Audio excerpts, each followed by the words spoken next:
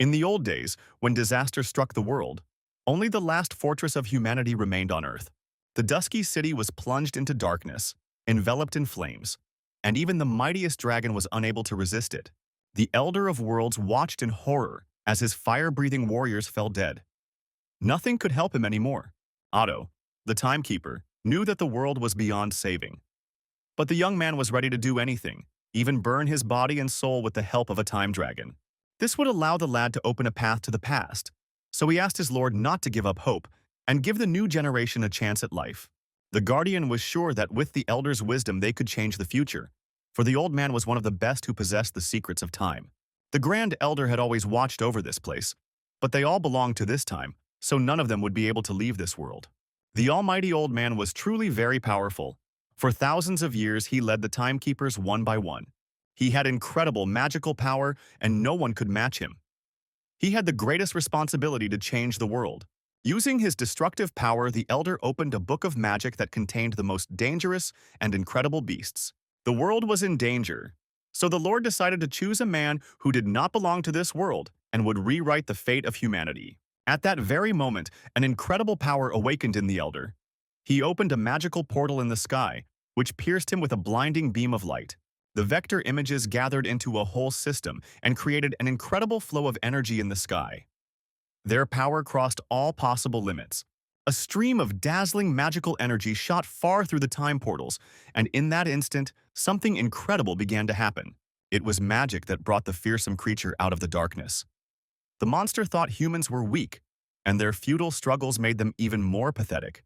The monster resembled a huge octopus, but the great elder knew it was a forbidden god.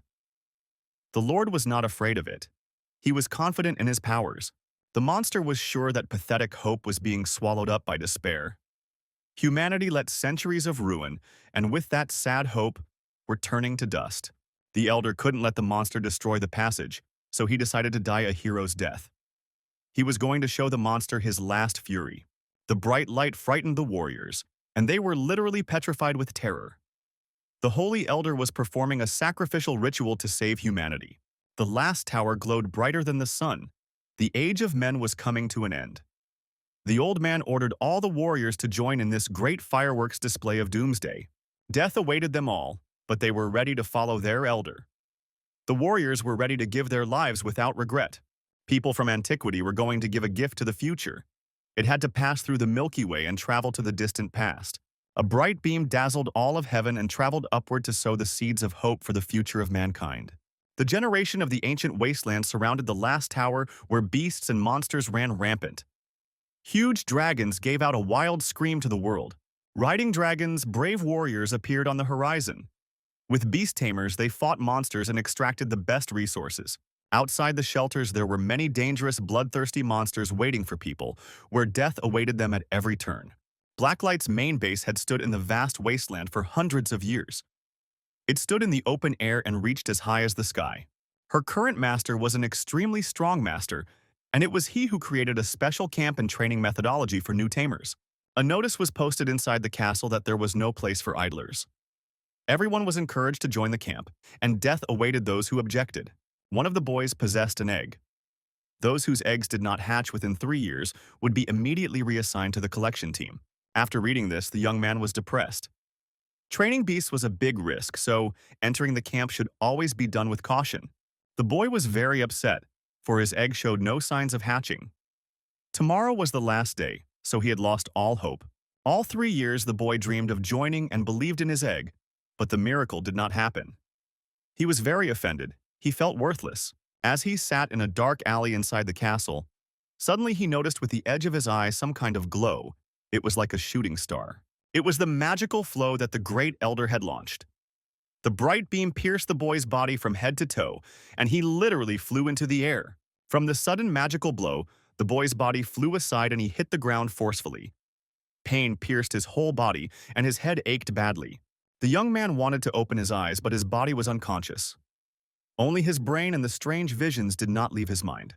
The young man saw a huge dragon before him, its eyes burning with fire and the smell of soot coming out of its mouth. The beast had huge wings and sharp claws. At the most unexpected moment, the dragon shouted at the top of its voice and bowed its head. On its back sat a brave warrior who was radiating magical energy with his whole body. The boy couldn't believe his eyes. The dragon suddenly lifted off the ground, flapped its wings, and flew into the air. It was only a puff of dust. Suddenly, the young man felt a rough touch and opened his eyes. He woke up in a cold sweat, and some gentleman was ordering him to get up. In front of the hero stood a crowd of armed boys. Their chief was very unhappy that the boy was sleeping here, and so he poked him with a whip. The master said that the younger students of the training camp could not sleep in the castle. It was against all the rules and laws of Blacklight's main base. The master was very angry and threatened the miserable young man. He ordered the boy to answer all his questions and tell him if he had slept in the castle. The frightened hero sat on the ground and couldn't believe what was happening. He couldn't believe that this huge dragon and his rider were just a dream.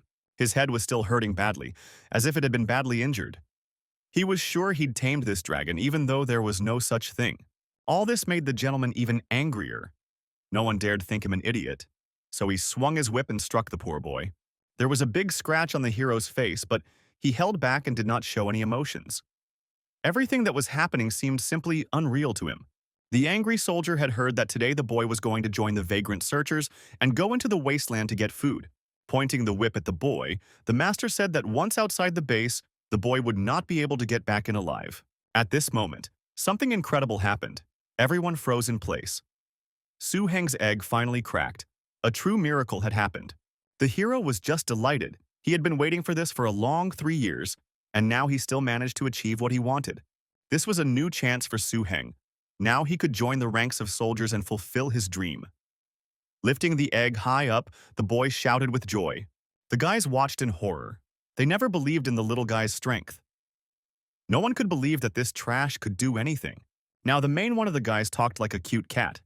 He literally purred in front of the hero and said that it was all just a big ridiculous misunderstanding. The master was about to inform the teacher that Su Heng had passed his apprenticeship and become a master. He said that the boy would definitely reach all the heights. Suddenly their conversation was interrupted by the sound of heels. The boys froze at what they saw. The teacher had come to them himself. It was the beautiful and powerful Lu Yu. She was the head mentor of Blacklight Tower. Her beauty was always at odds with her strength of spirit. The warrior maiden said that the boy could now interact with his egg. His mission was finally accomplished. Su Heng looked at his glowing egg and couldn't understand what he needed to do. It would be hard to figure out exactly how to interact. After a second, the boy held the egg tightly to him like his own child. He began to talk to it like a baby and told it how long he had waited for it. Suddenly, sounds came from the huge egg, and small jolts pleased the hero. He was glowing with happiness and said that his baby was talking to him. More and more young beast tamers were appearing in Blacklight, so teacher Lu Yu was very happy about it. Suddenly her joy was replaced by anger, and mistress jerked her hands away. She noticed the scratch on the student's face and asked where it came from. Without a second thought, the young man pointed his finger at the armed gentleman who was taunting him and struck him with a whip. This made the head tutor of the tower very angry, her face red with anger. No one dared raise their hands against Blacklight's young masters. As punishment, Lu Yu ordered the master to endure 20 lashes, and then he had to go to the wasteland to get food. In the wasteland, the insolent man was to receive his punishment, but it would ruin him. The boy cried like a child to be spared. Tears flowed from his eyes in rivers. The young man humiliated himself in front of all the guys and begged for mercy. But the head mentor was loyal to her orders. Lu Yu led the boy behind her and led him straight to the castle. They ended up in the Blacklight Fortress Master's office, where they were already waiting. Base Master Jogu was eagerly awaiting the arrival of the new disciple. After all, this was the first newcomer in this half-year. Lu Yu introduced Su Heng to the master and said that the boy was going to join the search party, but suddenly his egg started to hatch. The mentor praised the young master very much and told Jogu that the boy should have been well rewarded for all his efforts. Master suggested 2 options. Since the beast in the egg was a scaly lizard, Jogu could give it a piece of dragon freshness, which would speed up the hatching. After hatching, the beast would become stronger than other lizards. In addition, the scaled beast would be infected with a drop of blood, and it would become very strong in the future. Under the second option, when it was time to get a second pet, the master would let the boy choose 1 egg from his collection. The young master was sure that better a tit in hand than a crane in the sky, so he chose the second option for himself. This pleased Master Jogu, and he said that he would give orders for the dragon scales to be delivered in the afternoon today. At this point, master and apprentice agreed. The master hoped that in the future the boy would not forget this and contribute to Blacklight Castle. Young Su Heng was overwhelmed with emotions. He was proud of himself. All his efforts were not in vain, so he felt indebted to his teachers. Besides the castle, Blacklight was divided into two zones, the inner zone and the outer zone. The inner zone was where the wealthy members of the community lived and had a cleaner environment. The outer zone, on the contrary, was considered bad and dirty. It was where the lower classes lived. Master Su Heng lived in the outer zone, and that was where his house was located. It was an old, dilapidated shack that was always screaming. When the boy came home, he got a hard time from the young girl. She twisted his ear and said she had waited by the window all night for the impudent man. This morning, she entered the inner area to look for Su Heng, but she couldn't go in. She had to wait at the gate. The girl was very angry and worried. For such adventures, the furious girl wanted to tear off the young man's ear, but the crime was prevented by an unexpected knock at the door. One of the castle disciples appeared on the doorstep.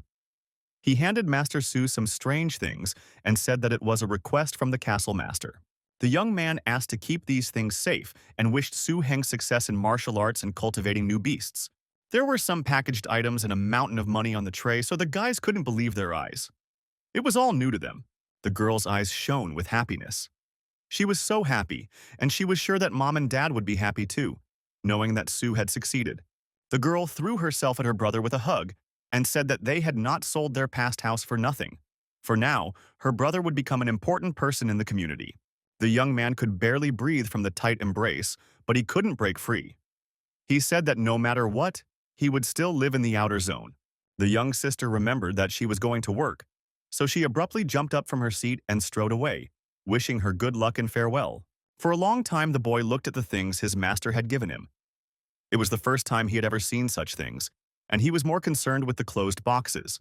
When the hero turned the box over, he saw strange nuts inside. They looked like walnuts, but they were real dragon scales. Su Heng stacked them all on his palm, and suddenly, something strange began to happen. The scales suddenly glowed and began to emit magical yellow energy. Suddenly, this crazy energy flowed into the teenager's body. His eyes glowed white, and a bright beam of light stupefied his head. The boy looked like he was bewitched, but he felt the feelings he already knew. He saw a magic book with wild beasts in front of him. Suddenly, the magic book opened and gave the boy new knowledge. A chain about the scaly dragon and its blood formed in his mind. Hatching an egg and turning into a dragon, dragon blood, dragon scales, dragon lizard. All these thoughts were going through the guy's head at an insane speed. After these visions, the boy woke up again in a cold sweat. He was very confused by what he had seen, and he suddenly realized that the scaly lizard had turned into a dragon. The monster from Su Heng's visions was an adult lizard dragon. It was a top-grade species that could easily destroy a small city. This monster possessed a truly great invincible strength that no one could match.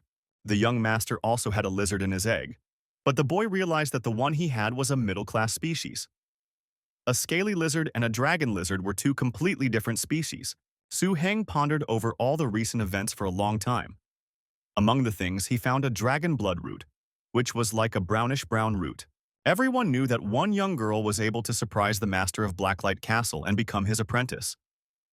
She was such a talented maiden warrior that she was able to impress the entire nation. Deep down, the young master longed to be like her. She was strong and radiated her power with her whole body. He knew that the first animal she had bred was a dangerous upper-class species. At this moment, a wild rage awoke in the guy. He gathered all his strength into a fist and made a decision. If he could take out the dragon lizard, then maybe things could change. Su Heng decided to change everything and ran to the medicine shop without a second thought. He offered the merchant a few gold coins to fulfill his request, but the merchant did not immediately agree. The vendor made a special potion for him, in which the young man placed his egg. He was fully confident in his abilities, driven by his thirst to become the castle master's apprentice. The young master used special paint and drew a huge circle with magic signs on the ground. When the egg was in the center of the circle, all the drawings glowed with a bright light. The egg with the lizard had been in the vessel all this time, and suddenly the contents of the vessel became agitated. A blinding flash of light illuminated the entire space, and the egg began to crack gradually. A bright light blinded the hero, and a magical ancient dragon emerged from the egg.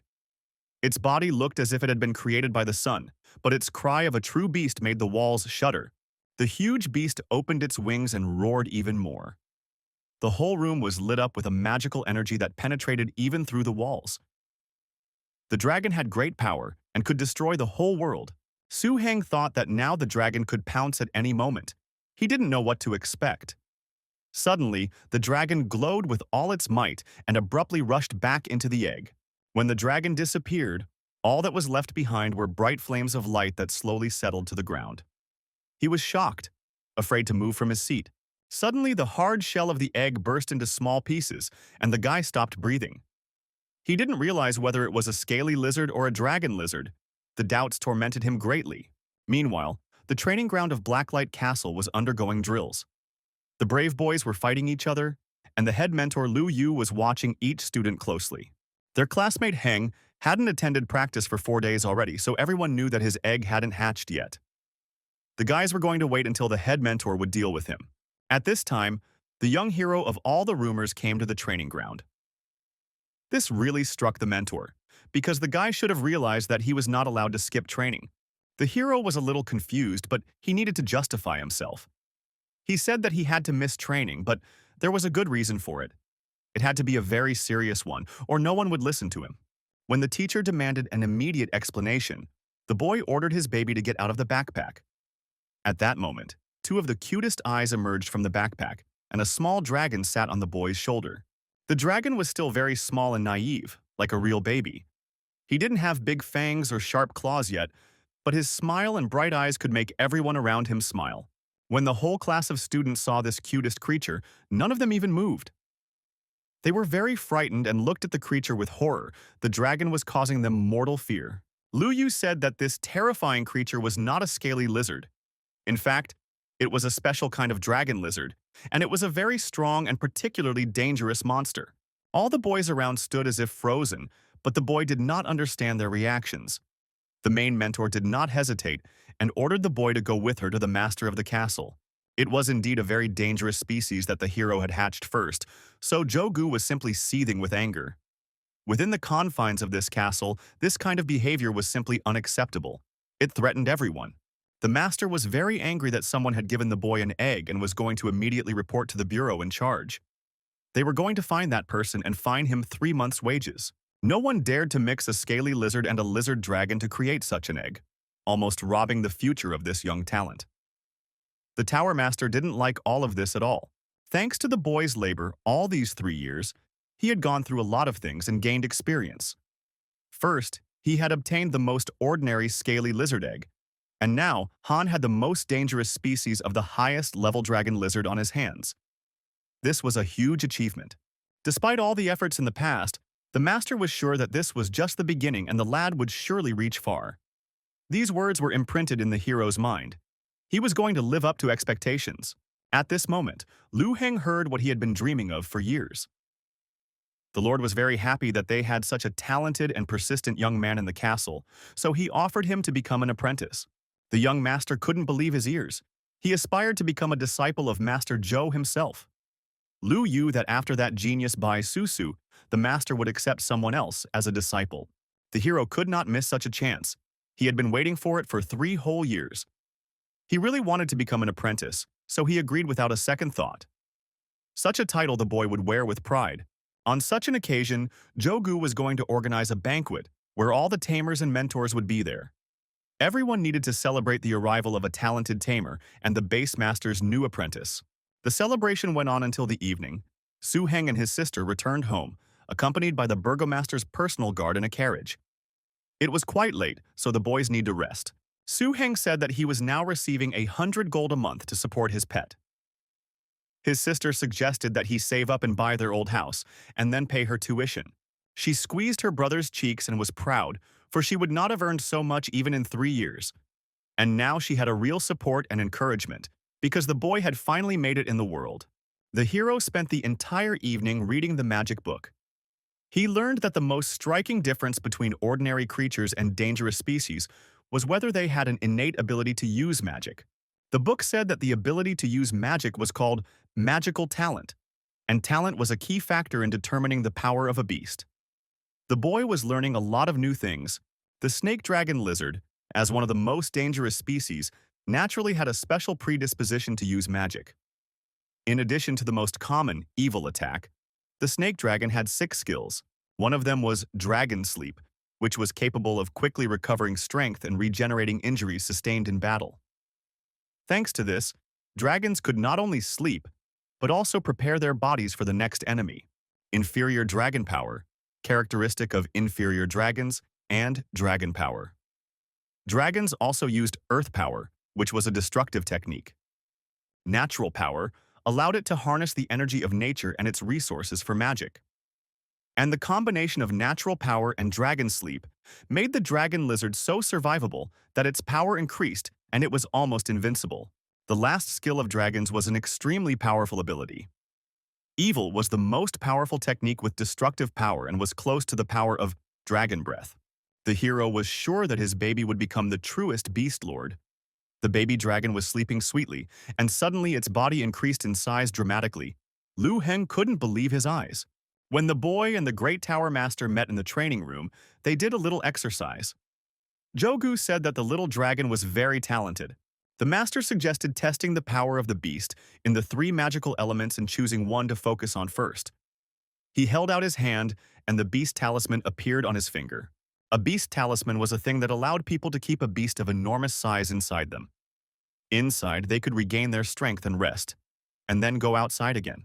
The beast could become so strong and huge that it would be impossible to keep them. Therefore, tamers often used various jewelry in the form of talismans in which the beasts lived. Jogu's ring glowed with a bright light and a huge beast flew out from there. It was a scarlet wolf of the evil element. It was of abnormal size and possessed incredible divine power. There was demonic energy emanating from the beast, and death could be seen in its eyes. The base master said that it was a representative of a beast with a rank 2 evil element. It was almost impossible to defeat or make it die. Despite his anger, the scarlet wolf was a docile and tame creature. He used to be the castle master's main beast and was very suitable for training the snake dragon as they were a perfect match for each other. The terrifying sight of the scarlet wolf made Lu Heng's legs tremble. He held his cutest creature in his arms and couldn't believe that 2 opposites could go together. The scarlet wolf was the most dangerous species, combining not only purebred breed, but also true beast malice. It was quite harmonious in tandem with the small dragon, so Jogu asked the guy to place the beast on the floor. The huge monster towered in front of the boy, leaving a large shadow on the ground.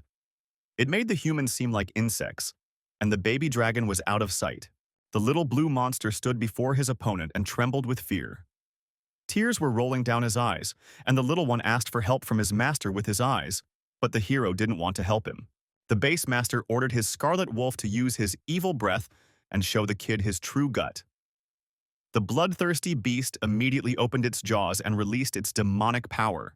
When the beast was ready to pounce on his little enemy, Mr. Joe immediately stopped the wolf. He blocked its way with his hand and said that it had succeeded. Now everything had changed. The young master looked at his pet, but it had completely changed its appearance. The little dragon's entire body radiated demonic power, its eyes glowing like a wolf's. The pet roared at the top of his voice. His confidence in his own strength had grown. Despite its size, it felt like it was on equal footing with the opponent, so Su Heng cheered with all his might. Base Master Blacklight said that the beast right now was comprehending the evil element for the first time. It was purple smoke, which was the initial form of evil thought breath. The dragon really had talent. Already looking at his first steps, one could realize that he had potential. The Lord said that the Scarlet Wolf had already accomplished his mission here, and it was time to return. Raising his hand in the air, the Lord's ring on his finger glowed. This opened a passage for the Scarlet Wolf, and it turned into a demonic stream of energy that began to flow inward with great speed. This was actually not the end. Jogu had unleashed another terrifying monster outside. It was an Earth Platypus trio formed from Earth Magic, Beast Essence, and Intimidation. The little monster immediately squeaked in fear and hid behind its master's leg. He didn't have the courage to come out against such a strong monster, so his body trembled like an autumn leaf. A frightened Su Heng said that was unnecessary and the master agreed. The master said that the beast needed a stronger opponent who would definitely teach the little dragon all the necessary things. At this moment, a giant monster appeared on the training ground. The lava tyrannosaur was one of the strongest beasts. The dragon was a harmony of stone, fire, and evil. The stone tyrannosaurus cast a huge shadow across the room, the hero and his pet literally unable to utter a word. In fact, such creatures were extremely rare. Great Jogu said that the boy was very lucky to be the very first to hatch a dragon. It was incredible luck. Many tamers wanted to have such a beast, but no one was able to make it happen. The young master realized that the grimoire with the rituals of the ancient dragons was actually a very important thing. They stored the knowledge and magic of the ancient world. Thanks to this, the boy could begin his journey of rebellion. At this moment, the castle master's ordeal had already begun. He sent the lava tyrannosaurus forward. The bloodthirsty monster opened its mouth wide and pounced on its enemies. The incredible flow of energy was almost sweeping the hero off his feet, but he held on with all his might. The terrifying pressure made the boy feel like a tiny boat that was about to capsize. Suddenly, Mr. Zhou approached the boy and grabbed his shoulder firmly to push him aside. He wanted to warn the young man, so he ordered him to step aside so that he wouldn't hurt himself. The bloodthirsty lava tyrannosaurus was a very strong opponent, but the little guy held up very well. He stood firmly on his paws and resisted the strongest pressure flow. The huge monster awakened with great strength, his eyes glowing with fire. He pounced on the poor little pet with even greater force, but it held on desperately. A crazy energy vortex swept over the dragon. Although he was still quite weak, he was trying to use the lower dragon power against the power of a top-level Tyrannosaurus. Mr. Zhou was very impressed. The little guy had a very high level of magical talent, but no one knew if he would be able to break through the stone dragon's terrifying terror. Ignited by the idea of training, the castle master asked the boy if he had used the dragon's scales. The hero said he had used it as soon as he got his hands on it. It was clear to everyone that the beast had mastered the substance in its scales well. He might have even been able to get some dragon blood, which helped him double his talent. Great Jogu held out a book to the young man, which contained all the methods and techniques that could help in the development of beasts. There was also an interesting method to develop the power of the mind. The hero was not to forget his spiritual training while training with the dragon. So the Lord said that mind power was a personal strength and the basis for training. After leaving Blacklight Castle, Su Heng was finally able to buy back his family's old mansion. People knew that the young man had become a master tamer and treated him with respect. While Su Ting was working, the boy started cleaning. He carefully swept all the trash and dust out of the house, picked up cobwebs, and rearranged the furniture. Even though he couldn't make the family home as it was in his memories, there was a sense of relief in his heart. After the cleaning, the house shone with new colors and warmth. Before telling Su Qing the good news, the hero decided to go to her workplace and pick her up to surprise her. The little boy always went with him. Now they were real friends. At that moment, he heard a familiar voice, his sister screaming at the top of her voice and asking for help. Su Heng ran to her side and ran to her aid. Meanwhile, the poor girl was in the wrong place. Two rabid wolves stood in front of her and were ready to tear her to pieces. Su Qing shrank back in fear. She wouldn't be able to handle them on her own. Three nasty guys were watching everything with mockery. They wanted attention from the beauty, but she refused them, so they sent their dogs to play. They had dirty thoughts in their heads. They wanted to play with the girl, and in return one of the rascals offered to rescue her from the wild dogs. The boys were no different from their animals. At the most opportune moment, their conversation was interrupted by Su Heng. He was just furious and flew at the bastards with a brick in his hand to show them what real games were. The boy swung with all his might and hit one of the dogs in the face with a brick. Blood spurted in all directions, and the dog fell dead to the ground, whimpering one last time. The angry boy ordered the street rats to stay away from his sister. No one dared to hurt her, not even the one whose daddy was a plantation owner. This act made the nasty young man very angry. He said that no one was allowed to touch his Charlie. So he directed the dog forward and ordered it to chew Su Heng's throat. A huge, ferocious dog immediately pounced on the enemies. The young man covered his sister with his body and tried to cover his face with his hands. It seemed that he had no chance to survive, but suddenly the small dragon roared with anger. The little one sensed the danger and felt it his duty to save his master.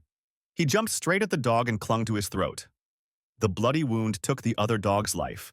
The street kids couldn't bear the insolence. They pulled out sharp knives and pounced on Su Heng to finish him off. They were clearly outnumbered. When the guys were quite close, the kid awakened his dragon power. This technique released purple smoke that literally penetrated the victim's subconscious. A strong noise attracted attention, and 3 guards came to reconnoiter the situation. When they saw the crowd of guys, they were very angry and demanded an explanation. The nasty kid had connections with the local police, so he decided to blame it on Su Heng. He would be handcuffed, and then the bad guys would have time to get away. His own cunning plan pleased the boy. His enemy would end up in a prison cell and look like a complete fool. After these thoughts, the young man's self-esteem rose higher and higher. After the young man would mutilate Su Heng, he was going to date his little sister Su Qing in front of everyone. It was only a thirst for revenge after all. His doggies wouldn't die in vain. Ku immediately pointed the young man out to a guard he knew and said that this scoundrel had killed his dogs with particular cruelty for no reason. This deserved to be punished in a prison cell. The young master threw a brick on the ground right in front of the guards. He said that he had killed the dogs with the brick, so all questions had to be asked of the brick. The guards immediately pulled out their guns to arrest the boy. Suddenly, they froze in place, and as if petrified, the boys saw the little blue baby.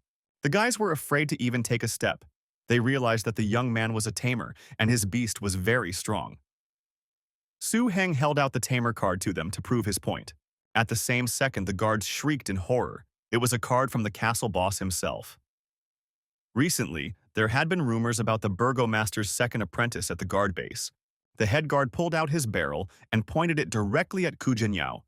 He shouted loudly and said that the boy had brazenly and arrogantly set up to kill his dogs. The nasty kids were immediately handcuffed, and if they resisted, they would be shot.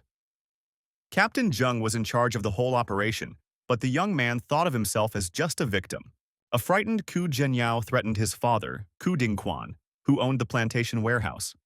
The boy said that his father could solve everything because he was influential. The captain would not listen to this nonsense. He slapped the lad hard across the face and ordered his assistants to administer the blows with the rod as punishment for running away. Captain Zhang only changed his tone at the sight of the young man. He was very glad that the hero had reacted in time and fought back in time because something terrible could have happened. The most important thing for the hero was that there was a real idol between him and his sister.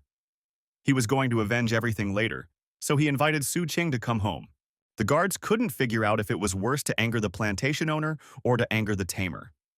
In fact, it was clear enough, the tamer's anger was much worse. The bad guys were going to suffer a terrible fate. They were going to be taken to a cell right next to the incinerator and kept there until their demise. It was very cruel, but the commander personally ordered it.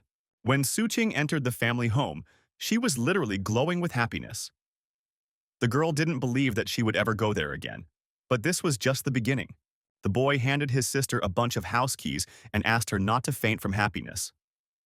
Only the best was ahead of them. The main thing was that they were together. Suddenly, someone knocked on the door, and Mr. Guo appeared on the doorstep. He introduced himself as the deputy director of plantation management and called the young man very forgetful. Guo had just received news from the police that Ku Dingquan's son had insulted Mr. Su, so naturally the deputy director of management had to do the favor. The master was going to transfer Ku to the 30th plantation to plow the land and be a regular farmer. There were wild animals there, though, and there was occasional trouble. Ku Dingquan was a leader would be able to adjust to this, so Mr. Guo decided to ask the young man if he was now satisfied. This was the best apology. Also, the deputy had heard that Su Qin was a senior agronomist in the plantation system, so he was going to give her a promotion to deputy director in the agronomy department of their department. Su Heng was very pleased that the principal paid special attention to this case and took such measures. He realized that as he grew stronger, he had new privileges. The boy prepared a whole vat of food for the pet according to his mentor's recipe. It was very good for the dragon. It had to eat and grow to become stronger. The tame beast food formulas were divided into poor quality, average, good, very good, excellent, wonderful, perfect, and perfect. There were 8 in total. The food the teacher gave was of very good quality just for a young beast. Besides, this recipe was really important to the hero as a student. The kid didn't like this kind of food at all, and the kid couldn't understand why the dragon was indifferent to it after tasting it. He decided that it was all about the ingredients. The boy had read ancient dragon rituals many times, so he knew a lot about them. As it was said in the book, as soon as the dragons hatched, they immediately ate their own shells, and then they could not eat for a long time. As a hybrid of three species, arthropods, dragons, and evil creatures, the courtship of dragons, snakes, and lizards could not be uniform. It had to focus on certain aspects. At the same time, dragons, snakes, and lizards are quite finicky eaters, preferring food in the form of living creatures. They may feed on small insects, fish, or other small creatures. After reading the rituals of ancient dragons once more, the boy finally realized what the matter was. His teacher was giving him a lot of money, so he decided not to limit his dragon and find him a new recipe to eat. For the next few days, Su Heng fed his snake dragon lizard according to a recipe from the ritual book of the ancient dragons. The baby had to grow and increase in size to become stronger. After a while, the hero finally cooked the baby a new food of perfect quality fresh shrimp and fish. The dragon loved the new recipe, but it also led to a huge problem.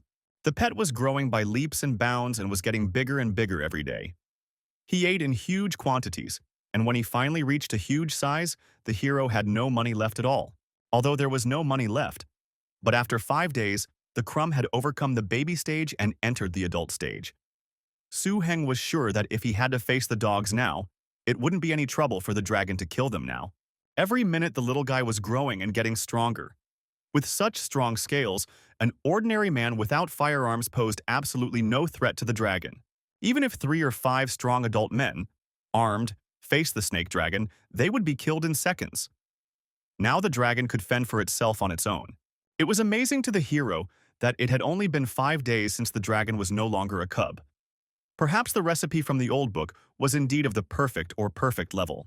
Now the boy needed to keep the recipe a secret.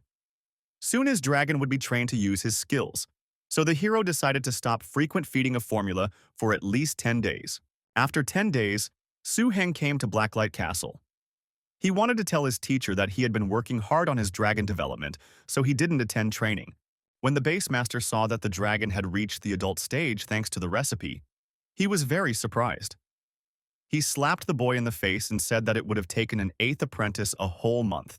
However, the dragon not only had outstanding fighting abilities, but also had a unique potential for growth. The Lord said that the adult dragon was probably already familiar with its new abilities. The beast now had dragon power of the 1st and 2nd degree, which were 2 kinds of skills: dragon power intimidation and dragon power shock and awe. And the evil thought breath also rose to a new level and formed into evil thought flow. After Mr. Zhougu heard all the new dragon skills, he simply couldn't believe it. He said that it was simply impossible to develop the skills to such an extent in such a short time. The hero said that all this happened thanks to the hard work of the teacher. But he decided not to tell about the mastered dragon dream, force of nature, and evil attack. The burgomaster had no doubts about the boy's talent, so he invited him to come to his private training room and see what his matured dragon was capable of. The snake dragon lizard had to prove himself in the best way possible. Su Heng had done a good job and passed through many obstacles, so the castle head was going to reward him with a master talisman. Zhougu opened the passage with a ring and a huge stone bear armadillo came out. The master had only retrained only 10 to 20 high-danger class beasts, and only half of them were at the level of a stone bear or lava tyrannosaurus. At this moment, the huge monster with elements and evil awakened an incredible rage and roared at the top of its voice. This created a huge pressure and swept the hero and his pet off their feet. Suddenly, the little guy decided to show the results of his master's labor and confront the stone bear. He used the power of the dragon holding barrier, and a purple haze formed around him. At the growth stage, the dragon could stand up to a full-grown individual, so the castle master stopped the trial. He ordered the boy to attack with his evil breath. The boy immediately ordered his pet to use the evil thought stream and rushed to attack. The kid activated all of his powers and released a demonic stream of energy outward. The magical core of evil thoughts headed straight for the stone bear. The huge beast used its skills and easily resisted this attack. To him, it was no more than a tickle. It was a real challenge. The young hero ordered the serpent dragon to use the evil thought stream, evil pearl. The little guy awakened his rage even more and released several demonic nuclei in succession. The dragons used a cluster of dark energy, was able to create a veritable series of shots. One of them, as if a bullet had hit the stone bear. It was a series of precise attacks, so the master was pleasantly surprised by such a technique.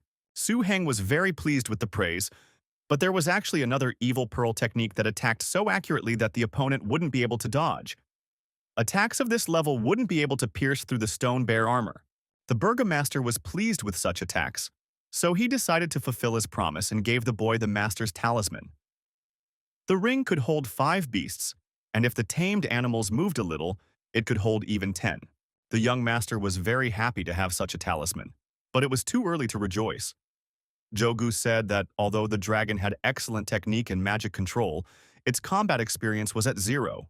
The owner of the base decided to send the boy to the northern section of the defense, where there was a great opportunity to fight with dangerous beasts. In 3 days, the hero had to report to the military headquarters for an appointment. Behind the high walls of blacklight were 4 defenses that guarded the entire base. Each of them consisted of military camps and beast tamers. The southern and northern frontier was the most dangerous, with battles with dangerous species taking place here almost every day.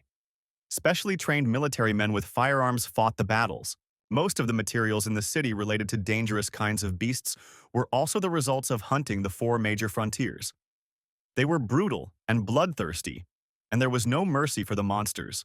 Within 3 days, the hero picked up his advance for the next month of Tamer benefits of as much as 25,000 yuan. He spent most of it on buying ingredients into food for his dragon, as well as a whole 3 days to prepare those ingredients. As agreed, Su Heng traveled to the northern frontier. The 4 defensive lines within the base had been established largely for plantations, but the area was limited. The total yield of the 7 plantations did not meet the needs of the 60 people living in the city. Working on the plantations outside the city was second only to joining the search parties in terms of danger. It was also one of the most dangerous industries. Kudingquan was the chief of plantation number 5, but was assigned to plantation number 30, which was in the security zone of the northern defense frontier. After traveling a sufficient distance, the hero finally found himself at the 7th observation point. The chief of staff was in a hurry and had to come back and report everything, so he did not delay the boy. The other members of the crew were surprised at his appearance. They knew it was the new master tamer, for his luggage was literally full of rations for tamed beasts. To make a good impression, the boys immediately decided to help the young master. They grabbed all his luggage so that the young man would not have to carry heavy bags by himself. Xiao Huang immediately introduced himself. He said that from now on the safety of the 7th point only depended on young master Su Heng, because everyone knew the kid. There were only 29 watch posts in the northern frontier, with Su Heng having to report on the situation at the 7th watch post. More than a decade ago, it was blown to rubble by a passing, dangerous enemy that left no survivors at the outpost. Since then, the entire modern outpost number 7 has been rebuilt on the ruins. After a hard journey, Xiao Huang treated the master to some soup. Even though they didn't have special conditions for cooking delicious food, but Ah Wang's cooking was excellent. At dinner, the kid asked to just call him by his first name since they were all battle buddies. Master Tamer was a very important person, so Xiao Huang decided to call him Su Ge. One of the guys on the guy's team said that they were somewhere on the middle line, so there was certainly less pressure on the defense than at more distant posts. Still, there were plenty of fish that could slip through the net. The young man pointed out to the hero the pile of dangerous beasts their team had caught over the past few days. In the middle and at the end of each month, a military officer with a team from the city would arrive at the post, responsible for transporting rare resources and counting the rewards. The young boys really asked the master to show his inner beast, so Su Heng waved his hand and let out his baby dragon. The dragon flew into the air, and the boys literally froze in place. It was simply unthinkable for the guys on the team. It was the first time they had seen a tamed snake dragon. It was the most dangerous sight that made anyone shiver. The little guy decided to show off all the skills he had. He used the dragon's shock and awe power and opened his mouth wide to attack one of the guys on the team. Su Heng immediately gave the beast a flick and ordered it to stop immediately. The most important rule for dragons was not to attack their own. They had to obey their masters. The hero met all 5 of his brothers in the post. After a short recovery, he took his mentor's advice and began to train his mind power while using his spiritual hammer.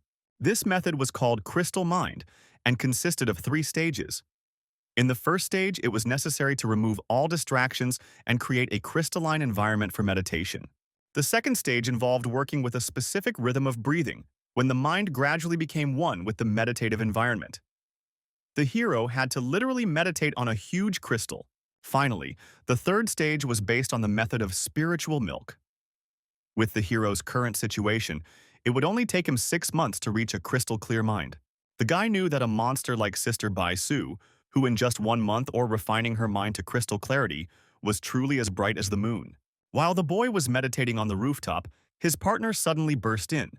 A siren sounded throughout the camp. Huangge said that the base was in danger and it was time to get down to business. The loud siren sound echoed throughout the 29 guard posts. All the guards at the 7th guard post were tense. Huge winged monsters had flown into the base. Courageous Su Heng immediately realized that it was a dangerous species of second-ranked cauldron beetle. Instead of paws, it had armored claw serps that could easily crack a cobblestone. Xiao Huang said that the scythe beetle was the most common type of beast in their sector. Although these insects multiplied quickly, it was not a big problem to kill 4 of them. The whole team prepared for battle. Huang Ge and Lao Yu were to take position on the watchtower. Wang was to take the forward sniper position on the northwest side. A real military operation had begun. The monsters were close to the base. The dangerous bug species had the ability of perception, which allowed them to use the armor technique. The brave warriors fought desperately against the dangerous creatures, Huang Ge shooting at them with his powerful machine gun. The scythe beetle had the best armor superimposition skill. It greatly weakened the effect of the bullets. Continuously firing the machine gun could create a great opportunity for the sniper to overpower all the monsters. Their domes were effective, but still couldn't last forever. The sniper did not remove his finger from the trigger. The fiery shots flew out at the speed of light. The boy waited for the right moment and immediately gave the monster a critical lesson. The scythe beetle lost both its dome and its head. Although the military were not master tamers, but their situational awareness and skill honed in repeated battles were enough to provide all the necessary combat power. The monsters fell one after another, but suddenly, one of them decided to escape while he was still alive. Su Heng, Xiao Huang, and Su Ge immediately got into an armored vehicle and chased after it to finish it off. The hero decided to act first and stood face to face with the monster. He activated the evil attack technique and used his ring to let the dragon out. Seeing the evil dragon, the scythe beetle immediately used his armored protective dome, but even it didn't save him. The little guy crashed into it at great speed and the dome shattered into thousands of pieces. The protective armor actually worked well enough to repel the hero's attack. The dangerous scythe beetle flew aside, but was not killed by the dragon. The attack only grazed it lightly. Su Heng needed to use something more powerful, so he ordered his snake dragon to use the evil thought stream, Evil Pearl. The brave beast flew into the air and aimed several demonic nuclei at his enemy. The dangerous monster used its protective dome for the second time and reflected all the blows of the enemy. The dangerous monster used his protective dome for the second time and deflected all the enemy's blows. The young master decided not to hesitate and ordered his wild pet to use the shock and awe technique and then dragon power. The fierce little guy snapped out of his seat and dealt his opponent a critical blow. After the dragon lizard attack, the beetle was seriously injured. One claw was torn off and it lost half of its head. It tried to escape from the battlefield, but Su Heng was not going to let it go. The ruthless dragon carried out every order of its master. He used the earth power technique to make the forgotten rocks come to the surface. This finally allowed the battle to end, and the creeping monster was killed by the sharp rocks. After such a battle, everyone still praised the hero for a very long time. Huang Ge. He thought that the boy just wanted to get rich, but now he was very impressed and realized that he was a real nugget. Suddenly, the sound of a motor was heard outside the walls of the post. Usually, the command convoy didn't arrive until noon, after they would have visited each watchtower, but today, they came too early. A gentleman stepped out of one armored vehicle. This was the ruthless Lu Ling. He was the commander-in-chief of the northern defense frontier. He was known by everyone and feared by many. The lord immediately noticed Huang Chengzhu. They hadn't seen each other for a long time, but he remained the same. Huang was so flattered that the commander-in-chief remembered his name that he couldn't hold back his tears. Last time Lu Ling came to the headquarters, he missed Su Heng and they didn't manage to meet, so this time, the master decided to come in person to meet the new master. All this time, Huang Ge had thought that Su was an ordinary master, but he didn't know that he was actually the burgomaster's personal disciple. The guy was lucky that he hadn't done any mischief during all this time. Lu Ling sent all the fighters to summarize the half-month results. and he decided to look at the snake dragon himself. He was personally instructed by his mentor to come and watch the boy's development. This made the boy very happy, for he was sure that the mentor had forgotten about him as soon as he left the city. Since the teacher had sent his spy, the hero immediately let his little boy out. The dragon had hatched just under a month ago, but it was of astonishing size. The hero played dumb and said that the dragon had grown very quickly since he had learned to use dragon magic. Lu Ling was very surprised, but said that the mentor had asked him to find out how well the dragon's skills had been honed. The master also had his own tamed dragon, so he decided to pit the two of them against each other. As soon as the commander-in-chief activated his amulet, a huge earth dragon immediately emerged from his body. The horned beast was a dangerous species with two bloodlines, earth and dragon, with the same racial rank as the dragon snake lizard. It had been bred by the lord to the level of a full-fledged dangerous species. With its thick skin and horns, the monster was capable of facing second-rank beasts at the end of its growth for a short period of time. When the young master looked at his opponent, he realized that he needed to be a little softer, for he could trample the baby dragon. There were many differences between the pets, but no one knew the true strength of the baby dragon yet. The commander-in-chief said that the snake dragon monster had not woken up yet, so he ordered the horned dragon to wake it up with a small earthquake. With its huge, heavy paws, the monster shattered the ground beneath it. Su Heng was very astonished by such strength. The horned beast possessed a limitation technique. This was the advantage of being able to control spiritual power after practicing mind power. There was no time to think. The heroes had to act. The boy ordered the dragon to use a wicked attack and dodge the blows, but the pet grabbed him and lifted him high into the air. At the order of its master, the serpent dragon used the evil pearl against that horned dragon. Several demonic nuclei immediately headed towards the enemy with great speed. The horned dragon possessed durability without damage. The hero realized that counting on his snake dragon defeating a horned dragon was just a dream. Even losing handsomely would be awesome. The guy could only show the results of the dragon development he had achieved over time and not disappoint the teacher who was so worried, being tens of kilometers away. The boy decided not to act by force but to use the advantage of speed. The little dragon flew at great speed straight towards his huge enemy and surrounded him with the Pearl of Evil.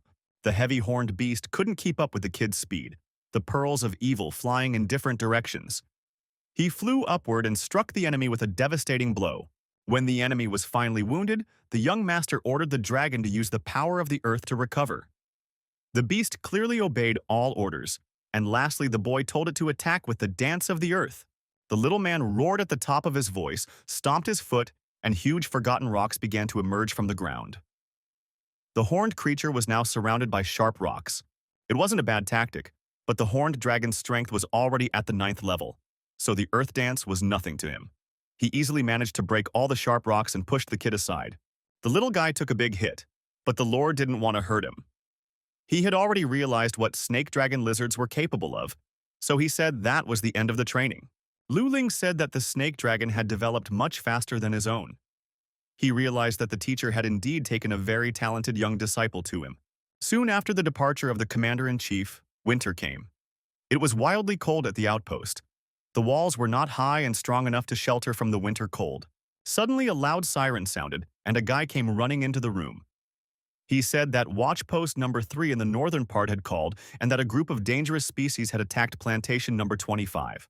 According to the captain, the situation was really serious now, as almost the entire 25th plantation had been completely overrun. About 20 individuals of a dangerous species and about 5 of a less dangerous species had entered the territory. At the time of the attack, all the plantation workers were locked in the staff quarters.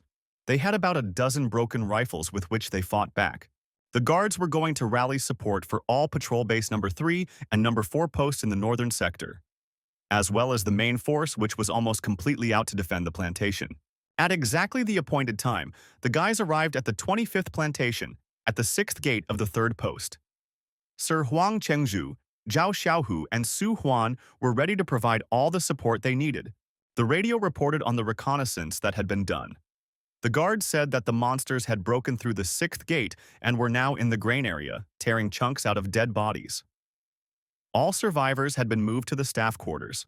All the combat troops, all the vehicles lined up in the shape of spears, Two armored vehicles were used as the tips of the spears, directly attacking and firing at the plantation dormitory building. The boys were warned that the dangerous wolf species were resistant to attack and could easily bite their heads off. Everyone was ordered to kill them immediately and free the workers. Su Heng heard the wild howling of wolves. He had heard from his teacher that a dangerous species like the venomous wolf could evolve to the ultimate form of the wolf alpha. It took a lot of effort to kill them. Something strange was going on. The wolves were somehow distant and apparently up to something. The young hero said that the pack leader was directing everyone, for it was not surprising that so many individuals had broken through the fortifications. The wolf leader was the strongest in his pack.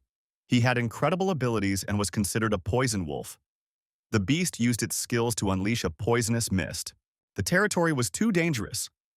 All posts were ordered to turn on their infrared sights and be on the lookout for their teammates. At this moment, a huge alpha wolf pounced on the armored vehicle. Poison wolf leaders possessed the special ability of Shadow Twin, which meant there was another leader there. A giant wolf with red eyes pounced on the armored vehicle of the 7th Squad. It was very strong and literally unkillable, but Zhao Xiaohu desperately tried to pierce through its armor. The alpha wolf was indeed very strong and fast. It deftly dodged all the bullets and jumped onto the armored vehicle with renewed vigor. Now Su Heng found himself face to face with the monster. Literally a moment later, the baby dragon got out. He used the dragon power of shock and awe to stop the wolf, and then used evil thought stream and the evil pearls with huge cores headed towards the enemy. In a matter of seconds, the small dragon managed to take down his huge opponent. The poisonous alpha wolf took a crushing blow and collapsed to the ground dead. The brave hero immediately informed the squad leader of the incident. He asked for a ceasefire to avoid any accidental injuries and promised to deal with the leader of the poisonous wolves in return.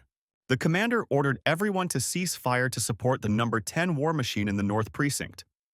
It was no surprise to him, since the burgomaster's apprentice had such power, even though he was still in the training phase. There was a strong poisonous fog around, so the guys were looking for the wolf with very great difficulty. But even through such visibility, not suddenly they noticed a huge wolf that was cruelly destroying the tank. There was no time to think. There was only one chance. The hero immediately sent his dragon lizard into the fray, and it flew into the alpha wolf with blistering speed. This attack did not kill the beast, but only briefly distracted its attention. The young boy was alive and unharmed by the bloodthirsty paws, but the wolf was already seething with anger. When everyone thought the trouble was over, the alpha wolf decided to finish what he started. The young boy tried to slip out of its clutches, but at the very last moment, the beast pierced him with its sharp claws. The brutality of the beast could not be left unpunished, so the hero sent the dragon into battle. The kid used the dance of the earth to make all the forgotten rocks come out. It didn't hurt the wolf. He was a very strong opponent. One of the poison wolf's abilities was a vicious strike, so the beast covered the dragon in an avalanche. This was the perfect opportunity to finally finish off the nasty beast. The guys from the 7th Squad pointed all their firearms at him, and the wolf turned his attention to them.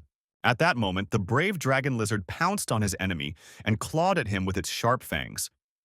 Thousands of bullets flew past, but the alpha wolf only growled loudly in anger. The poisonous wolf desperately tried to escape, but no one would let him go. The bold dragon flew into the air and pounced on the wolf with renewed vigor, using the power of shock and awe. After the battle, the young hero could not find his place. Something inside troubled him. He twirled the ring on his finger and thought about everything that had happened. He thought about his dragon, which had grown stronger. Huanga told him that before, tamer masters were usually not involved in an invasion of this magnitude. If not for the boy's support, there would have been at least twice as many casualties. There was a huge scar on the gentleman's body from when he had first fought to save the plantations. That battle had been far more terrible than this one, with more than 50 men killed and more than 50 wounded. The armored vehicle was smashed to scrap, a huge steel gorilla in mature form that turned the entire crew to mush. It was too hard a battle. When all hope was lost, in the end, it was Mr. Cao, the then commander-in-chief of the Northern Front, who personally killed the beast and ended that bloody battle. All this was inevitable, for the fighters were ordinary people who lived like floating leaves without roots or support. No one could guarantee them that today they would fall asleep, and tomorrow they would wake up and see the sun. The battle to save the plantation was the first time Su Heng came face to face with death. He seemed like a true fighter who, after that nightmare, finally realized that only constant reinforcement could help keep himself and protect those around him in this chaotic world. Over the next month, the hero began special training for himself and the dragon according to the rituals of the ancient dragons and achieved remarkable results. In addition to the snake dragon increasing in size, his mastery of the three techniques increased 100-fold. He learned new skills, refined them, and enhanced the effects. Just when the boy was deep into training, an old acquaintance of his arrived at the 7th post. It was the commander-in-chief of the defensive frontier, Lu Ling, who had tamed the most dangerous kind of fire magic lion. "Master, I heard that last time Su Heng participated in the battle for the plantation. He performed very well on the battlefield and was even praised by the commander. It was just fine. This was how a burgomaster's apprentice should behave." It was a very happy meeting, for Lu Ling was supposed to come to the headquarters every month. The boy said that not even a month had passed since his last visit. It didn't make any difference to the Lord. In fact, he had a couple of free days, so he decided to check on the boy now so he wouldn't ruin his plans later.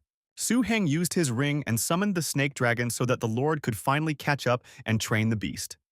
This time, the little guy became even bigger and stronger.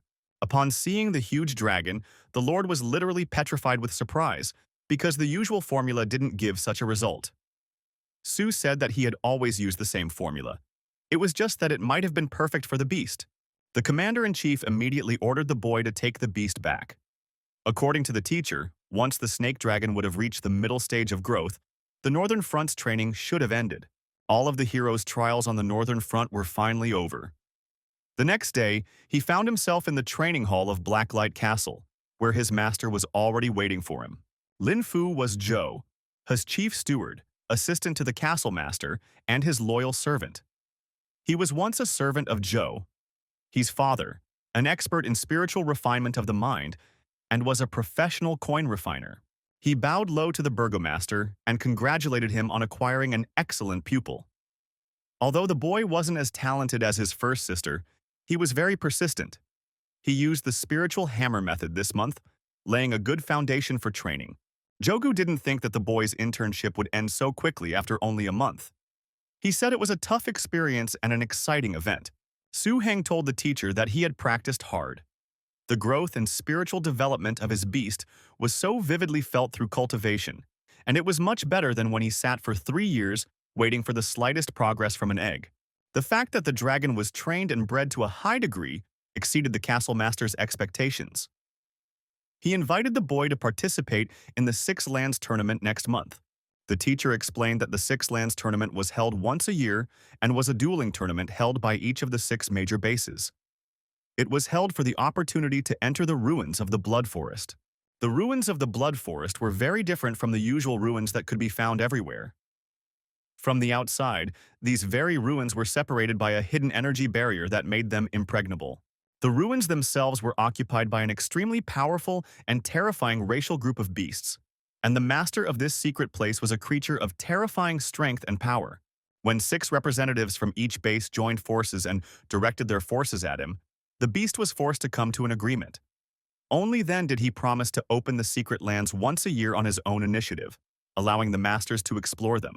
Since this opportunity to enter the secret lands was so rare, the guy realized that he would have a lot of competition. He doubted that he had even the slightest chance of winning. The master said that in fact, the area opened to people by the Blood Forest ruins. Master was also only the outer part of the ruins, and the inner perimeter and core had not been opened all the way. It was indeed a treasure for new masters like Su Heng and less appealing to true experts. After saying that, the hero promised to try his hand at the challenge. Apart from the boy, there were 4 other people who were supposed to compete this time.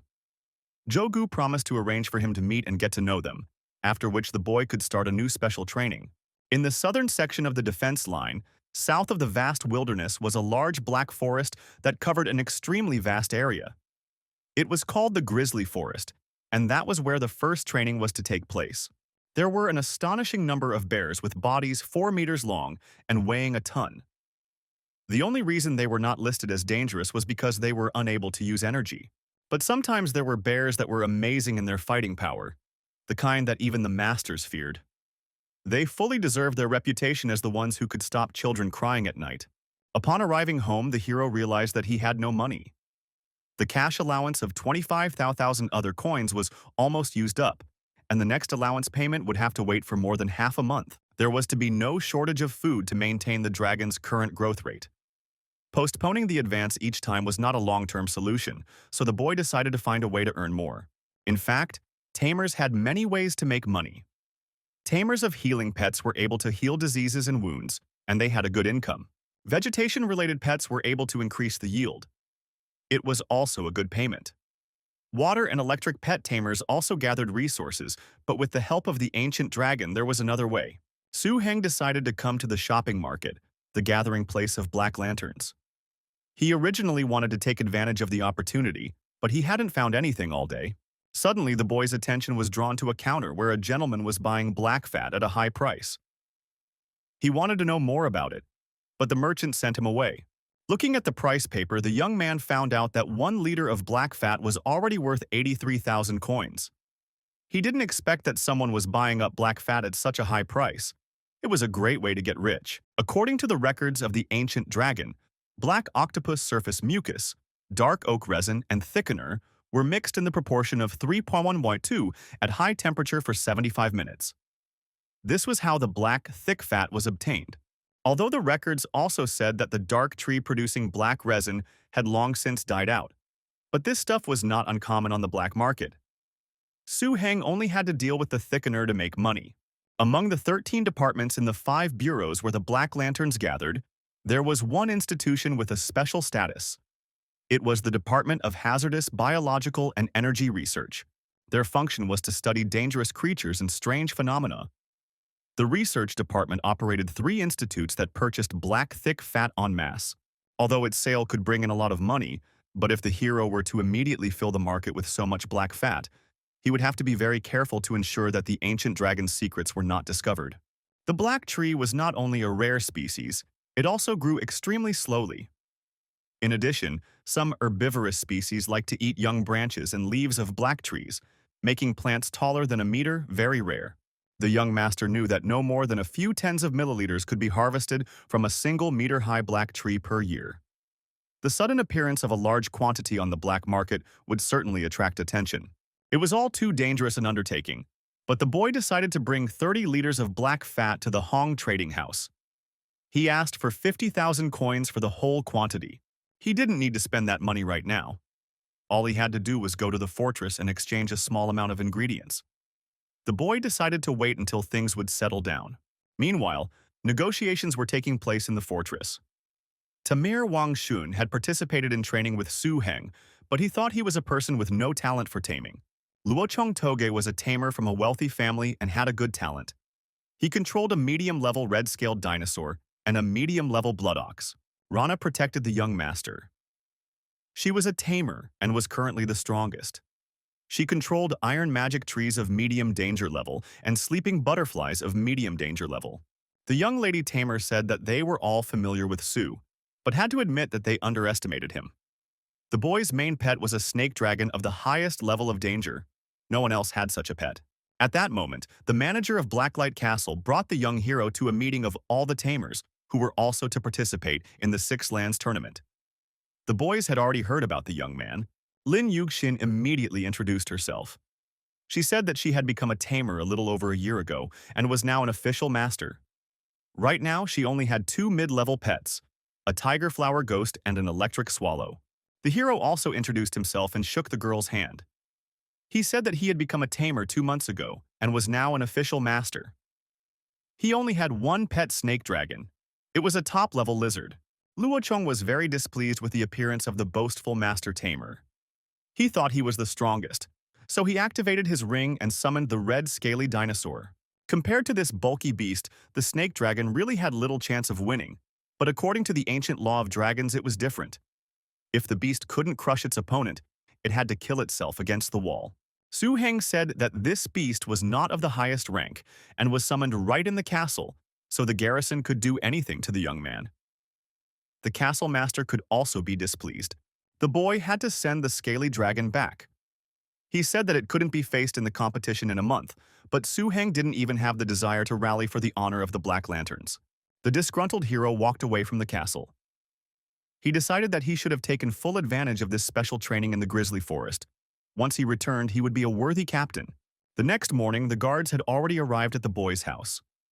Zhang Cheng was the head of the Black Lantern Guards, so he had to accompany the boy to a special training session in the grizzly forest. The map showed the whole way through the iron settlement. The distance to the village was only about 150 kilometers, but only half of the way was on a repaired road, so the route was actually quite winding. Blackfire was located in the Gray Desert, just like the iron settlement and the grizzly forest. It was a vast area with dozens of large settlements, many small ones, and nomadic camps. Upon arriving at the tea abode, Chang Zheng, the commander of the 5th Tactical Group of Bodyguards of the 1st and 3rd Black Lantern Squad, said that they needed to enter the city to rest and recover. Near the gate, the commander met old Andrew, who was in high spirits. The gentleman said he had brought a dear guest with him this time and asked him to arrange a good place to stay. The heroes were let inside without any problems.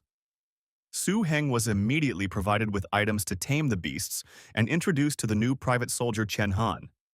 There were literally all the conditions for recreation here. At this moment, the dragon lizard jumped outside and started eating. He had been waiting for a long time and had not eaten for a long time, so he needed to eat as soon as possible to regain his strength. The hungry little boy was turning the whole room upside down looking for food. He opened all the canned food so that he could gulp down as much as he could and get a little stronger. Suddenly, Raina entered the room.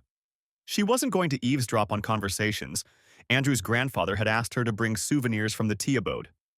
The girl only wanted to help and asked if the boy needed a guide. In fact, the girl was the best tour guide, so the guy agreed to a little tour. She told him that you couldn't see architecture like the one in the tea abode anywhere else. It was very different from the one in the Black Lantern. Most of the roofs of the houses were triangular in shape, and the houses themselves could be square or rectangular in shape to give the impression of volume. Traditionally, the inhabitants of the tea abode painted the walls of their houses black and brown. According to Raina, all the town's dwellings and stores were located on the slopes. A little higher up in the mountains was a tiny castle made of stones and earth. It was the first building in the tea abode where the local governing body met. There were supposed to be animal fights tonight, so the little girl suggested that the hero watch. Soldiers and civilians sometimes caught wild animals and then had fighting contests in the arena with them. If an animal was injured or killed in battle, its meat was not wasted, it was fed to the people of the city. Today, a special animal was to be brought in that no one had ever seen before. His opponent was an adult tiger. Even though the tiger was a common beast, it was characterized by incredible ferocity. The young master thought that watching him fight would be useful for the little lizard. In the evening, the animal fights finally began. The host welcomed all the spectators and said that the city guards had brought them a tiger from the jungle, more than 3 meters long and weighing more than 600 kilograms. The people in the stands were shouting loudly and demanding a spectacle. They said that the tiger was in great shape, and the traps created by Asai, the trapper, were the most powerful weapons in the tea house. A cage with a small pet was thrown into the arena, and the host introduced the new contestant to the people. She said that there had never been such a thing in the arena before, and hoped that the captured animal would surprise everyone. The fight seemed completely unequal. The huge, angry tiger was greedily pouncing on the little animal, and the latter was tearfully trying to get away. The little one was still a baby, barely able to move his paws. The tiger threw the baby in different directions with particular cruelty. In just a moment, the animal was trapped. The tiger was putting him in a corner. There was no way out. Su Heng knew that according to ancient legends, there were 4 incredibly dangerous and rare dragon species. Because of their power, these species were nicknamed the 4 deities. These included the mysterious, fairy tale, miraculous, and mythical species. Without a doubt, such speed and reaction were not inherent in an ordinary beast, so the hero suspected something strange. The baby had a golden mark on its forehead, a rounded body shape. This beast belonged to a mysterious species, and dragons of this species were born treasure hunters. Treasure hunters were extremely dangerous beasts, but had almost no aggression. These creatures had a rare ability of a mysterious kind. They were born to find treasure, which they fed on.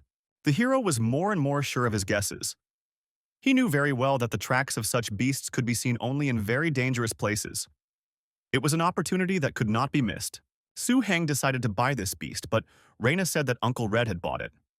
Uncle Red was the owner of the tea abode arena, and all the beasts here belonged to him. The little girl brought the boy to Uncle Red's house to talk him down. The Lord was against breaking the rules of battle. The battle could not be stopped until one of the opponents was defeated. Reina literally galloped in front of her uncle to get him to agree. The master had bought the beast from Q-Man for 1,000 steel coins, so the little girl offered him 4,000. Uncle Red couldn't resist and agreed to the venture after all. He said that the little girl should have realized that the rules of the battle beast arena had never been broken in his lineage. The beast was truly precious to Su-heng. It was vital to him, but he didn't want to break the rules, so he decided to tell his uncle his proposal. A few seconds later, the arena owner informed all the spectators that the fight was over. He promised to refund 3 times the ticket price to everyone present, and the bets placed would be returned in full. But there would be a fight in the arena today after all. Uncle Red shouted loudly and asked everyone to welcome the new member of the arena. At this moment, the brave Su-heng entered the battlefield. The bloodthirsty tiger immediately smelled a new victim and pounced on his enemy. The boy was absolutely calm and urged his dragon lizard to go outside. The arena of the tea house had never been so full. The people were cheering loudly, for they had last seen the Lord 3 months ago, so it was not in vain that they had come today. The young master perfectly mastered his pet. They had a special bond. He ordered the dragon to move into battle, and it immediately used the power of evil to attack the tiger. Before the majesty of the huge dragon lizard, there was no trace of the bloodthirsty tiger. He shrank to a small size. He was guilty and wrong. Suddenly, with a wild screech, a small beast swept past the heroes. The boy realized that speed and responsiveness were linked to physical form. Not for nothing was he called a mysterious creature. Without a second thought, he ordered the dragon to attack. The bold beast took off and immediately chased after the little dangerous beast. The yellow baby ran as hard as he could to escape. Tears were visible in his eyes. The dragon used the second stage of acceleration power and chased after the beast at a tremendous speed. When its paws almost grabbed the small beast, it slipped away at the very last moment. The enraged pet used the second level of dragon power to overpower the enemy. An incredible stream of purple energy swirled in the air and rose directly above the battle arena. After such a terrifying attack, the little one could not move. The dragon immediately grabbed him and brought him to his master, but the little beast was still shaking with fear. Su-heng put the baby in a cage and brought it to Uncle Red's office. He decided to ask a tactless question and asked his uncle how he managed to catch such a fast animal. The gentleman said that for the Black Lantern, the tea house was not just an important supply point in the south. It was also a major supplier of wine products. It was because of its residents' skill in winemaking that the tea abode attracted the attention of the Black Lantern, after which it was accepted by him as a vassal. The one who caught the beast was an old winemaker from Kuman abode. People said that this little fellow had sneaked into the wine cellar and spoiled several barrels that were destined for the head of the Black Lantern. For a week, old man Kuman and his apprentice took no action against him. Uncle Red said that one day the winemaker, who had already lost any hope, found a drunken, peacefully sleeping animal in the barrel. After that incident, Kuman sold it. Despite its mysterious power, the beast had been foolish enough to get drunk, so it was no surprise that it had been caught. The most important thing was that he was now in good hands. After the fight, Su-heng wanted to thank Reina, but it was nothing to her. She heard that the hero was supposed to have a hard day and journey tomorrow, so he should have rested properly now. The boy dragged the beast to his room, but it was very upset about the cage. The bars of the cage were no thicker than his little finger, and if the snake dragon had been in it, it would have easily broken the cage and escaped. Representatives of this species were alien to aggression, so the hero would have to take care of him now. The guy didn't know what to do, because in the ancient books about dragons there was no information about its nutrition. The hero was so busy that he completely forgot to feed his dragon. He went straight to cooking, and if the dragon ate 3 times as much as usual, they would be able to reach the Iron Village by tomorrow evening. While the dragon was greedily devouring the prepared food, the baby in the cage was quietly crying. Su-heng immediately paid attention to him, as he was very hungry. The boy decided to test his cooking according to the teacher's recipe and feed the baby. He scooped up a whole spoonful of food, and the animal greedily pounced on it and ate it without even chewing. The young man was delighted that the treasure hunter liked the same food as the snake dragon. Now the beast would definitely not go hungry, for there was plenty of food for the dragon. This made the dragon very angry. He was not ready to share and ate everything that had been prepared for lunch. The boy wanted to feed the beast with more, but the bowl was empty. Su Heng said that now the snake dragon had to eat less so that there was enough food for 2 people. The lizard was now an older brother, so it had to behave appropriately. The next morning, the hero said goodbye to Reina and went to the iron settlement. This settlement was much bigger than the tea house. There was a metallurgical plant where iron, copper, and aluminum were extracted. Everyone knew about the township's dependence on the grizzly forest, but because of the law, Zhang Cheng couldn't tell it directly, so he only had to wait for Su Heng to come and realize it himself. Upon entering the township, the hero immediately smelled the smell of burning steel, smelted from coal in the air. Zhang Cheng sent him to the center of the village to attend a management meeting, and then the young man finally understood what the Lord was silent about. The iron settlement turned out to be a backwater town with a peaceful population of 1,000. On paper, it was a gray desert settlement, but in reality it was subordinate to Black Lantern and supplied him with metal and agricultural products. The minerals here were mined from the grizzly forest. It was a pipe dream for ordinary people. And the reason why the iron settlement could freely mine minerals from there shocked Su Heng. The whole grizzly forest turned out to be the teacher's property, or rather the territory of his pet. The teacher was even able to control all the bears with the help of his pet. When the guys arrived at the site, they were gathered in the conference room of the management committee. The hero assumed that the teacher was powerful, but he didn't think he was that powerful. If the management committee was to be believed right now, there were 4 lords in the mud forest. The strongest of them was an old black background fighter Rhea. It was a pro commander, but the other 3 lords weren't so easy either. The boy watched the sleeping pets for another long time. He decided it would be foolish to go into the grizzly forest and ask the lords to recognize the treasure hunter.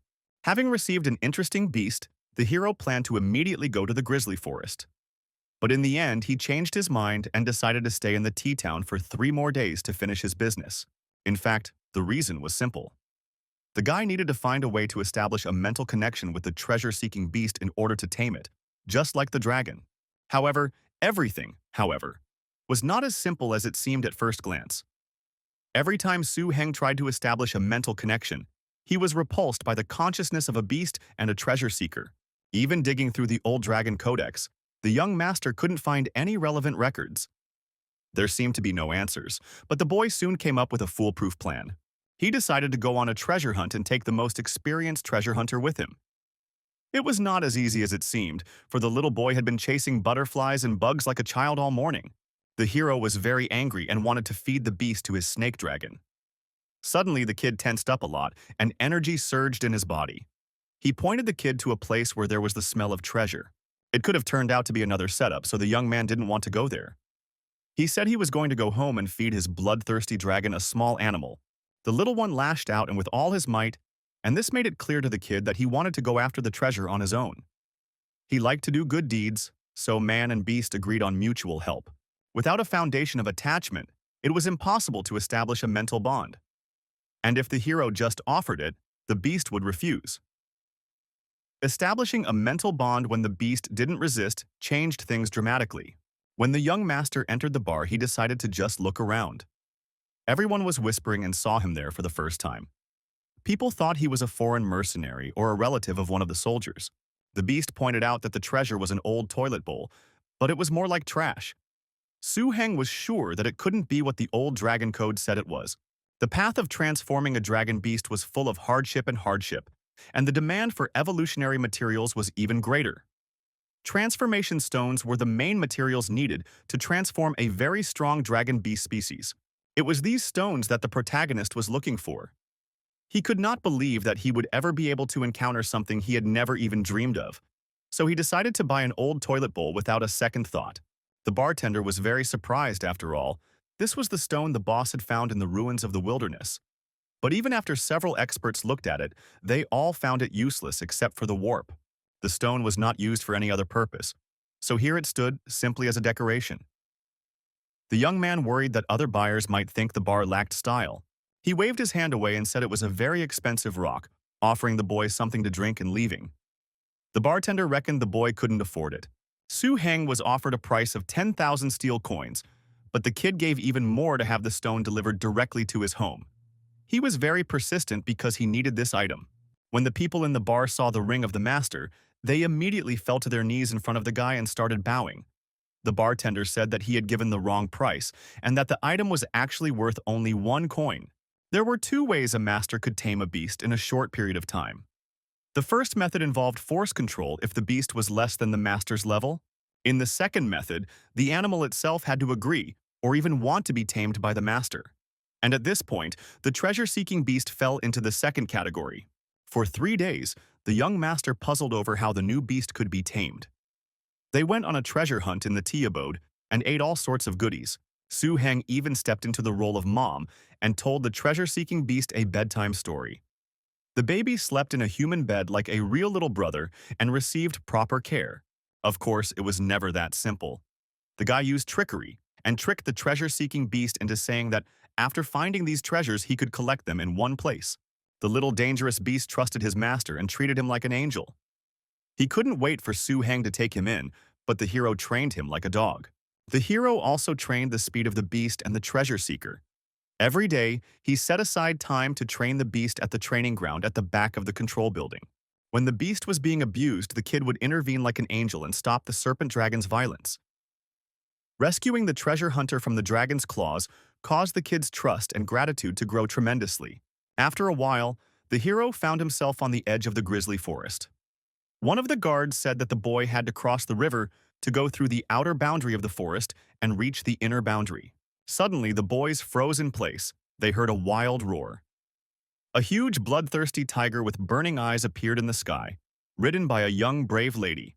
It was the beautiful Mrs. Heiju, and her tamed animal was a particularly dangerous species of red fire tiger. She introduced herself as a grizzly forest master and said that the kid could call her Sister Ju. The burgomaster had already informed her through the communicator that Su Heng was coming to the grizzly forest for a month of training. The girl didn't expect to see him today. Mistress decided to show off her skills and summoned a pet. It was a silverback gibbon, which was a very dangerous species. While the monkey was taking things to the base, Heiju offered the hero a ride there on a tiger. Su Heng was going to fly on a dragon, so he had to refuse. Seeing the snake dragon, Miss was pleasantly surprised. She realized that the guy was really worthy of being a master's apprentice, since his first beast was a supremely dangerous species. When Ms. Heiju brought the hero to the castle, they did not open the gate for a long time. Unexpectedly, a young man came out. He said that next time the girl should take the keys with her, because he was very busy. The girl said that no one was allowed to sneak into the base to hide and rest while Commander Shu was away. She reprimanded the boy and ordered him to take care of the luggage. Right now, only Mrs. Ju and Shui Yu were at the base. Originally, there were a few sergeants in the squad who performed similar jobs, but later, these sergeants couldn't stand the harsh conditions of the forest and applied for transfer. All the work was entrusted to the pets. The head of the forest base and the chief base master was Lord Sui Kui. He had gone to hunt down a dangerous creature in the gray wasteland and had left a few days ago. The girl said that the other master, Lin Chen, was waiting for Su Heng to arrive at the base, intending to take the guy with him for part of the special master training. No one expected such a late arrival of the hero, but Miss decided to lead him into the room. From what he saw, the boy literally froze on the spot. On the wall hung the heads of killed monsters. Ju was sure the guy didn't know anything about master training. She said that it could be considered a rule. When Blacklight Masters received their first training, they were only informed of its specific contents when they arrived at the base in the forest. The girl told me that the special training was not simply honing combat experience, but also the accompanying benefits.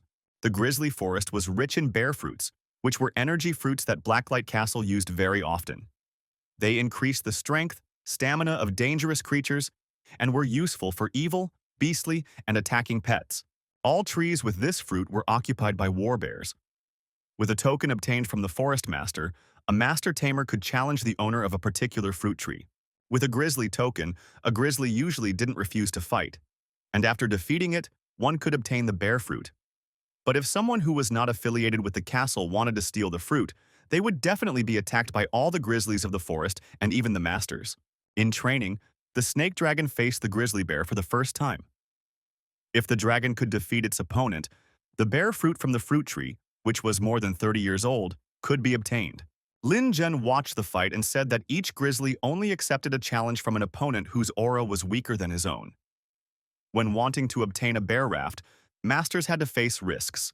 The huge bear with red burning eyes roared at the top of its voice. He was determined and prepared to fight. At this moment, the two bloodthirsty strong monsters ran at each other. The snake dragon had never dealt with such a dangerous kind of animal, so it would probably be very hard on him. The brave dragon used its crushing power to attack the furry enemy. The grizzly bear was easily able to repel his attack. The bear gathered all his strength together and gave the dragon a crushing blow. The baby was thrown aside with force, and the bear was about to attack him again. It seemed that the little one was in danger, but it was only a matter of time. The bold dragon lizard rose to his paws and used the power of suppression. The enraged grizzly wanted to grab his enemy, but the dragon deftly rose into the air and pounced with renewed vigor. The pet activated the power of reinforcement.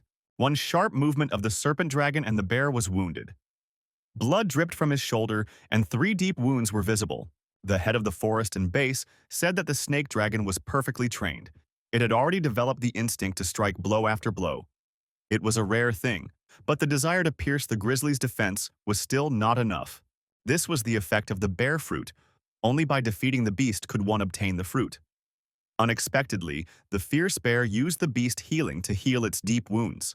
The kid needed to act as quickly as possible to avoid getting killed himself. He used the breath of evil thoughts and turned his energy into a real bomb. The crushing stream of evil energy didn't hurt the grizzly bear in any way. There wasn't a single scratch on the beast. It was as if it was healing itself every second and had armor. Just a moment later, the dragon was in a real trap. The enraged bear ripped tree trunks out of the ground and blocked his opponent's path with strong blows. The huge wild monster roared throughout the forest. It became even stronger. This was the natural skill attack of a berserker. Now it was clear that all this time the grizzly was just pretending to be weak. This was a technique that not every bear could master. After using it, one could instantly increase their own strength and defense. Lin Zhen said that the current dragon was unable to defeat an opponent of such strength. Now the huge snake dragon seemed like just a scared and small dog, being pressured by an aggressive forest beast. He had never yet called for his master's help. Suddenly Muddy and again roared at the top of his voice and hit his opponent hard. The kid needed to act, so he used the second speed of his wicked attack and slipped sharply out from under the bear's paws. At that speed, the dragon couldn't run far and would get hit, because the bear also had skills. With the help of the bear's throw, the grizzly got close to the enemy. At that moment, the dragon lizard had a brilliant idea. He activated the earth dance and created a magical vortex that raised sharp rocks from the ground. It was a great plan. Huge rocks knocked the bear off its feet and pushed it aside. The beast fell lifelessly to the ground and lost all its fruit on the way. Su Heng was just overjoyed. He was proud of his pet. However, right now, the boy didn't have enough spiritual energy to fly in the air and jump off the tree with ease. Lin Zhen summoned his flying pet. The blood-tailed black-billed hawk immediately flew to the rescue, grabbed the boy, and lowered him safely to the ground. The forest and base master was sure that the boy was the teacher's best student. The master liked today's fight very much and said that Su Heng had done a good job with the snake dragon. Lin Zheng immediately summoned a Lotus Hat Man. After the battle was over, it was imperative to heal the grizzly's wounds, otherwise everyone would be attacked by it. The hatpin lotus was a healing herbaceous animal, rooting in the soil to absorb nutrients. This little guy could heal severe wounds, even fatal ones. The healer's hat spell worked, and the grizzly bear finally got to his feet. The master immediately stopped him and said that the bear needed to add another fruit to fight. The bear snorted, but there was nothing left for him to do but obey the master tamers. He led the men to the place where his fruit tree grew. Ju mentioned that each grizzly bear guarding the territory had a small tree growing fruit. Right in the center of his den was the main treasure of this forest. Snake Dragon immediately brought the cherished fruit to his master. The hero literally lost the breath of speech. He did not expect to see such a small fruit. Now, the pet just had to eat it. The forest and base master said that after picking, the mysterious energy contained in the fruit would begin to evaporate in a few minutes. The sooner the dragon would eat it, the better it would be. Su Heng started to hold out the raft to his dragon, but the dragon changed his expression. The pet looked at the fruit with wild disgust, for it still had grizzly bear drool on it. Only after the young master washed the fruit with water did the dragon dare to eat it. The pet had to swallow the bear fruit here, otherwise it would cause a great loss of energy. Lin Zhen let out a lion and a python. The stone spider python and the king of beasts were a mature and dangerous species. They were ordered to guard the entire area. The snake dragon was lying in the center of the magic circle that was drawn on the ground. There was no way the fruit could be preserved, so once collected, it usually had to be taken and digested in the dense forest before returning to the base. The master said that unless the boy had a strong enough animal companion, it was best to stay hidden in safe places like caves or in trees. The mysterious energy of the fruit transformed the body and cells of living beings at an extraordinary speed. The dragon's body was able to produce a stress response. After all, that was how the fruit's effect was revealed. It had been 13 days since the snake dragon had eaten the first bear fruit. In all that time, the dragon had not only grown in size, but also approached the beginning of adulthood. In terms of endurance, strength, and physical ability, it was no weaker than a late-stage snake dragon, and it was even superior to a late-stage snake dragon in terms of development. In total, the beast had eaten 8 or 9 bear fruits in the last 10 days. The dragon was born with a talent for mockery and provocation, and its success in battles with grizzlies was such that even the forest master was shocked. In 30 days, the beast had piled on nearly 10 grizzly, tree-occupying bear fruit, and his victory rate was nearly 70%. Except for the first day, when he took a chance and defeated that stupid bear. The reason for the high success rate was the hero behind the scenes. Almost all of the bears challenged by the serpent dragon were chosen by the treasure-seeking beast. In all this time, Lin Zheng was only able to collect 1 bear fruit. The treasure-seeking beast was the real reason why the snake dragon was able to gather so many fruits. The dragon sensed that bear from the first day who knew the berserk attack technique, so the hero decided to meet him in person. Unexpectedly, they noticed another battle in the forest. Su Heng saw an armored wolf. It was a mid-level dangerous species, usually promising in dark caves and mines. This was an alien terrain for the wolf, so it was most likely a pet. Suddenly, the master tamer appeared. He had underestimated the bear, for the armored wolf was no match for him. The young man got angry and ordered the wolf to kill the bear. The beast was an evolution of an armored wolf with almost no weaknesses in the first echelon of highly dangerous species. It was comparable to a weak top-level dangerous species and was much stronger with Ice's sister's fire tiger. Looking at the body of the armored wolf, one could tell that its level was perfect. It was very strong. With a single strike, the beast easily defeated the grizzly. Huang Ge once said that Blacklight Castle had been established 100 years ago. In the process of its development, wars naturally had to fight and even engage in military conflicts, and thus made enemies. The hero realized that the powerful competing force was comparable to Blacklight. Seemed to have a large number of masters capable of controlling these armored wolves and heavily armored wolves. Masters controlled the habitat of the armored wolves, just as Blacklight controlled the grizzly forest. They had the same situation. It was just that that area wasn't as large as the forest. Now they had appeared in the grizzly forest and had indeed come for the fruit. The boy did not see how he could save that bear, for even Blacklight could not think of a way to preserve the fruit. When the mysterious master tamer approached the fruit tree, he used a strange method. He used a syringe to drain out all the liquid that was inside the fruit. Suddenly, he heard the crackling of his insect spy in the bushes. He jumped on the armored wolf and rushed to the sound to see the spy. Su Heng tried to quickly slip away on the dragon, but after a few minutes, the tamers did meet up. The boy decided to go into the forest, hide his identity, and set all the grizzlies on the armored wolf. The hero wanted to inform everyone on the radio about the danger, but it turned out to be discharged. The situation was simply hopeless. But the boy was going to spread the news about the guy. It was necessary to escape as quickly as possible, so the young man ordered his dragon to use acceleration skills. A mad stream of energy swiftly directed the heroes forward. The mysterious lord wasn't going to give up. He ordered the heavily armored wolf to use his skills, chase down and kill this little rat and trashy pet. The snake lizard dragon ran as hard as it could, but the enemies were catching up from behind. The armored wolf activated the shadow walk to catch up with them. This was the 5th stage of the evil attack. There was no time to delay. The heroes needed to act. Pet used the 2nd speed of the evil attack. He needed to head towards the giant trees. Although the acceleration and sustained effect of the 2nd speed evil attack were not as good as the shadow's footsteps, but the advantage of the speed attack was that he could change direction. Since the wolf couldn't change its direction, the hero decided to teach it a lesson. The armored beast would take great pleasure in crashing into the trees. The master tamer realized that his opponent wasn't that bad. He used an amulet to unleash a thunder tiger with 3 attributes. It was a beast of a particularly dangerous species. Riding the Thunder Tiger, the Lord caught up to his opponent and pounced on him. The Hell Beast used the Thunderclaw attack to create an incredible lightning stream. The Thunder Tiger was definitely in the full dawn of its strength, but the Snake Dragon dodged its strike. Its body was unharmed, but it was only slightly wounded. At this rate, the enemy would easily kill the heroes. Su Heng thought of something and asked the treasure hunter to take them to the nearest bear leader's territory. The dragon immediately changed its direction and flew in the other direction. The master asked him not to just run away, but to use the earth dance.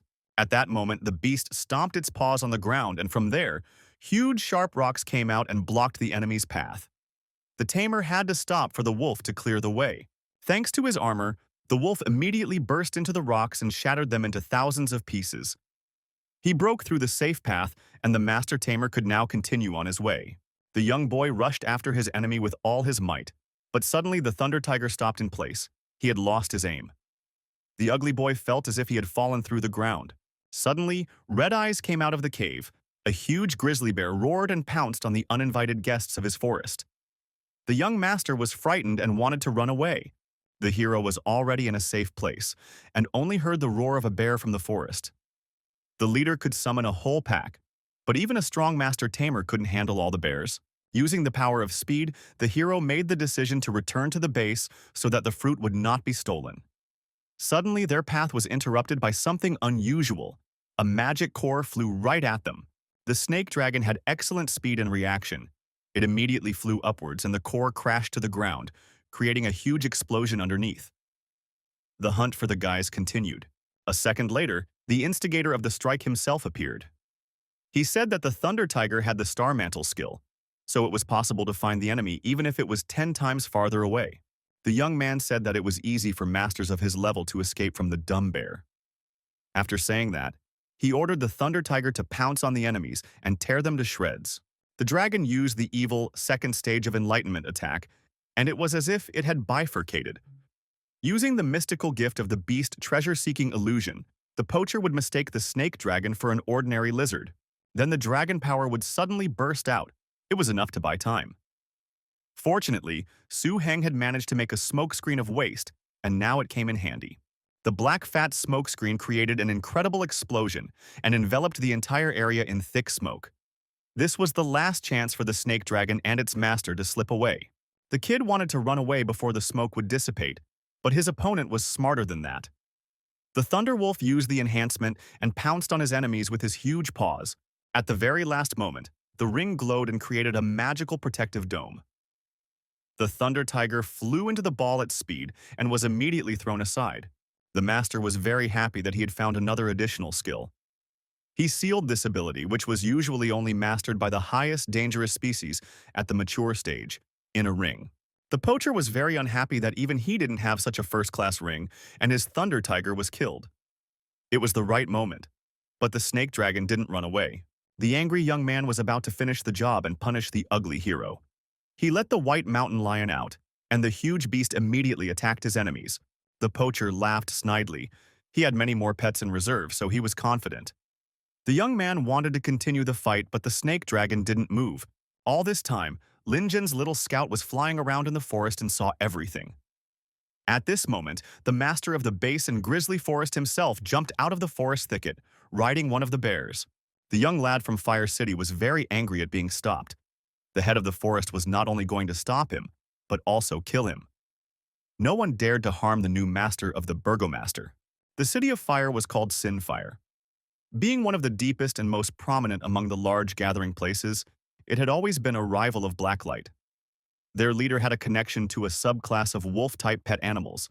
This really displeased the poacher, and he decided to see how tough his opponent would be when he died. The young man summoned all of his demonic pets and sent them to attack. The great head of the forest and base was a very strong master. He activated his amulet and a huge demonic python came out. The mountain python pounced on the wolves. Now it was a real bloodbath. The armored wolves were viciously pouncing on their enemy, but Mr. Lin Zhen suddenly seemed as if he had been reborn and was destroying them all. Lin let out a pet that was made of flame. It was a fiery avatar that possessed combat, poison, magic, and light attributes. At this moment, Su Heng realized that his big brother had released the python, and at the same moment, the avatar also appeared. The master had just used stealth magic skills to wait for his turn. This was the master of the 5 attribute pets. The ugly tamer was not surprised that his enemy dared to challenge him with such a rare pet. He had never been informed that Blacklight Castle had such a rare avatar. Opening its jaws wide, the huge armored wolf pounced on the avatar. He was one of the strongest of the particularly dangerous species and used shadowy footsteps. Brother Lin was very strong. His avatar deftly avoided all of the wolf's strikes and immediately delivered his crushing blows. His skills were excellent. The enraged young man was literally seething with anger. He ordered the wolf to activate the advanced armor and attack the enemy again with renewed vigor. The wolf used Shadow Step again, and the fiery avatar rushed up and attacked with a firestorm. The two incredible forces clashed face to face, and the wolf struck with tearing claws of fragmentation. The enemies attacked each other and used a mutual attack. This created an incredibly strong pressure, and there was a huge energy explosion in the air. The young man realized that the avatar was worthy of the title of a rare pet. It even had 2 level 6 enlightenment abilities. It was no wonder he had injured the heavily armored wolf so badly. The young man didn't want to fight the enemy. He just needed to delay him. He pointed the ring upwards and released the fiery, scaly beast. The scaly beast pounced on the avatar, and the avatar used fire enlightenment to dodge and then attacked the enemy with a firestorm. At this moment, a dragon intervened in the battle. He used the power of the earth to summon the sharp rocks and attacked the enemy with an evil thought bullet. All this was to no avail and only created chaos. The strong young man was not about to give up and summoned a fighting chimpanzee of a particularly dangerous species. Suddenly, the poacher's men appeared on the battlefield. The kid was controlling a very dangerous and rare monster. It was a manticore. The dangerous beast wordlessly launched an attack to destroy everyone. Manticore released venomous projectiles that were aimed directly at the jeers. The dragon couldn't stay away. He covered his master and older brother with his body. The shells hit him right in the tail, and he began to crumble into pieces before his eyes. Meanwhile, the poacher was back on the attack. The huge fighting chimpanzee jumped into the air from the huge force was going to crush all the heroes. The fiery avatar immediately covered the first Sioux brother with his body. The ruthless chimpanzee was not going to retreat and wanted to step with his giant foot. Suddenly, a red fire tiger and a golden phoenix appeared on the horizon. From the forest, the backup came out. It was Sister Ju and Brother Shui. Zhu Yu at this time, he was supposed to be in the city. But today, he had made his way here to punish all the bastards from Fire City who had defamed Blacklight's honor. One of the poacher's men released a secret weapon to bury all 4 bastards. It was a huge steel-armed ape that had already gotten many masters killed. It was an adult, and a dangerous species as well. The huge ape pounced on its opponents, but suddenly a strong energy flew into its body and threw the beast aside. All the heroes stood still and couldn't even utter a word. They didn't understand why the monkey flew away because it hadn't even had time to strike yet. It was one of the strongest pets in Master Shu's lineage. The nightmare earth dragon was undoubtedly a super dangerous species. The steel ape with a golden back was killed with 2 strikes. The bad guys realized that Shu Kai was already here, so they decided to get away. Just as they were about to run away, a magic portal opened in front of them. Finally, the great Grandmaster showed his face. He didn't expect that in his absence these guys would sneak into the grizzly forest for profit. Lin Zhen had been sitting beside his dead pet all this time. The vile mantigora of the sneaky bastard from Sinfire had cut off the snake's head. After hearing this, the Grandmaster was not happy. He ordered everyone to return to the base and rest, and was going to deal with the rest himself. Meanwhile, the bad guys were discussing what had happened in the thicket of the forest. The scouts had ruined their plan, and the other 3 guys had probably been killed. It was too late. Shu Kai had caught them in the act. The guys decided to report everything to the other partners so that they had time to prepare. Everyone agreed, but the angry Luo Yu asked them not to mess with his head. He told them to make up their own minds and leave him out of it. At this moment, Grandmaster Shu Kai himself rose above the forest, his huge stone monster looking at the guys with red burning eyes. The 4 tamers gathered at the base of the grizzly forest. The commander said that this time most of the invaders had been wiped out. He inspected all the sites and said the damage was not as severe this time. Only a few dozen of the hundreds of bear fruit trees had been harvested. About 100 bears were killed or wounded, which could be considered a heavy loss for the entire grizzly pack. The chief of the bear warriors would have been furious when he learned of this. Since the loss of Ling Zhen was not insignificant, The commander promised to report her to Blacklight Castle to give him an unusually skilled young pet. The timely support of Heiju and Sueyu was also considered a merit. The commander promised to report back so that the castle master himself would decide how to reward them. The conspiracy from Sinfire was foiled thanks to Su Heng. The master couldn't turn a blind eye to his accomplishments, so he said that they had a lot of items in the warehouse and the boy could pick out a couple. The hero decided to give this award to his brother. If not for his timely appearance, even with all his efforts, the boy would likely have died. After working for a long time, the young master was finally able to rest. He wanted to choose treasures as his reward, so it would be a very good idea to check it in the Dragon Codex. In the book, the boy had read that the ultimate direction of evolution of domestic animals was the same. It was to become a true dragon, becoming the top of the food chain. However, turning into a dragon had many dangers. Countless treasures and materials were needed for it to succeed with a low probability. A treasure seeker only had 9 ways to transform into a dragon. 8 of them were weakening the beast, and it would become a mixed-type dragon. The young man realized that there was only one way to keep the beast's ability. He had to turn it into a treasure-hunting dragon beast. The next day, the hero came to the base. Heiju said that last night the boss had accidentally discovered the tracks of the supply convoy and Sinfire and set out to destroy it. Sister Ju said that now the boy had to wait a little while until the boss would come back again. Su Heng immediately thought of something and ran away. The fact that Ju's sister was scrubbing the red flame tiger reminded the boy that no one ever took care of the bears in the grizzly forest. Not to mention their special diet. Under Su Heng's guidance, with the help of the treasure-seeking beast and snake dragon, as well as a special formula from the Dragon Codex, they managed to make delicious dishes. Master Su bathed and treated the bear. He also harvested a lot of crops in addition to the 3 bear fruits. There were a few rare bird eggs, all to make the dragon stronger. It was only towards the evening that some changes occurred. The snake dragon came face to face with the bear, and the beast used the bear roar technique. The grizzly bear used the beast energy technique claw of rupture and pounced on the dragon. He liked the food, so he decided to reward his opponent with a fight. The dragon lizard lost its tail, but the bear still didn't back down. The tail had yet to recover, and the bloodthirsty beast immediately grabbed the dragon by the throat. When it seemed that all was lost, the brave dragon freed himself from the grizzly's clutches. He gathered all his strength together and stunned his opponent with a dragon's cry. It was an incredible achievement, as the pet had unlocked a new level 4 ability. Even though he was injured, he managed to scare the forest beast away. The hero couldn't believe that his dragon turned out to be very talented and now had the power of a 4th level. As soon as the boy touched the pet, it suddenly began to crumble. At that moment, something strange began to happen. A purple vortex swirled around the dragon. Its body became stronger. The beast was now in the late stage of growth. This news reached the boss. He was very surprised at Su Heng's advancement. In a month, the snake dragon's strength should have increased significantly to cope with the competition. The commander ordered Lin Zheng to go with Su Heng to Rivet Town. The kid needed to be sent back to Blacklight. His special training was finished. Boss Zhui decided to fulfill his promise and take Su Heng to the warehouse to pick something as a reward. The master said to choose 3 rewards.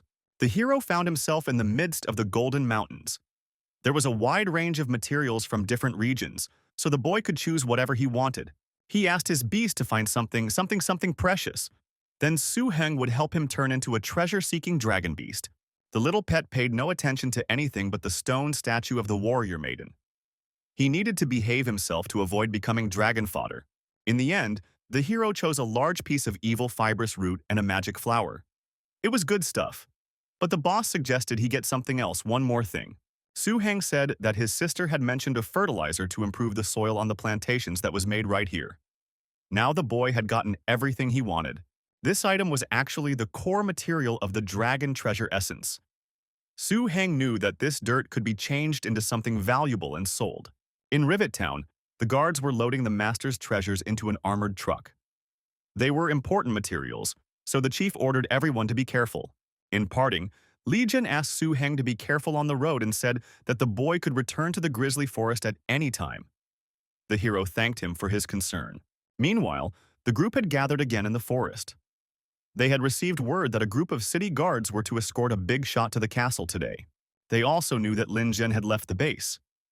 The guys were going to wait for the convoy escorting the bastard with the master ring. Luo Yu was intently watching the convoy from the ambush. He wanted to avenge his brother's death, but suddenly he saw a large fiery explosion. At this moment, Lin Jin came out of the forest. He said that the two companions had already been shot down by the commander, and the gentleman was going to deal with the nasty young man himself. Their conversation was interrupted by Commander Su. He had interrupted all of Luo Yu's team members and was here solely to protect Master Blacklight. After a while, Boss Su and his assistant continued on their way beside the convoy. Su Heng was very grateful for their protection and was going to definitely repay them. 2 days later, the young man was finally at Blacklight Castle. It had been a long journey, and the burgomaster immediately called the boy to him to check on the changes. Jogu carefully examined the dragon, touching all the claws and even looking into the mouth. The boy said that the dragon was better off not moving. The Lord said that many subordinates were destroyed in the city, even where armored and heavily armored wolves were tamed. In fact, the master already knew that the forest master had secretly returned. Everyone who would come to the forest, except for the highest members of Sinfire, would die. This time, the base master was very pleased with the hero's success. He not only exceeded the training requirements, but also played an important role in the investigation of the poaching incident in the forest. As a reward, the young man asked for the supreme dragon scale that he had been awarded once. He also asked the master to help with the reward for Lin Jin. The character recalled that at that time in the grizzly forest, if it wasn't for Brother Lin who sacrificed his main beast to save Su Heng, he might not have returned. The burgomaster said that after the Chinese New Year, he could send the guy a golden green flame tiger, because Lin was a good candidate. In addition, the boss had prepared a villa in the inner fort for the hero, so that the guy would move there with his sister. The tournament was about to start soon, so Su Heng needed to take care of business. In the world of masters, strength was to be honored and one had to fight and show one's strength during battle. Boss Su asked the boy to choose 2 items besides scales. On the way home, Jogu's words made Su Heng think for a long time. After surviving the incident with Sinfire, the hero realized that he could make a moral choice for himself. It implied that man had to solve everything through his power, to prove his place through his strength. When the young man returned home, his sister immediately threw her arms around him. She had heard from the guards that he had been attacked on the road and was very excited. At home, Suqing was not alone. Her colleagues from the General Service Department of Plantation Management and the Material Processing Department of the Resource Management Bureau came to visit her. The sister was very angry. She selected for her brother the best girls, with a great figure and talent to cook, but the boy did not pay any attention to them at all. Su Heng said that he was very tired and wanted to go back to his room to rest and take a nap, so he refused to eat dinner. Although the hero refused to go on a blind date, he couldn't resist Su Qi's desire. The rest of the dinner passed in an awkward atmosphere.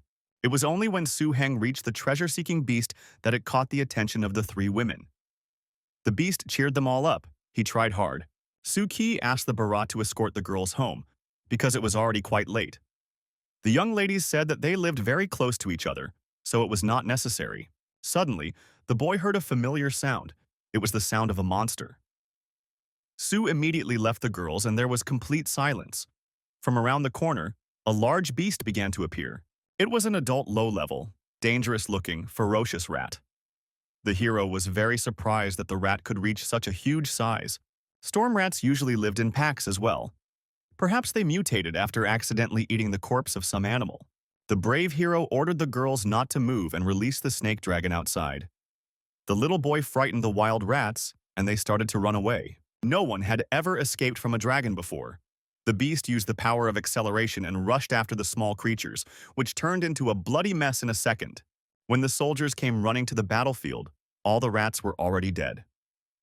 2 months ago, the lizard would have had to sweat a lot, but today, the little guy had killed them as easily as he would have killed a chicken. At this time of year, the rooftops were short of food, so they dug the ground in search of food. Su Heng asked the guards to request a blood-tailed cat from the security bureau. Seeking the hero wanted the 4 rats to be sent to the chambers of the inner fort. The guards were to say that Su Huang of the 73 Villa had taken them away.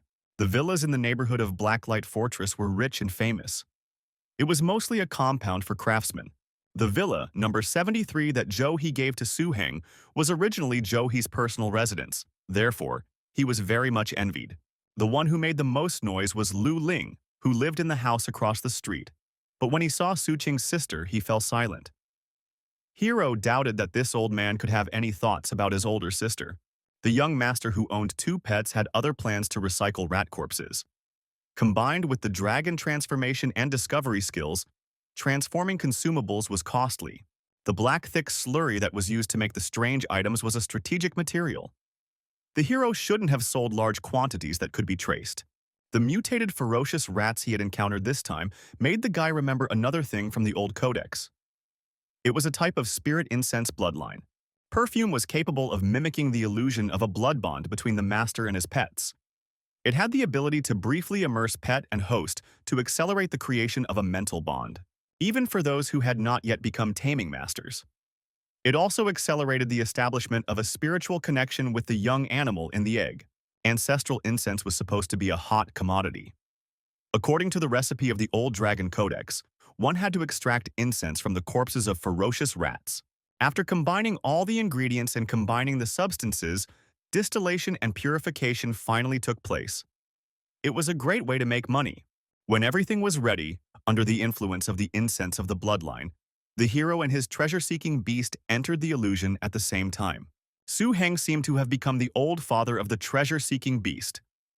An adult beast that after the baby was born, he took the baby every day to search for treasures and found a huge treasure mountain. After the perfume, the master felt a slight blurring of consciousness. He had to hurry to turn the beast into a dragon. The next day, the hero came to the burgomaster's treasury. He apologized to the Grand Master for being late, for he had been so busy moving that he had forgotten about the meeting. The door to the vault was very strange, tentacles wrapped around Lin Fu's arms. It was a parasitic beast keeper of a particularly dangerous species. The crocodile slave squid was a mystic and a dual lineage guardian. His natural sign was solid gold, which could enhance the strength of the entire treasure trove.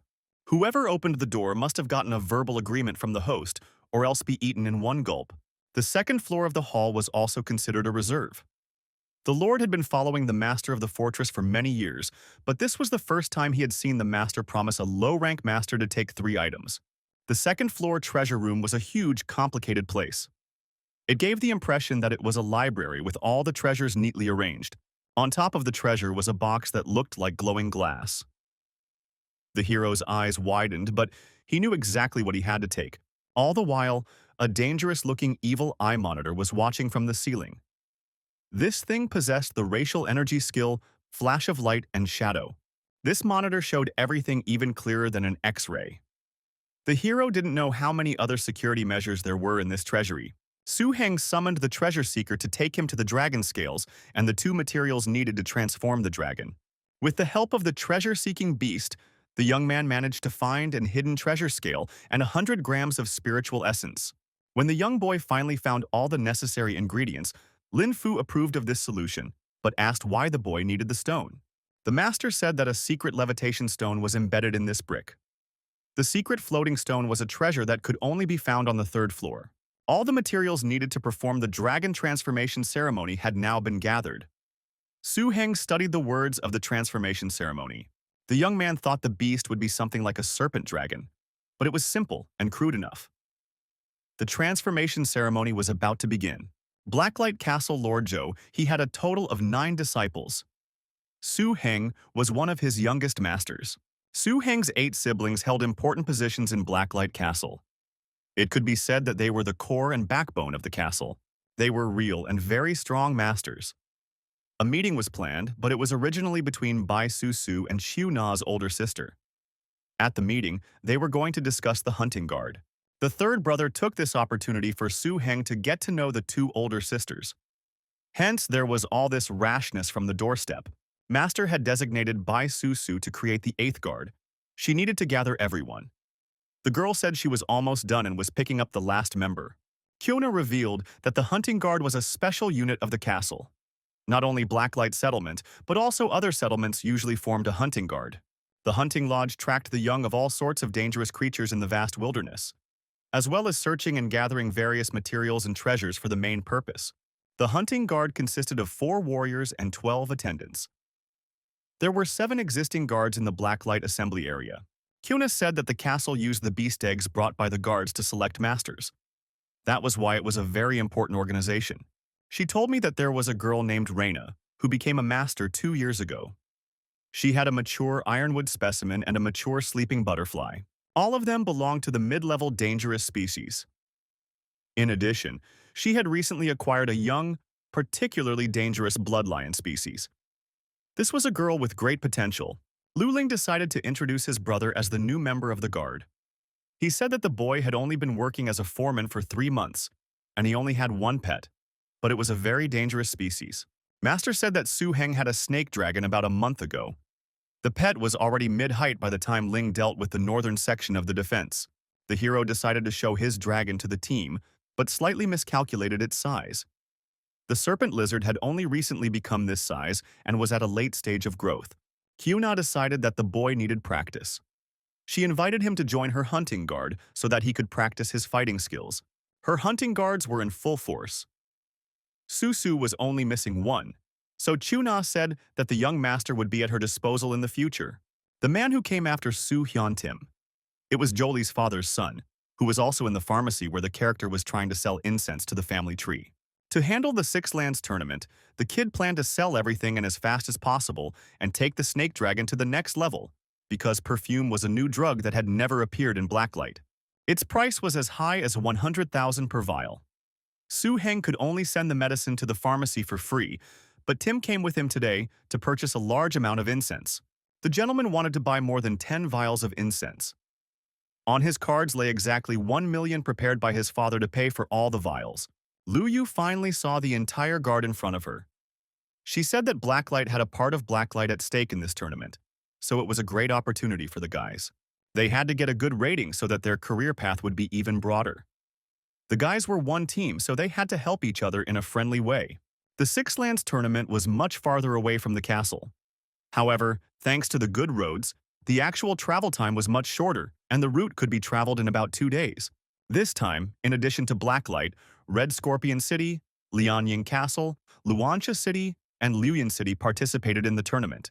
Although Blacklight Castle was very strong, the other 5 places also had their own specialized techniques. For now, Lu Yu's team stopped for a rest. The third group was to stay up the first half of the night and check the fortifications around the camp. The first and second groups had to prepare food for themselves and their pets. While Su Heng was busy cooking, his ring glowed. The treasure-seeking beast came out, its body glowing with bright energy. Suddenly, the young man noticed that he was wearing dragon scales. It was dragon bloodline, bestowed by the scales the hero had taken from the treasury. After the treasure-seeking beast swallowed the secret floating stone, he had the ability to fly. He was damn lucky, and the young man was overjoyed. Such dangerous creatures as red-scaled beasts, scaly beasts, fire-scaled beasts, fire-scaled beasts, and the like that were born with scales were labeled with one term. As for the mixed blood-scaled beasts, they were the offspring of scaled beasts and other dangerous creatures. Usually, all mixed blood beasts were very weak. Wang Xun was sure that mixed blood pets were the same as their masters. He said that the great battle was about to start soon, and the guy didn't know how much time he had to feed the pet. The young man decided to start by feeding all the beasts and forget about everything else. He summoned a sand mountain lion and a steel beetle to the camp. Each of the tamers wielded their own monsters that they summoned outside. Rana released an iron demonic tree, a sleeping butterfly, and a blood lion. Lin Yuxin only had 2 pets in reserve, but they were very strong. Immediately, the roar of the ghostly flower wolf was heard, and an energy swift appeared behind it. Luo Chong felt that the team had to listen to the one who was stronger than the rest. Oi summoned the huge armored dragon outside. At this moment, Luo Chong's pet roared with anger. Its eyes filled with blood, and it came face to face with the snake dragon. It seemed like the 2 monsters were ready to kill each other. Su Heng said that it was some kind of misunderstanding. He hadn't even given an order to his dragon, but the baby was behaving strangely and had already growled at the other pet. The lizard dragon struck the other beast with its muzzle against the ground, and the hero was very displeased with this. He ordered the pet not to behave like that, for he was ashamed. The hero said that it was normal for the guys to sling mud at people and their mixed blood pets. The team had to listen to the one who was the strongest, and the weak would drag it down. Suddenly, the young master suggested that Wang Xun arrange a training session. And so that the master wouldn't be afraid, the boy let him fight together with Luo Chong and choose 4 opponents. The four dangerous beasts surrounded the snake dragon. It was a simple and effective tactic, but so naive in the face of absolute power. The blood wolf was the first to lash out. It roared at the surroundings and pounced on the enemy. The dragon threw him aside with its long tail in a second. The fight was gaining its momentum, passions running high. The sand lion and the armadillo pounced on their target, but the pet used the dragon's slash to deliver a crushing blow to his foes. The steel beetle followed. The dragon easily defeated all four opponents.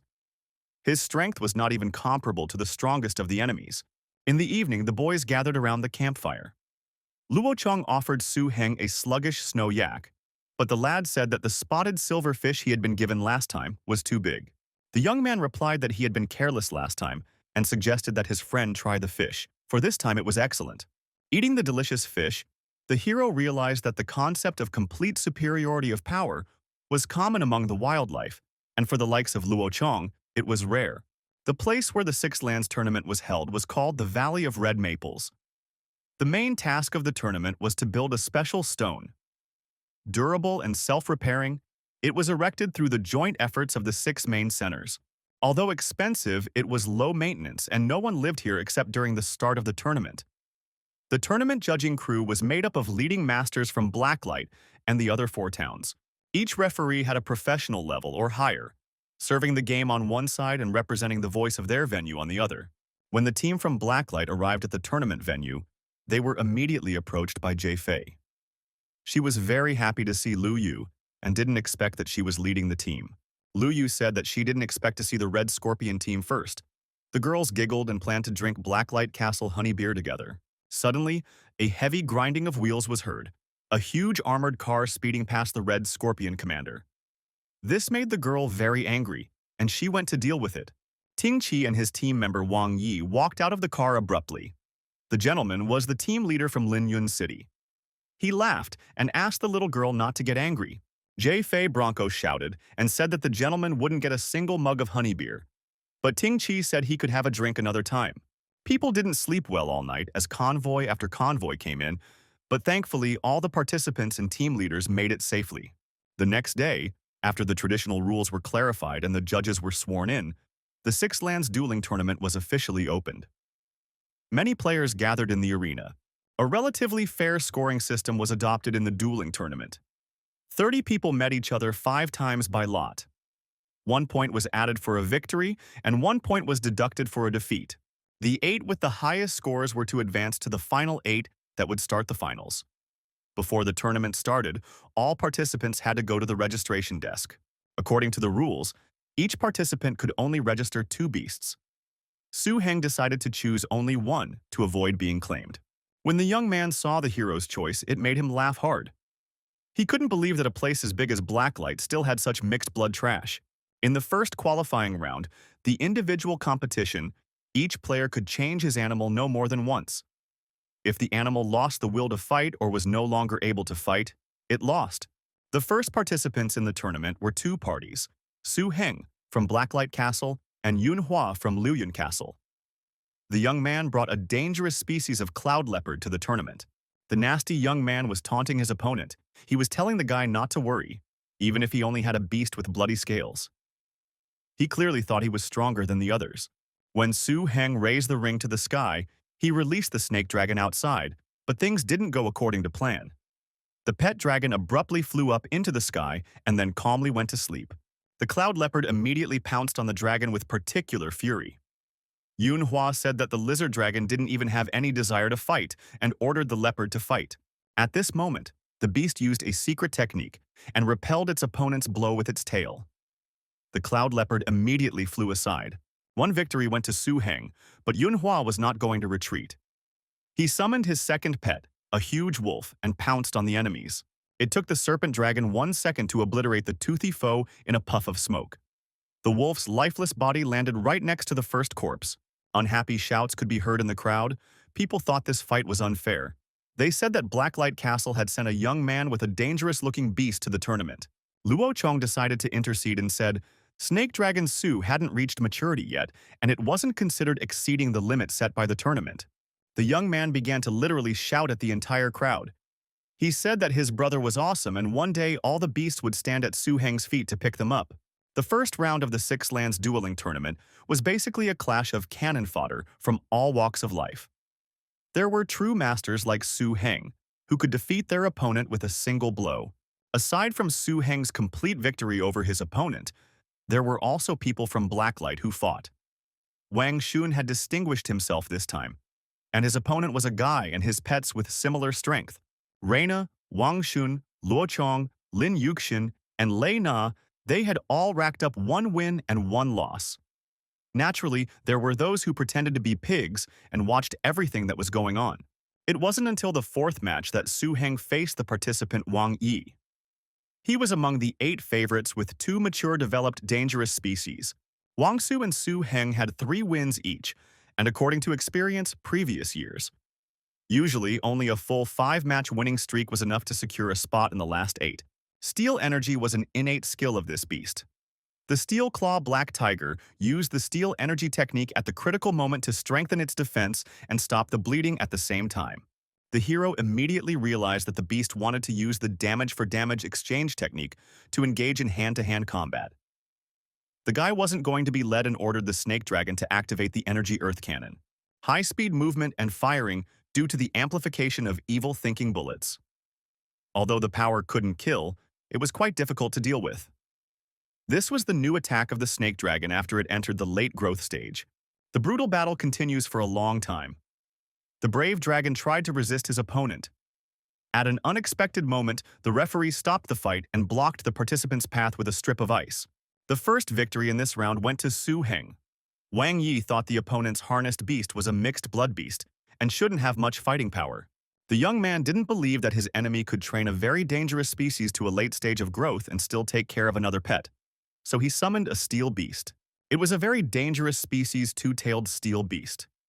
It resembled a mutated lizard with a shark's head, and its appearance made everyone shiver. The snake dragon rushed to attack. First, he used a wicked thought bomb to test his opponent's defense and slowly recover his strength.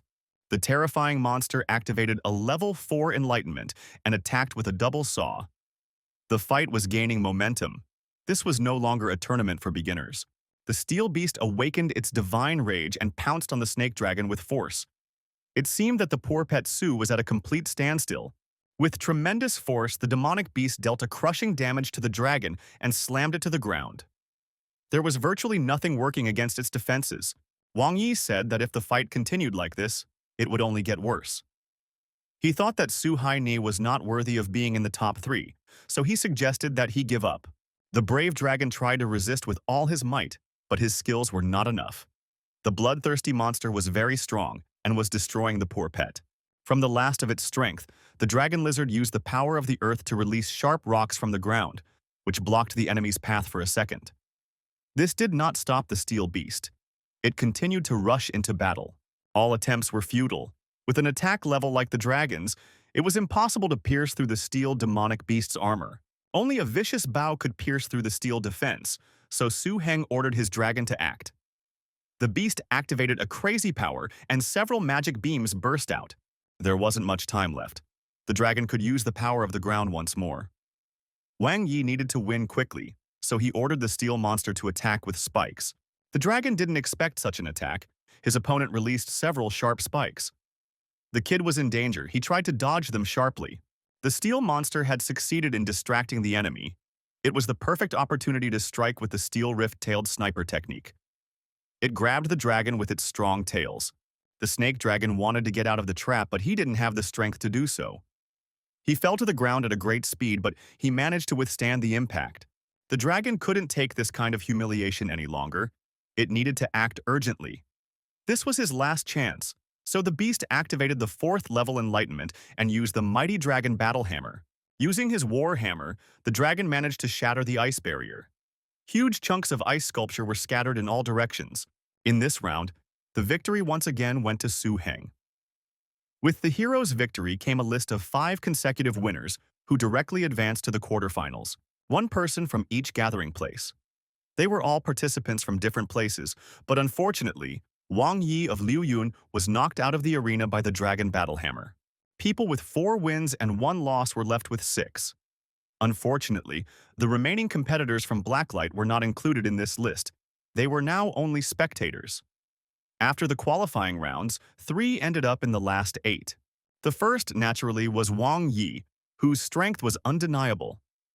Once the top 8 were determined, the heroes only had to wait for tomorrow's battle. The format of the final torture was knockout. The finalists met one after the other. The winner went on, and the loser was eliminated from the competition. Once again, Su Heng was very lucky and was chosen first by lot. He got the weakest of the 8, Li Fei, who was a master from Lianying Castle. Within seconds of the battle, the brave hero defeated his opponent. The frustrated young man gave up, for his pet was completely beaten. Luo Chong was very proud of his friend who managed to knock out 2 dangerous pets in 20 seconds. The guy shouted at the crowd about Su Heng's dignity. Today, Xiaolo Fan from Liuyun City and Chen Dingxuan from Chaos Sand City met in the arena for their second fight. The guys were determined. The beautiful Chen Ding summoned her dangerous pets. She possessed a red polar wolf that could tear apart anyone, and a particularly dangerous species, the windstream falcon. The young man from Liu Yun wasn't poor either. He had 2 ferocious beasts at his command. He summoned a golden mantis of a dangerous kind and a fire-scaled beast of a particularly dangerous kind. The battle between the two was undoubtedly fierce, and the beautiful pale green feathers of the wind flow falcon were split by the ferocious golden mantis. Only with the help of the 3 levels of wind energy technique was he able to defeat the enemy. In the second battle, the windstream falcon did not have time to use up most of the fire beast's physical strength, and then hastily lost the battle. Chengding sent her strongest pet red polar wolf into the arena. Originally, the beast couldn't compare to the fiery, scaly monster, but this time, the rivalry was straightforward. Xiaoluo Fang's unsuccessful exit from the tournament also meant that they were officially out of the battle for a place in the ruins of Blood Forest. The third battle of the day involved Ji Mei from Red Scorpion City and Quan Jing from Lianying. Sweet Ji owned particularly dangerous pets. They were the Scorpion King and the Blood Scorpion. The kid was also quite a strong opponent, with some particularly dangerous beasts imprisoned in his arsenal. He brought out the Fire Monkey and the Explosive Beast. In the fight, Scorpion flicked his tail in his sturdy armor and was about to give the monkey a workout with Scorpion's venom. Grabbing his tail, the fire ape threw Scorpion to the ground and turned the tide of the fight. In the second battle, the Explosive Beast tried to make a long-range strike, but he was opposed by a large scorpion who could hide in the ground. This time, Quan Zheng succumbed to luck, and Ji Mei successfully entered the quarterfinals. In the next battle, Wang Yi met a guy whose strength was not much greater than Su Heng's. The young man was very dissatisfied because last time he had gotten a pervert with a particularly dangerous appearance. The battle ended sadly for Wang Yi, as his beast was literally mocked by a bloodthirsty eagle. He had no choice but to surrender. Lian Yin had the same score with the hero. The young man was torn from the inside out with rage. He only now realized what a lowlife Su Heng was when he humiliated Master Wang Yi. The angry guy took out his main power and replaced it with a monkey. It was an evolved form of a fire ape of a dangerous species in its initial stage of development. The ruthless fire ape stood face to face with the serpent dragon. Its strength exceeded all possible imaginings. This fight was going to be tough. The evolved ape form jumped into the air and began to emit fire rays with its entire body. She used her agility to wear down her opponent. The dragon was in danger. His speed was not enough to dodge all the fire blasts. He was desperately moving in different directions so that the fire wouldn't hit him. The opponent could use the dragon hammer technique at any moment, so the fiery, merciless ape immediately activated its shield. The flame fury armor made the monster even stronger. It was a fierce battle. The dragon's strength was almost running out. The fire monkey gathered its energy and pounced on the enemy, but the dragon managed to stop it with its body. The chance of victory was getting smaller and smaller. The bloodthirsty fire monster used the head strike technique to destroy the enemy. The head was the strongest defense and attack. The technique the hero was going to defeat was not the hammer. The ferocious dragon used a modified snake dragon technique, compressed evil beam. At this moment, something incredible happened. The dragon spewed a huge stream of compressed energy. Everything around him was shining with 1,000 lightning bolts, and suddenly an evil beam pierced through the monkey. The spilled blood of the fire ape ended this brutal fight. Su Heng of Blacklight Castle won another round and proved his true strength. In the second round, Lian Yin was going to miss nothing. He realized that the previous round hadn't exhausted the snake dragon at all, and the will to fight was insane, so the young man needed to be difficult. The opponent's hawk lion was very good at aerial combat, but the snake dragon had never participated in aerial battles before. Su Heng was worried, but he was going to think of something. Suddenly, Lu Yu came up from the stands and said that she had the authority to make a decision on behalf of the players and refuse. The leader's sudden decision puzzled the hero for a while, but he soon realized what the matter was. It turned out that this sixth-place tournament was just a competition for 3 places to enter the ruins of the Blood Forest. First, second, and third place had exactly the same rewards. In the leader's opinion, it was best to gain reputation. The point was to maintain strength after entering the sacred place and gain the most benefit. In the end, Su Heng won the qualification to enter the ruins, finishing second in the finals. Lian Ying Yimei took the second and third places. After the tournament ended, Lu Yu told Su Heng that he had become the second Blacklight Master to get a spot in the last 3 Six Lands tournament. Before that, Bai Su's sister Bai Su had also gotten a spot. The girl said that the ruins of the Blood Forest were home to many young animals that were extremely rare in the outside world, and their potential often became amazing. They fed off the energy of the secret forest. These beasts were so valuable that they were often hard to find. According to the agreement with the owner of the ruins, you couldn't take many beasts with you. The ruins of the Blood Forest were rich in rare materials of the blood and dragon systems. They could be used to exchange them with other masters. It was an ideal place to search for treasures. During her years of research, Lu Yu had learned that these lands were so vast that even the amount being researched was less than 10 times smaller than the ruins themselves. The Forest Lord had promised to protect all the winners of the tournament, but one couldn't forget about safety himself. There were quite a few people who were completely buried in secrecy by the relic. The leader gave the young master an artifact before sending it off. The castle master sealed a trace of his first pet's power into it, which was originally intended for a duel. The winners of the tournament, along with the wizards, were at the entrance to the bloody ruins. The mental energy that created a whole circle with ancient signs was supposed to open the entrance. The great masters held on to the magic orbs and created incredible energy around them. This power opened a heavenly portal from which the head of an ancient dinosaur appeared. The crushing magic power opened the portal more and more strongly. Through this tunnel, it was possible to overcome the energy barrier and enter the secret place. The hero was given a month to research. After that time, he would be sent here by the Lord of the Ruins of the Blood Forest. At this moment, the bloodthirsty dinosaur said that the Lord had sent him after the winners of the tournament, and it was necessary to brand them with his scent. This would scare away all the beasts in the forest. But if any of the participants dared to enter the inner zone or the blood core, even the smell of a dinosaur wouldn't help them. The creatures there weren't of his level. The heroes went through a magical tunnel and an energy portal took them to a strange place. There were bare and cold rocks, among which lived a Tyrannosaurus Rex. The bloody Tyrannosaurus didn't just leave its mark on the heroes, it literally poured its saliva over them like a bucket.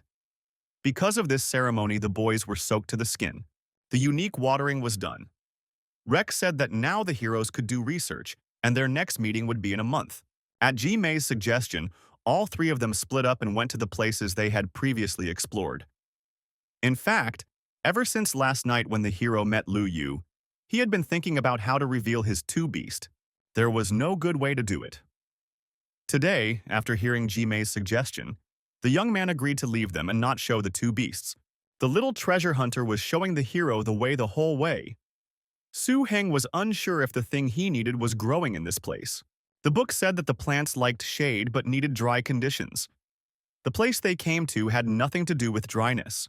For a long time more, the hero traveled through the bloody ruins, following the beast's lead as it searched for treasure. The little beast could now fly and was heavy. Flying past the river, the heroes found themselves in another area. Suddenly, the treasure hunter darted sharply to one side. He had spotted something important. There was a molting grass growing nearby. In the old Dragon Codex, it had a name like Scaly Transformation Grass. It was a miracle born from the dragon's scales after it fell into the specific environment where it had been for thousands of years.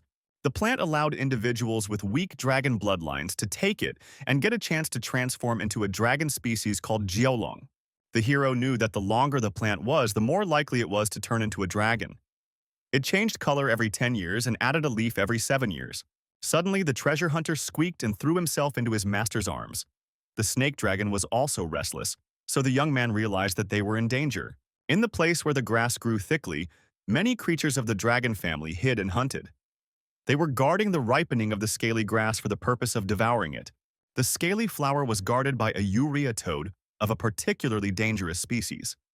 It was an aquatic, lightning-fast and poisonous creature that had reached the mature stage.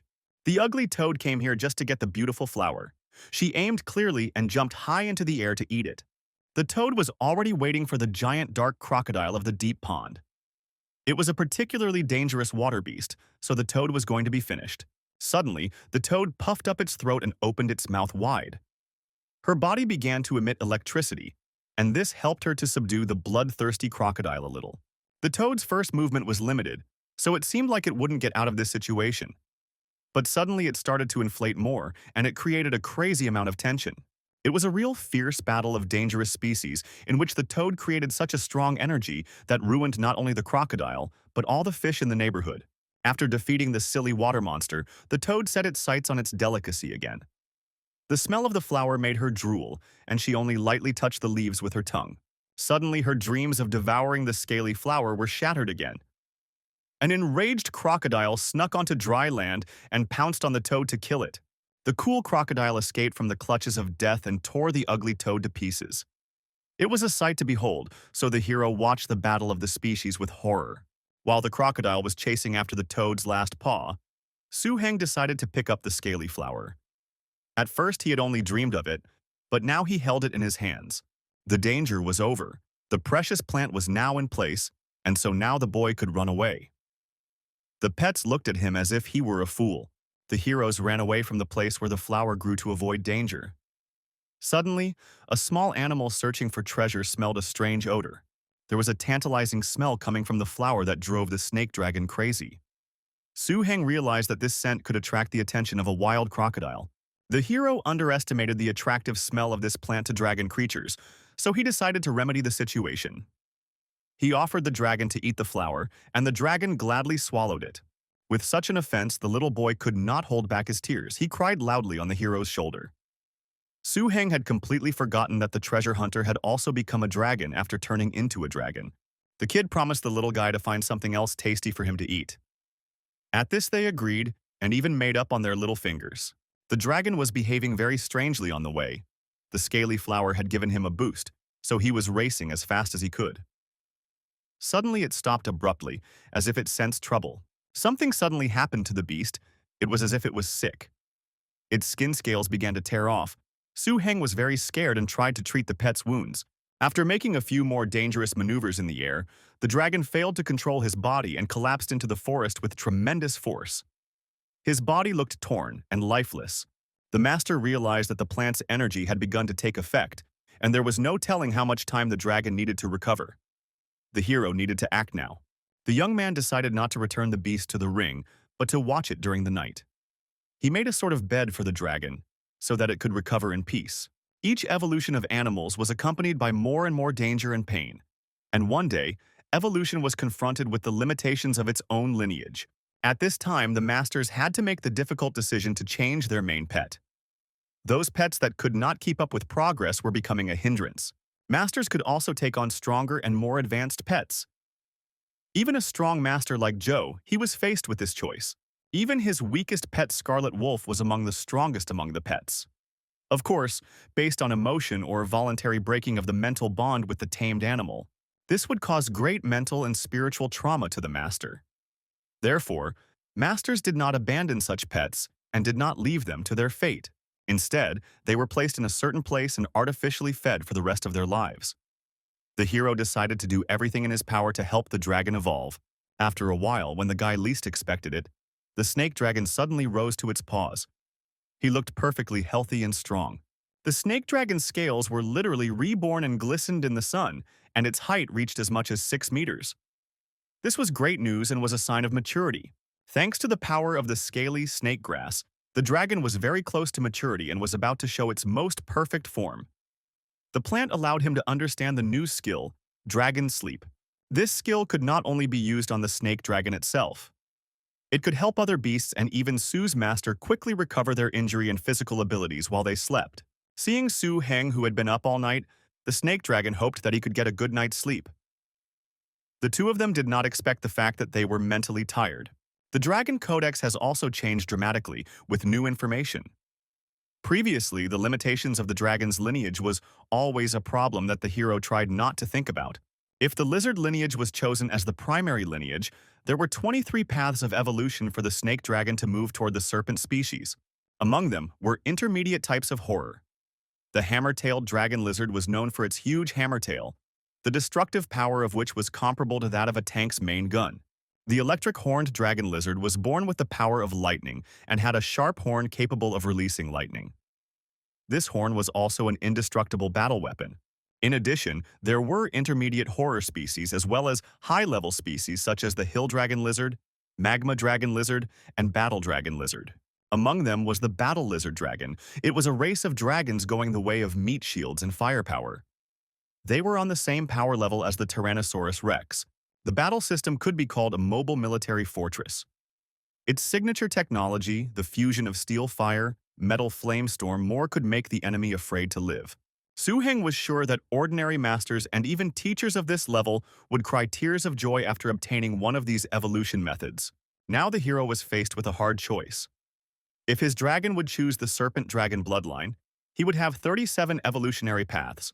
One of them was a mist dragon. It was a terrifying kind of dragon with a mist and water system that could fly in the clouds and be invisible there.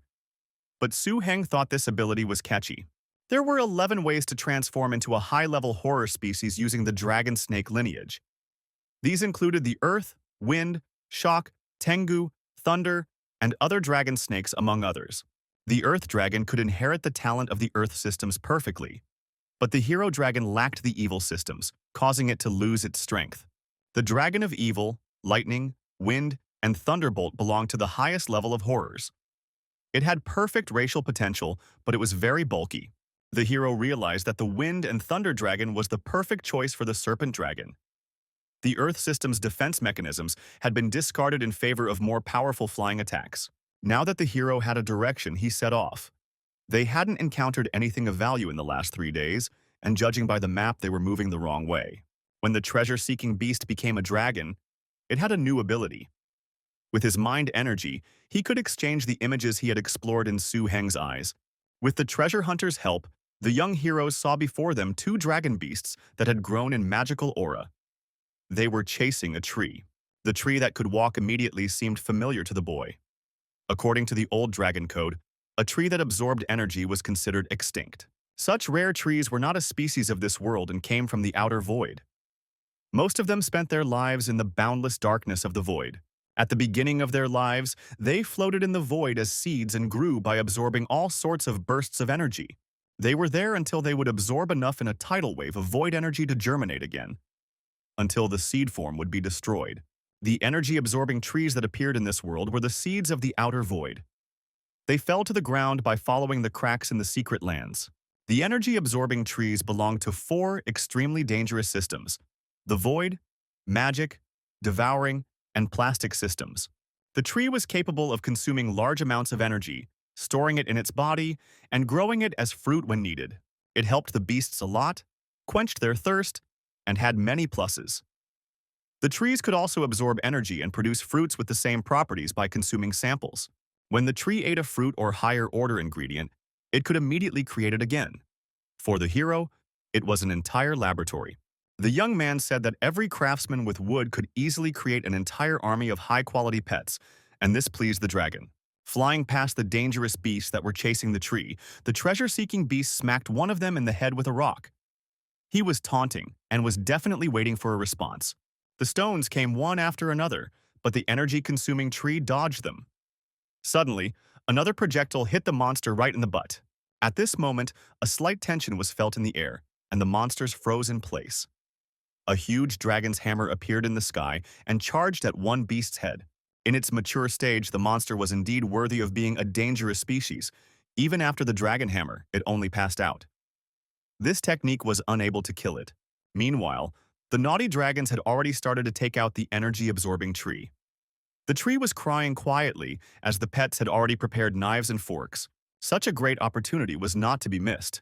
So the hero ordered the dragons to bind this tree. It was the only way to save the rare species from death. Su Heng needed to make a pact. The moment his mind energy connected with the energy-absorbing tree, a strange image appeared in his mind. With a gold chain and cool glasses, the tree turned into a real pop star.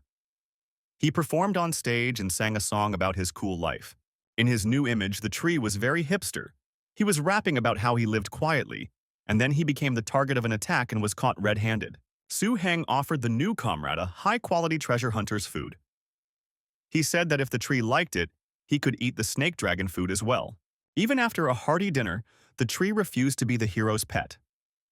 The boy was not satisfied with this, and he told his dragons that the tree had eaten all their food.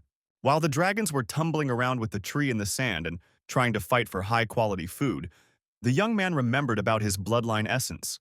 Giving the tree an incense bloodline, Su Heng and the tree simultaneously fell into the illusion created by the essence. The young man felt as if he had transformed into a mature tree. The boy had never experienced feelings like floating in an endless void. It was like a strange, magical fairy tale. One day, the hero came across a colorful seed that turned out to be a tree. Being a large tree, Su put down roots on the void meteor to become the seed's father. The little tree, absorbing energy, considered the boy his family. This news made the heroes very happy, as if it had all happened for real. Now that there was a special bond between them, the boy decided to make a deal with him. An incredible glow dazzled everyone around and made it clear that the tree was nearing the end of its growth phase. The mental energy output from this contract was so great that the hero was able to achieve a glow in his eyes. This was the stage of spiritual cultivation. Through the light, vision could be produced. From this stage, the master had also completely stabilized the spiritual cultivation level. Now the hero's reputation had been upgraded. Su Heng asked the tree to reproduce back the fruits he had already eaten. Apples immediately sprang from the branches. It was a great investment. The hipster tree decided to show another gig, and this time he read out a rap about his fruit. He sang that copying food was easy but not delicious. The young master noticed that all the fruits had a steel color. The iron marrow fruit looked like a round iron ball. It was actually a true energy fruit. According to Blacklight's records, there was a huge forest with these fruits in the ruins of the Blood Forest. However, in this forest of iron bone fruits, there was a very dangerous species of steel-armored rhinos. Because of them, it was difficult for an ordinary person to get the fruits. The greatest effect of using such a fruit was that after its ingestion, a strong, steel-like film was formed on the surface of the animal's skin. After eating the fruit, the scaly beast's scale strength increased. The snake dragon had absolutely no change at all, so Su Heng ordered for more fruit to be made. The tree created so much fruit that its strength ran out. This took its toll, and the iron bones allowed the dragon to change its body greatly. Unexpectedly, the snake dragon had reached a level of maturity in terms of defense. Its body literally glistened, reflecting the sun's rays, and its scales shone. The energy-absorbing tree could reach a supreme, terrifying form and become a dragon. A beast protector could transform energy into a huge shield. The terrifying form was capable of creating dragon blades that attacked beasts. They transformed the absorbed energy into indestructible energy blades. There was a secret ritual in a book of ancient dragons that could turn everything around the hero into dragons. Now the hero realized that he could begin his journey of restoration with such knowledge. A supremely terrifying form that absorbed energy tree dragon was a secondary dragon-looking beast that gained 2 attributes. After checking the old dragon codex, Su Heng informed the treasure hunter of the materials needed to turn a tree into a dragon. Unfortunately, after running all over the plains, they never found anything. For this reason, the hero changed his next stop to the forest of black tombs. Most of the grass growing in the black tomb forest had an eerie dark red, almost black color. The entire forest was dark and gloomy and resembled a black graveyard. It was far more dangerous than the plain the heroes were on, because there were numerous and challenging insect populations living there. The dangerous place had to be visited. According to Blacklight's predecessor, quite a few beasts of a horrifying kind had been buried in the area. Some people collected treasures in the form of the dragon crashflower, which could only grow on the corpse of a horrifying-looking dragon. With the help of the energy-absorbing tree, the snake dragon finally digested all the residual energy of the scaly grass in its body and successfully entered the maturity stage. According to the document, there was supposed to be a stream in the forest, but it had dried up and turned into a 10-meter ravine. This was destruction that could only have been caused by a terrorist species. The heroes walked on, but encountered monsters that were still 2 days away. They had encountered more dangerous species here than they had in the entire previous week. The boy realized that the whole path didn't match the map. Suddenly he felt some cold-blooded breath at his back. A huge, bloodthirsty lizard was standing behind him. Dodging sharply, the guy avoided being bitten by a monster of a super dangerous kind. It was a giant, evolved green boa constrictor. The heroes were in danger. Their opponent had great strength and was at a mature stage. The boa constrictor pounced on the boys with great speed, but they deftly dodged the attack. When the cold killer was ready to tear his opponents apart, the snake dragon managed to fly into the cave. There was too small an exit, so now the heroes were safe. The master realized that if they went back the way they had come, they would surely encounter the python again. No more mistakes could be made. With the help of the tree, the treasure hunter entered the middle growth phase. The detection radius of the natural skill had also increased to 15 kilometers. This time, the treasure was already very close. The closer the hero came, the more his heart beat with fear. In the direction indicated by the treasure-seeking beast, a strong pressure was felt with every kilometer. It seemed to the young master that a ferocious beast was constantly roaring in his ears. Of course, because of this terrible pressure, the boy did not meet any other dangerous species along the way. When they were almost there, due to the great pressure of the serpent dragon, it was almost impossible for it to fly. Su Heng was afraid that this area was the territory of a group of terrifying creatures. The protagonist is presented with a cave inside a black forest, facing the possible existence of a higher kind of terror and even a deadly threat.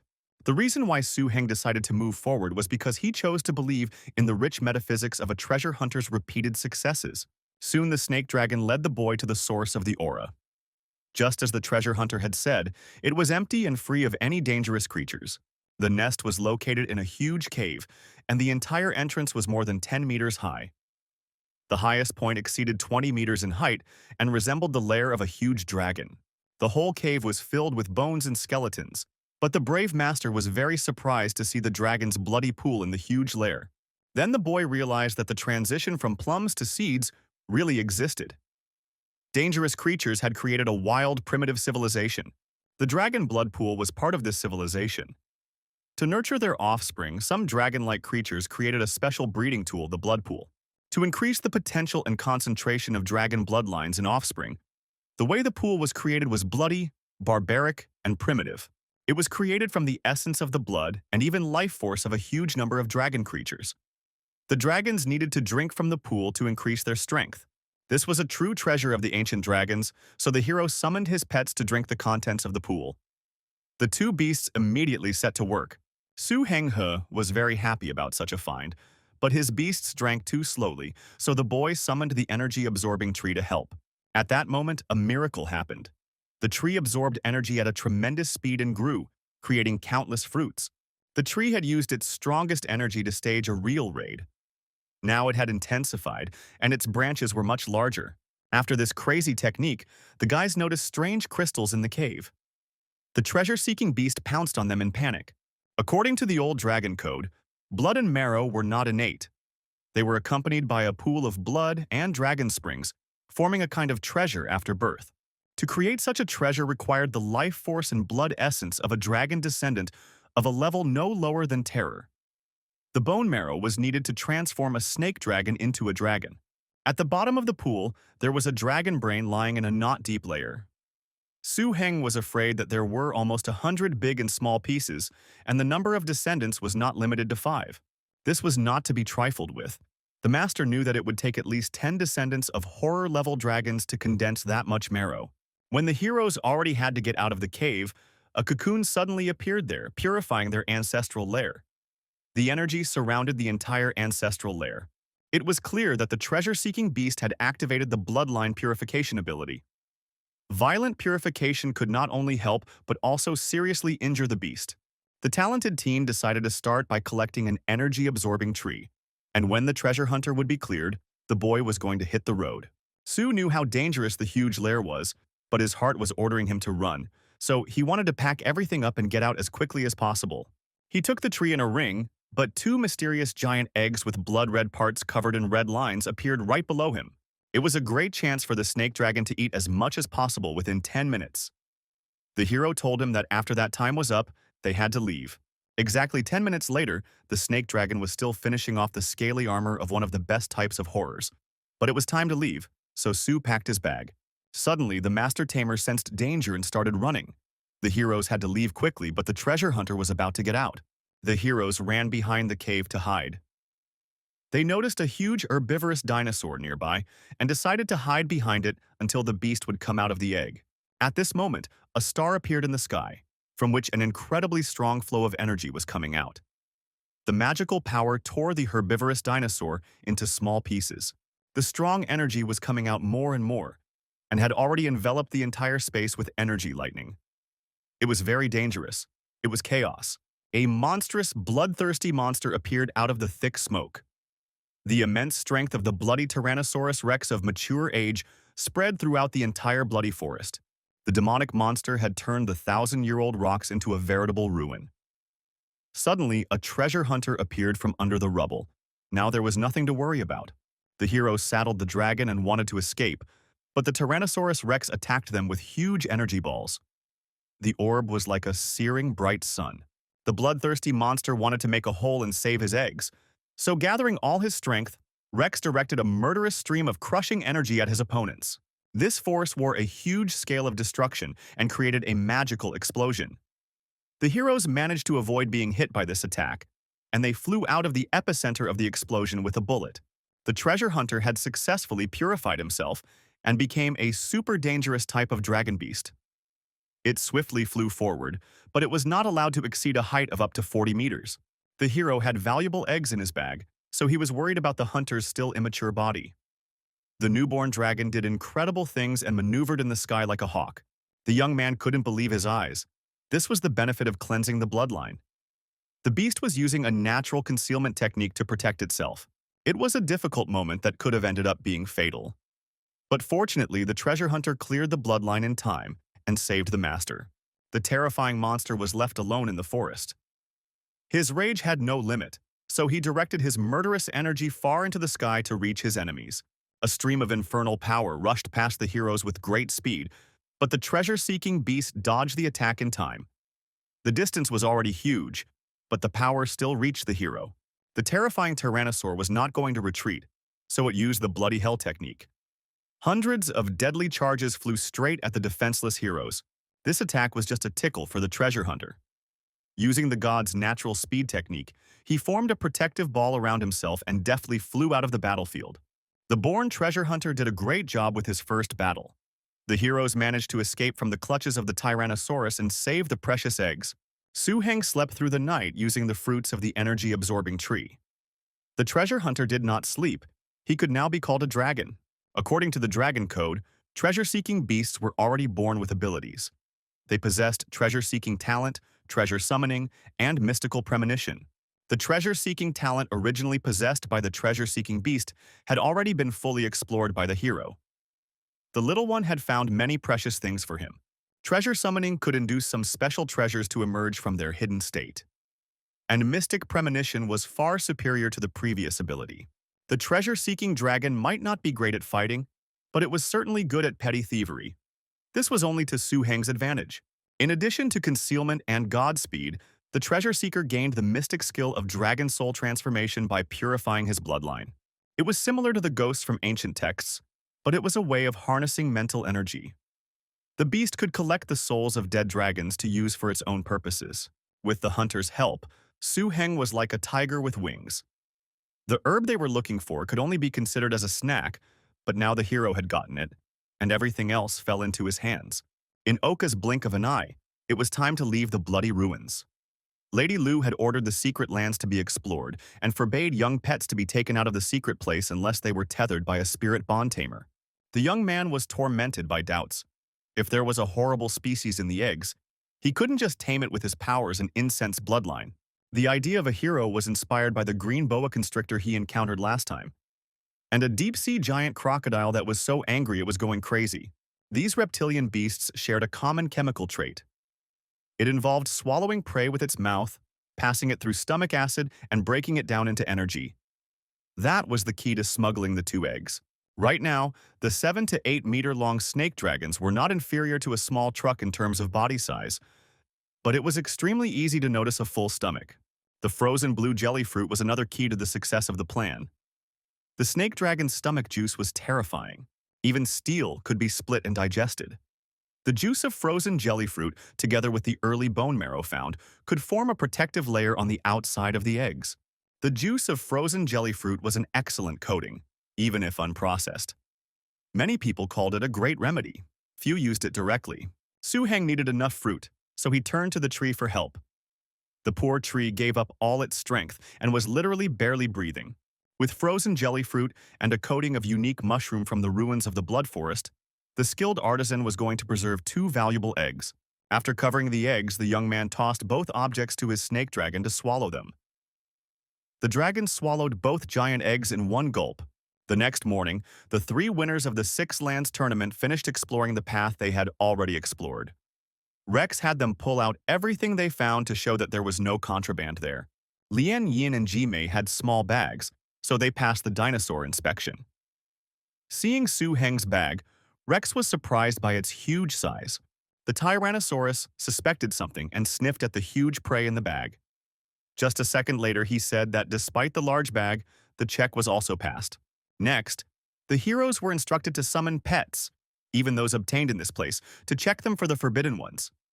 Lian Yin tamed a blood demon wolf. Jimei of Red Scorpion City possessed 2 pets of a dangerous species. In the bloody ruins, she found a bloodthirsty bat. Su-heng summoned his strange pets. They stood silently to the side, waiting for Rex's decision. It was an exciting moment, for the pets didn't meet the requirements. Tyrannosaurus's attention was drawn to the energy-absorbing tree. He said that although the pet was ugly, the hero was allowed to return home. When it seemed that everything was over, the horrified Rex noticed that the dragon's belly was huge. The beast roared loudly, its heart still alive inside its belly. Su-heng had a talisman from a master. He was going to block the blood Tyrannosaurus's attack, but he had no way to get out of the ruins now. Rex couldn't let some people steal pets from the bloody ruins, but suddenly he smelled something strange. He realized it was that guy's scent. In the ruins of the blood forest, the Rex clan was very strong, not to mention the blood Tyrannosaurus. Even their leader had up to 30 heads in the group. However, the evolution of blood tyrannosaurs of the most dangerous tyrannosaur species has left only 2 of them in the entire group. Although the race had not yet transformed, their strength had already broken through the racial shackles and reached unimaginable heights. One could match the entire pack. The second Tyrannosaurus was the old patriarch of the tribe, who had the main care of the tribe's economy. He was big, kind, and well-liked. Not too long ago, the bloody Tyrannosaurus Rex, known as the strongest warrior in the clan, created a problem. Not content with the title of strongest, he decided to challenge the patriarch. Tyrannosaurus Rex's tradition was to be belligerent. However, he used sneaky tricks in battle, causing the old patriarch to receive a severe wound. As a result, he was driven out of the territory and then out of the pack. The beast occupied a large patch of forest in the northwestern part of the ruins, away from the pack's habitat and hunted dragons. He built a pool of blood to raise offspring. This method had long been forbidden by the Demon Lord. Each bloody tyrannosaur could only claim the position of patriarch once in a lifetime. That guy had already been defeated, but his descendants, after being purified by blood, could grow up to become the new patriarchs. The bloody Tyrannosaurus decided to let the human take the patriarch's offspring, only to end up turning against the creator. He said there was only food in the dragon's stomach. Tension was felt in the air. A bright magical portal appeared in the middle of the forest. The 3 heroes snuck through the energy portal. After teleporting, Su-heng was met by Boss Shui. He called the boy with him and said that there was a wave of disaster. It was all serious. Although the hero had never encountered such a wave in his short life, the people of Blacklight had passed down rumors of the disaster from generation to generation and gave the lad a cursory introduction to such a wave. The wave of catastrophe was an offensive formed by a dangerous kind of terror. These dangerous creatures, driven by various causes, attacked human settlements in a wave. If troops were not killed or defeated, the offensive did not stop, which created a wave. The last wave of disaster was more than 30 years ago. It wasn't just the former head of Blacklight who died in the wave war. They lost almost all the professional-level masters, and Blacklight Castle was almost gone. Su-heng's teacher, Zhou He, was also jeopardized in this battle. By uniting the resistance of all the remaining masters and armies in the gathering place, it was possible to escape the disaster. Eventually, due to his great merit and unrivaled personal authority and strength, he was elected to the throne of the castle's head. Boss Zue said that it was only a medium-sized wave. This time, the base head brought nearly 10 strong Blacklight masters with him. All the masters went to find the source of the wave to solve the problem of the wave once and for all and prevent the wave from occurring. The gentleman said that without giving orders for the retreat of troops located in 4 sections of the defensive line, the head led his unit to search for the source of the wave. As the troops converged on the defensive wall, the withdrawal of troops from the 4 main lines of defense was a sadness for the hard-grown food on plantations in the safe zone. The journey from the Blood Forest ruins to Chinatown would take at least 2 days. The snake dragon had amazing stamina, but the Ice Lake Magic Stallion's stamina and speed were not great. It was important for the heroes to stop from time to let the foal rest, to give it water and feed it to regain its strength.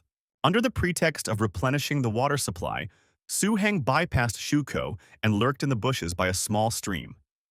The snake dragon spat out 2 eggs and everything it found. The hero hid them in a good place so that the beast couldn't find the treasure. Guy avoided Boss Shu because he didn't want to spread the fact that he had secretly carried out the cubs of a terrible species. As for the tree, Su Heng did not hide it, but gave Shucho some fruits that could help his horse recover his physical strength. At that time, the hero thanked him, and while they were resting, he gave him some instructions. Of course, the guy wasn't stupid enough to let the tree bear energy fruit in front of Shukyu. Upon arriving at Chinatown, the hero couldn't believe his eyes. Behind the castle walls all this time, there was a huge piece of fresh meat that smelled all around. There were a lot of questions for the guy's head. Beasts had to eat specially made food to unleash their power, but it was just ordinary raw meat. Boss Xue led the young man to the common table where they were already waiting. Boss Gao sat at the head of the table. He was the commander of Blacklight Castle's headquarters and the chief of the city. Mr. Gao Jun was a professional-level tamer and was formerly the director of operations of Blacklight Castle. Zhu Yue said that the center of Hexu City was the only energy crystal mine among the many Blacklight cities. This was one of the reasons why the castle had stood for several centuries. The commander of Gao City was a ruthless man guarding Hexu City, and the girl beside him, Xia Yuping, was a poison master. She single-handedly defended an energy mine and led a group of 6 super dangerous species under her command and dealt serious damage to a mature terrorist species that had arrived there. To prevent the guys from gossiping, they were ordered to help unload the meat. Su Heine didn't understand what was going on from Blacklight Castle at the moment. Juye said that it was useless for the people from the castle to rush over.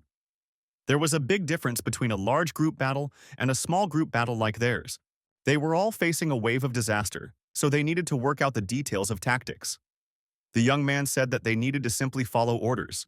When the guys were unloading a huge pile of meat and carrying heavy boxes, Ju's sister unexpectedly returned. The fragile girl had tamed a grizzly forest lord. The surprised Yue didn't even breathe, but Su Heng was very happy to see his sister. The kid didn't suspect that even such a creature would rush to support the castle this time. The food was ready, and the burgomaster ordered the bear warriors to divide it up piece by piece. The lord surpassed imagination. He made the grizzlies obey. Su Heng was certain that the grizzly forest master was not only a bear fight leader and a terrifying appearance, but also possessed quite a bit of intelligence. The army of battle bears that came from the grizzly forest were recovering quickly thanks to the abundant food. Fresh meat had been prepared in abundance. Under Lord Grizzly's command, they had positioned themselves on the hillside outside the walls of Chinatown and were sleeping soundly. Therefore, Chinatown was enveloped by the sounds of loud snoring. But obviously, a big battle was approaching, and this night, the hero would definitely not have time to rest. Under Boss Shu's arrangement, Su Heng and his 3 companions, He Ju and Shu Yu. At night, a strange convoy was discovered in a secret passage behind Chinatown. The men were concentrated and unloading wooden boxes. At that moment, everyone was ordered to help and the young master was given a huge steel weapon. The boy could not believe his eyes, for the axe was several times larger than himself. Right in front of Su Heng's shocked eyes, an army of grizzly forest battle bears obediently walked towards the center of the caravan. With the help of humans, the bears were donning custom-made battle armor made of special steel. The armor was custom-made and had an incredible shine to it. Iron unicorn horns were also used for the bears' helmets. The master had every reason to believe that this was a group of ordinary battle bears that had not yet mastered the use of energy.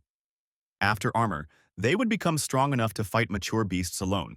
While the bears were busy with their armor, the people were not sitting idle.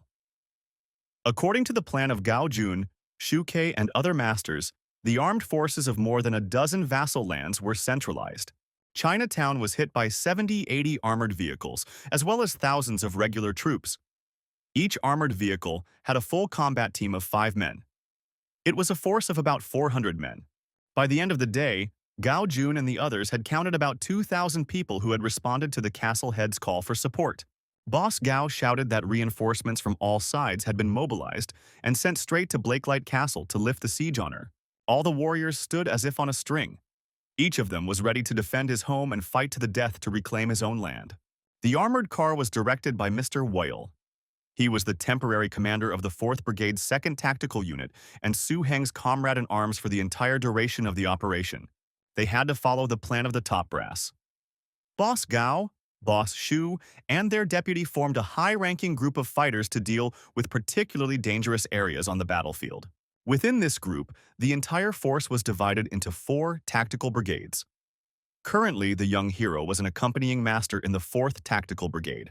His main task was to help the brigade to destroy as many of the surviving forces of the disaster wave as possible. Su Heng had the safest position. According to the battle plan, the 4th Tactical Brigade was the weakest and had the least firepower, and it was not yet fully formed. The brave handler realized that the brigade had the lightest combat load of all. He hoped that the military operation would be a success. Compared to human intelligence, the dangerous creatures of the disaster wave were driven by instinct to fight. This biological instinct was no less significant than human tactical command. The head of the castle, Zhou He, led a significant number of high-ranked warriors to the source of the wave, trying to get rid of it once and for all. The castle itself also took the form of an integrated defense. At that time, the entire castle of Blacklight was under siege by dangerous creatures. But it was not to last long, for reinforcements with polar bears were on their way.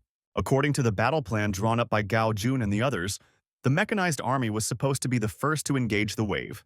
Engaging the mid to high-level units hidden in the wave, the magisters moved forward on the flanks. The mechanized corps moved in one direction under the cover of the bear army. Eventually, they made their way to the foot of the city wall, pressed up against it, and formed a single network of fire with the defenders of Blacklight Castle. To fulfill this plan, the wars had to reach the castle before dawn to prevent the disaster from increasing. It wasn't close from Chinatown to Blacklight Castle. The young master said that if the commanders wanted to get there before dawn, everyone would have to cross the danger zone. Suddenly, the armored car abruptly stopped on the spot. Everyone was slightly shaken. When the brave heroes looked through their binoculars, they saw an unimaginable monster. High above the trees towered a horrible-looking fire puppet. Its size was astonishing, and its frightening appearance made everyone afraid. Su Heng frightenedly looked at the doll and couldn't even say a word. He was sure that with this level of pressure, the dangerous species should have escaped. Just then, there was an even stranger encounter. A giant moon bear subspecies with a ghostly face appeared above the trees. For the first time in his life, the young man watched the battle between the terrible species up close. The huge bear roared throughout the forest. He was ready to tear his opponent apart. The moon bear's terrifying roar made the trees shudder. But only the fire doll smiled widely and gave him a standing ovation. She was not afraid of such jokes. The demonic puppet monster used the natural skill fire of death to kill the enemy. The black magic core flew straight at the bear with all its speed. A huge demonic core flew into the moon beast's head with great force and bombed its skull. The bear was still unable to deal with the doll's terrifying skills. As expected, it was a high-level horror species that was a mixture of ghost, spectrum, and alien and psychic energy. It could kill an opponent with a single blow. Thanks to the doll serving as a powerful deterrent, the army crossed the border one after another without obstacles. To prevent the doll's pressure from affecting the soldiers, it was sent at a distance of 1,000 meters. The Thunderhammer Rhino had superior destructive power. Not only was there a powerful force accompanying each strike, but it also caused lightning damage. The Thunderbolt Rhino was assigned by Gao Zong to go at the end of the entire army, in charge of the rear guard. This way, even those who bypassed the puppet would be annihilated. The next section of the path was one of the most dangerous on the way. So Boss Gao ordered all the cars and crews to stay close together and be careful. Mr. Shu Kyo opened the hatch of the armored car and let the dangerous beasts out. The yellow brontosaurus, fire lion, and Pegasus immediately prepared for a bloody battle. With the addition of the fire golem and the thunderhammer rhino, together the commanders had already summoned 6 creatures of terrible appearance. A terrible massacre awaited everyone ahead. Suddenly, there was an accident on the road. All the armored cars stood up and parked as fast as they could. They were surrounded by a huge amount of sparkling crystals. The crystals were not like natural minerals. They grew out of the ground like mushrooms and pushed all the combat vehicles out of the way, denying the military any chance of survival. Suddenly, bright crystals began to come out in huge chunks. Giant dinosaurs covered head to toe with crystals came to the surface of the earth. Su Heng had never thought that such a beast could exist near Blacklight Castle's gathering place. He found out about it when he asked Xiao Yu through the communication channel. The place was actually called the Plain of Rockfishers, which the head of the castle discovered 20 years ago. The plain was not discovered because of the hidden location of the canyon. The crystal monster fed on energy crystals and was the ruler of the entire plain. It was called the Rock Spider Dragon. At that time, even the head of the castle did not know that the castle was 120 kilometers away from the gathering place. The burgomaster was the first to get out alive and completely conquered the top of the pack. The rock-spiked dragon was the highest form of the evolution level. The beast had made a non-aggression pact with the castle head. Otherwise, even Gao Zun wouldn't dare to lead an army through this place. The rock spider dragon was a warlike race. They behaved very aggressively. Therefore, Gao Zun had created all of his major deterrent forces. Crystal throne dragons were on Su Heng's list of favorite pets. He couldn't find any mention of this rare species in his teacher's books. In Blacklight, such a beast was called the Rock Ridge Dragon. The boy was going to overcome the dangerous wave and then find a way to tame the crystal dragon. The task of these reinforcements was to support the castle. The warriors were not to inflict unnecessary casualties fighting these simple-minded guys with developed limbs in a rocky rift valley. The secret operation had finally begun. The armor-piercing van overturned a huge container and a whole bunch of bright crystals spilled out. Upon seeing the glowing crystals, the spiky dragons immediately began to swallow them. To be stronger, they fed on the energy crystals. The heroes managed to pass through the territory of the crystal dragons without any danger. There were no more dangerous creatures in the army's path that could stop it. Around 4 a.m., reinforcements reached Blacklight. But the worst part was that there were countless dangerous creatures under those walls that converged in a wave of disaster. The tide of disaster was accompanied by constant hissing and roaring. Most of these races were found in the Grey Desert, but their numbers were simply shocking. From time to time, powerful and dangerous creatures appeared amidst the wave of catastrophe, spewing streams of energy towards the 30-meter-high city wall. Fighters defending on the walls responded by opening artillery fire on the attackers, clearing the area. The sides were constantly coming together in confrontation. A rumbling sound drew the attention of the tide of disaster. After the failed attack, the tide instantly turned into a huge streak, rushing towards the ranks of reinforcements. Suddenly, 2 tides were coming at the army. Among them, the spiky spider sword and the rotting wolf toothworm were a big threat. Gao Jun ordered all troops to take advantage of the rising tide to occupy the 50-meter area in front of the castle walls and entrench themselves there. All of the army's battle weapons were aimed at the huge pack of wolves. The soldiers tried their best to destroy the high-level ones, firing non-stop. Under the rumble of artillery, the wave of disaster fell like wheat gathered by a scythe. But only the dangerous species were quickly destroyed. There were unfathomable monsters that crawled out amidst the waves. They held back the fire of the advancing beasts and packs. They were all of a terrible kind. Finally, Boss Gao made the first move. The blood puppet used the 7th level power and used the light fatigue technique to slow down the enemy, and then used the Windchild skill. It was unthinkable. The keen combat sense of the high-class opponents was not inferior to human intelligence. They tried to interrupt the poor child's skills. The brave monsters were joined by a thunder rhinoceros that used a thunder fortress. A protective magical dome formed around the pets. It was a perfectly matched lineup of pets. The 2 deadly pets were a perfect match for the hammer rhino. One of them also possessed a control technique. Master Gao Jun ordered all the masters to summon their pets and join the battle. They needed to protect all their mobile units. Su Heng realized that this was a long battle against a wave and a huge number of beasts. The snake dragon was always ready to lend its support to the army. The large-caliber artillery of the mobile units could not yet stop the waves of disaster. However, they were effective in destroying the beasts. Surrounding the artillery and guns of mobile units, this formation became a meat grinder on the battlefield, holding back higher-ranking enemy fighters.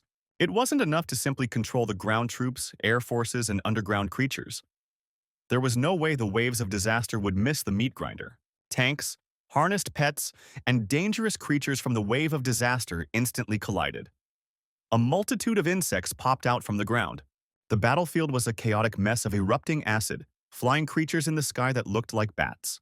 The serpent dragon was very strong. He had no trouble injuring and killing dangerous wild creatures and defending the territory. There was no limit to his anger. When the hero, together with his partner, tried to shoot back from the wild beasts, a strong wave of energy swept the guy off his feet. It was a fiery rush of immense power. A loud growl was heard from the thick smoke. The bloodthirsty tiger was a level 2 fighter. He was naturally skinny, but he had incredible strength and slowly crept up on his enemies. The beast's defense was low, so Su Heng decided that it was possible to deal with it. He ordered his dragon to retreat and use bad thoughts. To avoid fighting the tiger directly, the snake dragon used honed skills and attacked the enemy with a stream of demonic power from the side. The bloodthirsty tiger easily sidestepped the blow. This greatly angered the ruthless dragon. He activated his acceleration skills and flew towards the enemy at a blistering speed to deliver a devastating blow. Suddenly, the situation worsened. It was much more complicated than that. Several more bloodthirsty tigers came to the sound of the fight. They were cackling and ready to pounce. Now it was a real problem. They could not be defeated directly. The beasts surrounded the dragon and began to attack it with particular ferocity. The dragon's ancestral fury was awakened. He spread his wings wide and rose into the sky to attack his enemies with a vicious jerk attack. The pet's eyes filled with blood. He flew towards the bloodthirsty tiger at a great speed and grabbed it with his sharp claws. It was a crushing force of throwing. This wasn't an arena battle, and while the snake dragon's regenerative abilities were amazing, this was a true injury-for-injury fight. It was exactly what the creatures of the Tide of Calamity wanted, and the bloodthirsty tiger was one of a kind who liked that sort of thing. It gave the beasts motivation. The dragon possessed such powerful strength and tenacity that it was not afraid of even the strongest enemy. Using the dragon's roar, the pet surrounded his opponents with terrifying energy. The snake pet's all-consuming fear created a veritable fiery explosion. All the bloodthirsty tigers were caught in the crush, and the flames enveloped them from head to toe. The particularly dangerous tigers came out of the flames as if nothing had happened. The armored vehicles and stormtroopers immediately decided to suppress the two tigers on the left. While the humans were tearing the bloodthirsty tigers to pieces, the snake dragon was tasked with destroying the others. Using the power of the earth, the dragon released huge stones from the ground, which inflicted damage on the tigers. The fierce beast roared at the whole neighborhood and bent over anyone who attacked it. The brave hero did not sit idly by. He took a special pleasure in fighting. Armed with 2 automatic rifles, he demolished everyone he saw in front of him. Shukyo was pleasantly surprised by Su Heng's heroics.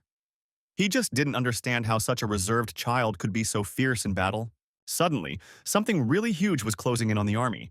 The monster came closer and closer and tore the armored vehicles to pieces. The young master immediately realized that it was a 1,000-legged steel-armored predator that was a low-level terror species. The reason for its arrival was unknown. At this moment, Boss Gao came on the line. He asked the boy to focus on the enemy while the fire lion would cover him. The disaster wave was different from everything else. There were many dangerous creatures lurking in the wave. The high-ranked beasts were specifically waiting to destroy the humans. Unlike the dangerous creatures, it was much harder for humans to get to the top. Without the deterrent of a high level of combat power, humanity would surely be defeated. An army could do this, but only if it was careful. The brutal massacre was gaining momentum. The huge fire lion used the shadow attack and crept closer and closer to the army. The flying creatures were already starting to come out after him. The situation was critical. All of this no longer resembled a middle-class battle. It was all quite serious. The army had to act, so they decided to release the Thunder Child. Suddenly, everything around shone with bright flashes of lightning, and a young, beautiful girl emerged from the magic portal. Her body was completely white, and her eyes resembled the whites of eggs. The squad leaders were very wary. Shukyu had warned Boss Gao to be careful. After all, air monsters were deadly to mobile units. The fragile celestial creature raised its arm in the air, used its power of crushing thunder to create a nuclear energy wave. It seemed like an unbelievable phenomenon, for the power of the Thunder Child was unlike any other. Thousands of lightning bolts rained down with force on the flying monsters, and they could not move. Su Heng watched this strongest child with horror, but suddenly something strange happened. His huge tank literally began to fall through the ground, the road going out from under his feet. For the hero, it was a terrifying dream. He realized that the Air Force was just a cover, and the real attack lay in the underground forces. It was a high-level kind of terror. Meanwhile, the ground began to crumble even more violently. A huge long monster wriggled through the rocks and made its way out. It looked like a human millipede of incredible size. It was a very dangerous type of earth sandworm that used level 7 enlightenment and attacked enemies with acid plasma. The superiority of the beast was in its huge size and long body. It deftly wriggled in all directions and knocked armor-piercing vehicles off their feet, taking the soldiers' lives. The young master realized that if they continued like this, the Mobile Legion would be finished. The boy decided to act and summoned the Snake Dragon to his aid. Unlike the masters, when the Mobile Legion was captured, all the generals gathered here today would only have one outcome. Su Heng couldn't stay on the sidelines. After getting out of the ring, the Snake Dragon was fully prepared to attack. Suddenly, a small piece of killing plasma flew into its body, leaving a burn. All masters had a mission to protect their own. The dragon used the mind energy technique and his body was covered in dragon-scale armor. Gaojun radioed that it was time to destroy the disaster wave. All they could do was to destroy the enemies. It was a real war of attrition with no end in sight. The battle could not last indefinitely. Someone was bound to fall in this battle. Today was the day of the ruthless and brave tamers of beasts. Heroes had to do everything to win, and forever remain in the children's verses of descendants. It would be a testimony to the glory of ancestors. All the masters had pets with shields, and amidst the black darkness of the wave of disaster, there were many bright flashes of hope. Two completely different worlds were about to collide in this brutal battle. The fight was heavy. Su Heng along with Shui Yu could not contain this terror. Even the Snake Dragon was unable to match the strong enemies. When all seemed lost, Sister Ji came to the army's rescue. She brought with her an army of steel-armored battle bears. At this point, the best part began. The bloodthirsty bears pounced on the nasty monsters with extreme ferocity. They had excellent defenses and great strength to deal with all of them. From midnight to dawn, and from early morning to dusk, Gao Zong, Su Heng, and his squad fought valiantly. Together with the garrison of Blacklight Fortress, they defeated over 200,000 dangerous creatures. When the blazing sun was about to be extinguished, the terrible battle was finally over. The ruthless heroes rejoiced in their victory in the clear sky above their heads. Blacklight Castle suffered great destruction. 3 walls were breached in the battle and 20% of the town's civilian population suffered casualties. More than half of the tens of thousands of allied troops gathered at Tianmu were forever left on scorched earth. In a division of tamer masters that numbered about 100 men when they entered the war, only 39 remained.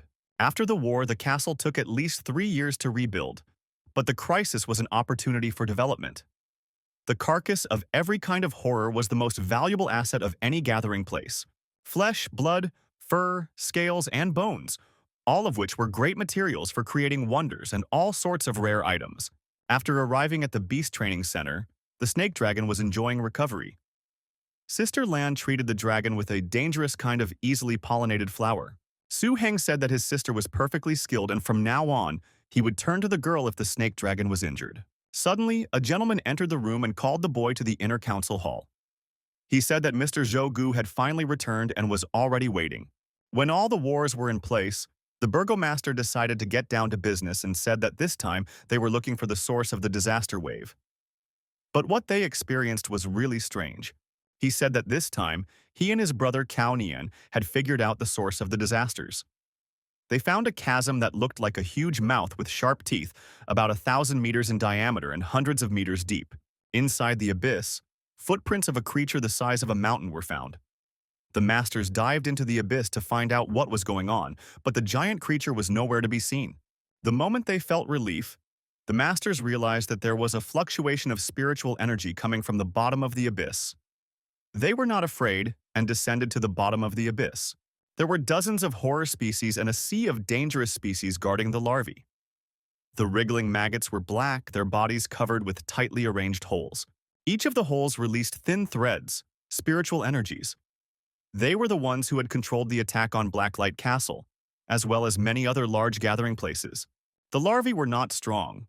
Aside from mental attacks comparable to the highest types of spiritual terror, they didn't have any additional attacking abilities. Together, the brothers destroyed all the dangerous creatures at the bottom of the abyss. They traveled the hard way and still managed to get something out of there. This thing was called a catastrophic nest. It was familiar to everyone, like a plague of extermination that had been going on for thousands of years. Twilight City was humanity's last hope. The old days would soon be over, and only through destruction would new life come. All these monstrous thoughts enveloped the hero's mind. It was as if they were dragging him somewhere deep into space, but suddenly the burgomaster reached him. Su Heng didn't look well, but said that he was fine. He was just a little tired these days. The guy lied that he needed some breathing room. The young man couldn't believe that the old Dragon Codex was from the future, from the last battle of the end of humanity. The monster egg was not the real source of the plague at all. Finally, the hero realized that this was the beginning of a new era. The eggs, whose real name was Nest, never appeared on their own. They were opening the door to the darkest era of mankind. The nest was a terrible weapon of war, created by those creatures that were not named. After hatching from the nest, there was a giant creature that the master never found.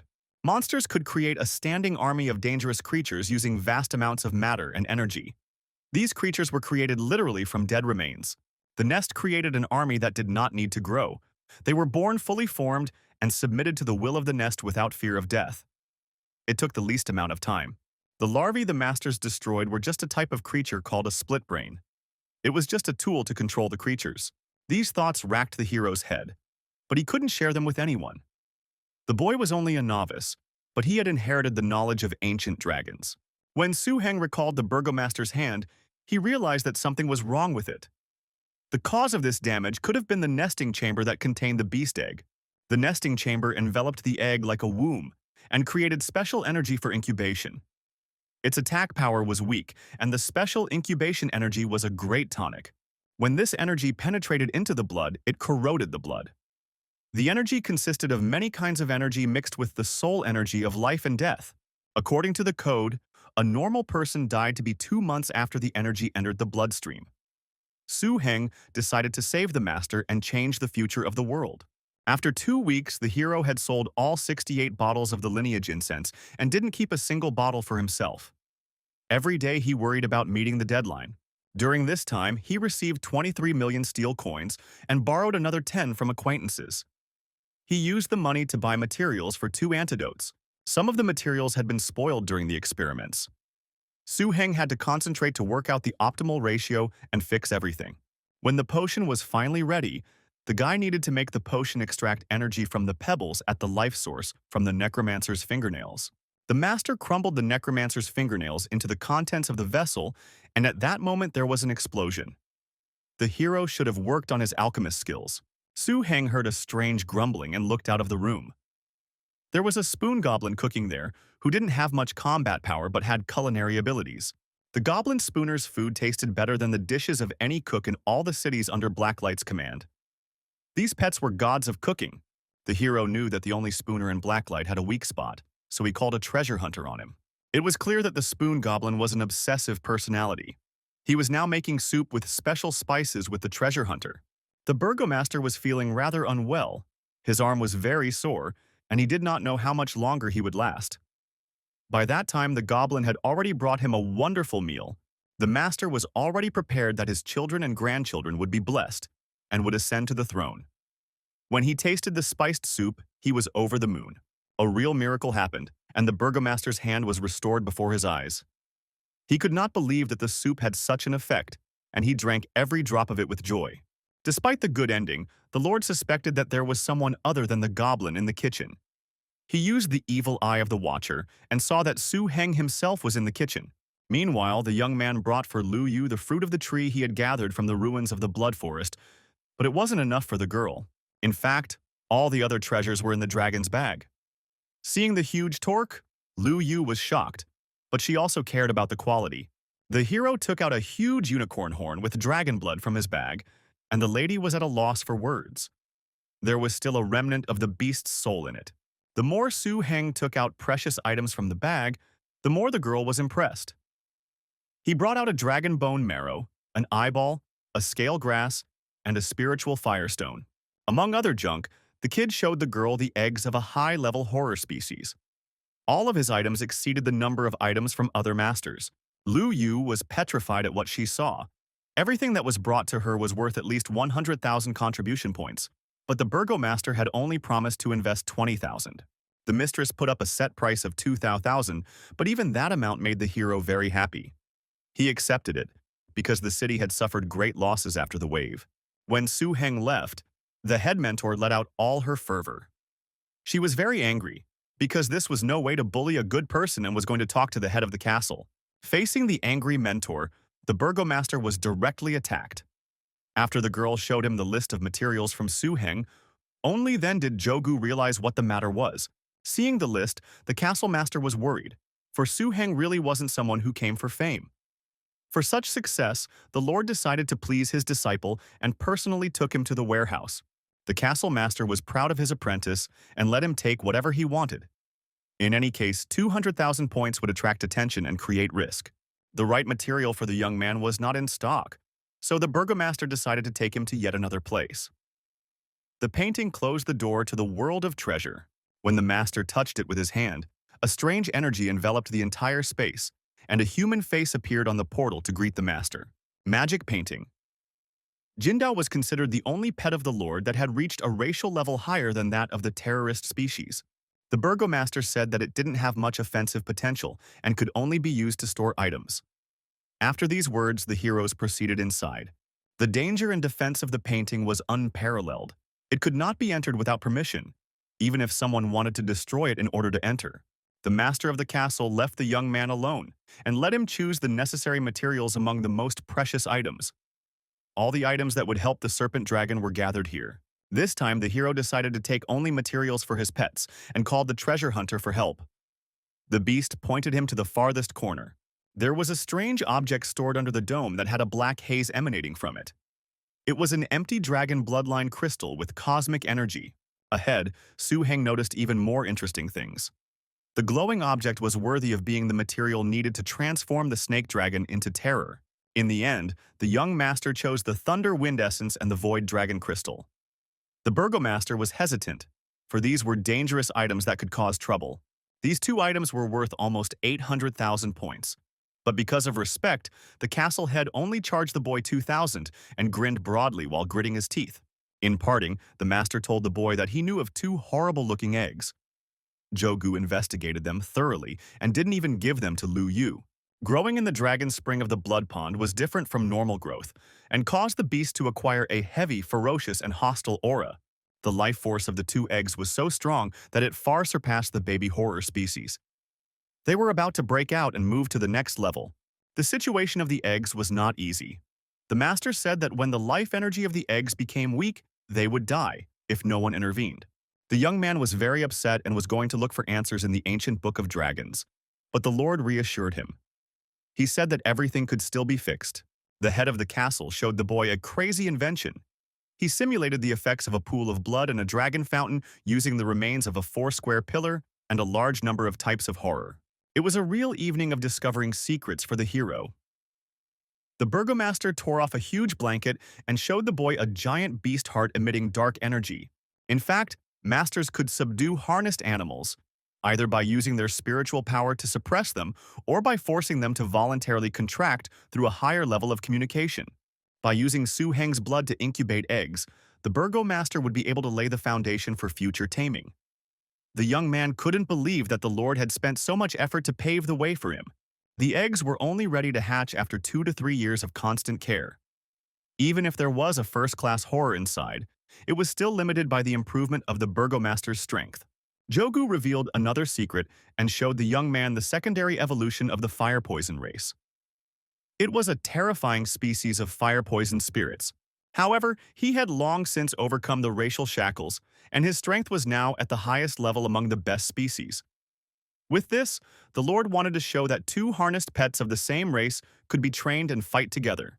The rocky Rift Valley was more complicated than one could imagine. Mighty crystal beasts would make Blacklight Castle even more powerful. Only the fifth sister and the late sixth brother had subdued a rock dragon in the entire Blacklight gathering place. This happened because the clan's keepers made the rules. The crystals were caused by the fact that there were many horrible species living there. They were quite strong, and without them the castle would be in danger. The first rule was to defeat the parents and cubs. The second rule was that within 10 days, the master had to develop 3 skills in the cub. Despite the danger, the young master decided to try his hand and mess with a dangerous species of spider rock dragon. The boy's talent was very rare. The teacher agreed to accompany the young man and said that in these 3 days, Su Heng could use the materials in the storage room and the equipment in the castle to tame him. The hero was determined. He wanted to reveal the dragon code to the teacher and tell about the main method of controlling beasts and transforming dragons. The strong dragon had 3 types of destructive systems and 8 energy techniques. There were 3 days to train, so the hero decided to choose the one he was most familiar with. After that, Su Heng would concoct potions to increase his skill level. These skills were basic and the materials were inexpensive. When the master finally got hold of a set of training potions, he finally started real training with the head of Blacklight Castle. The burgomaster was giving his pet a break and recovering his strength. He asked the boy how he was going to restore the snake dragon's physical strength. Su Heng introduced an energy-absorbing tree to the teacher. The tree allowed him to customize different fruits for different pets and restore their strength. It was incredible. Even the scarlet wolf appreciated the purity of the nutrients and energy contained in the fruit, as well as the great flavor. When Jogu was convinced of the good skills of his disciple and his dragon, withdrew away. Now the boy was in no danger, and he found himself in front of a rocky rift valley.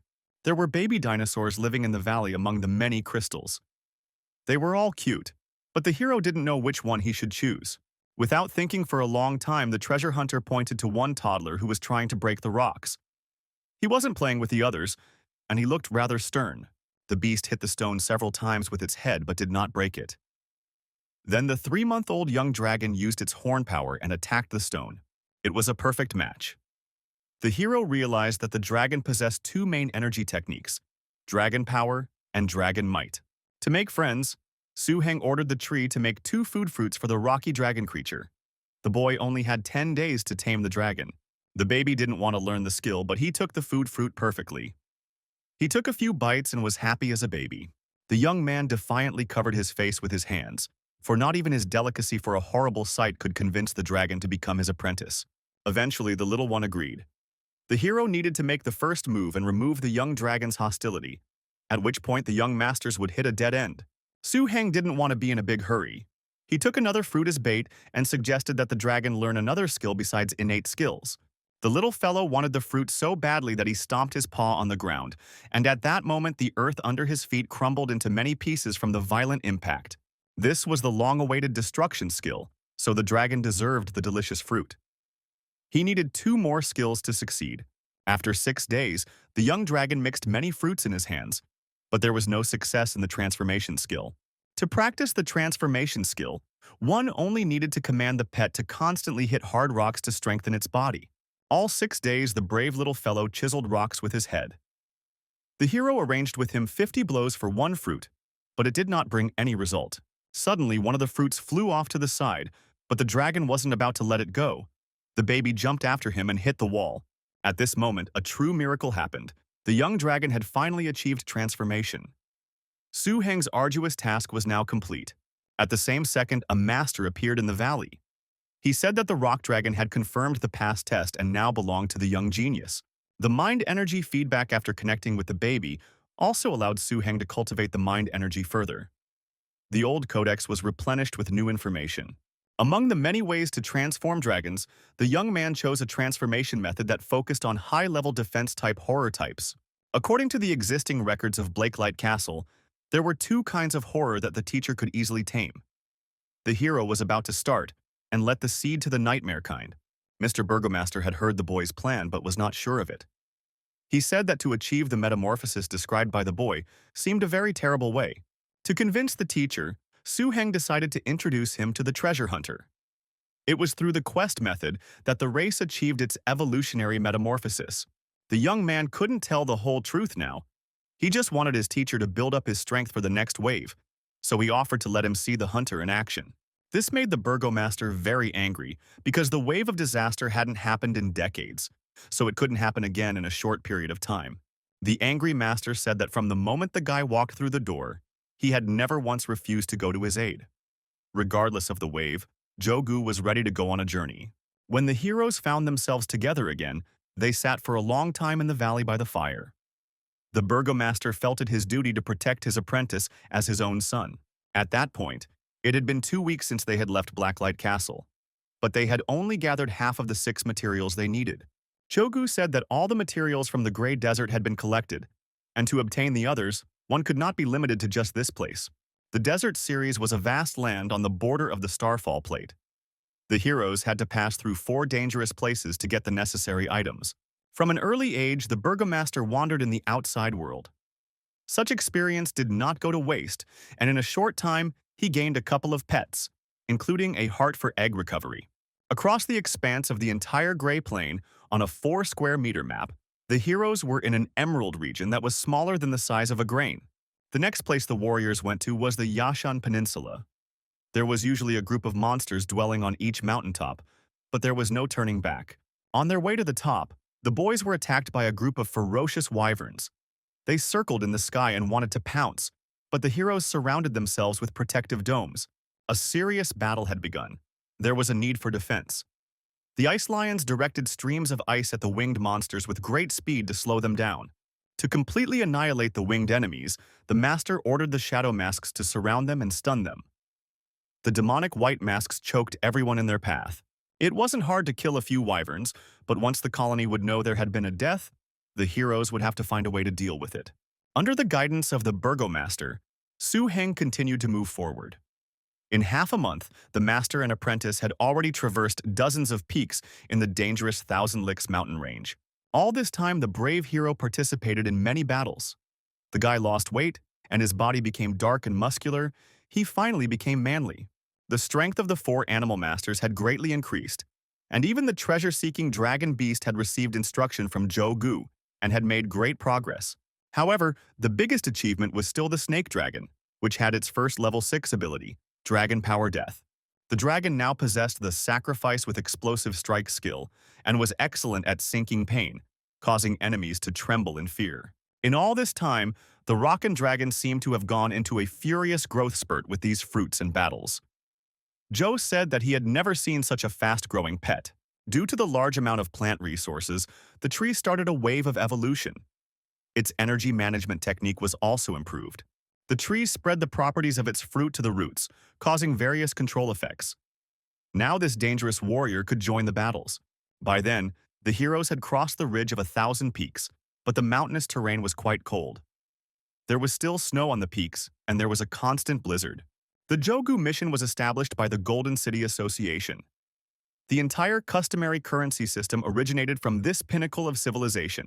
The Yashan Peninsula was located among the cliffs. The warm ocean currents and moist air from the coast made the climate very pleasant.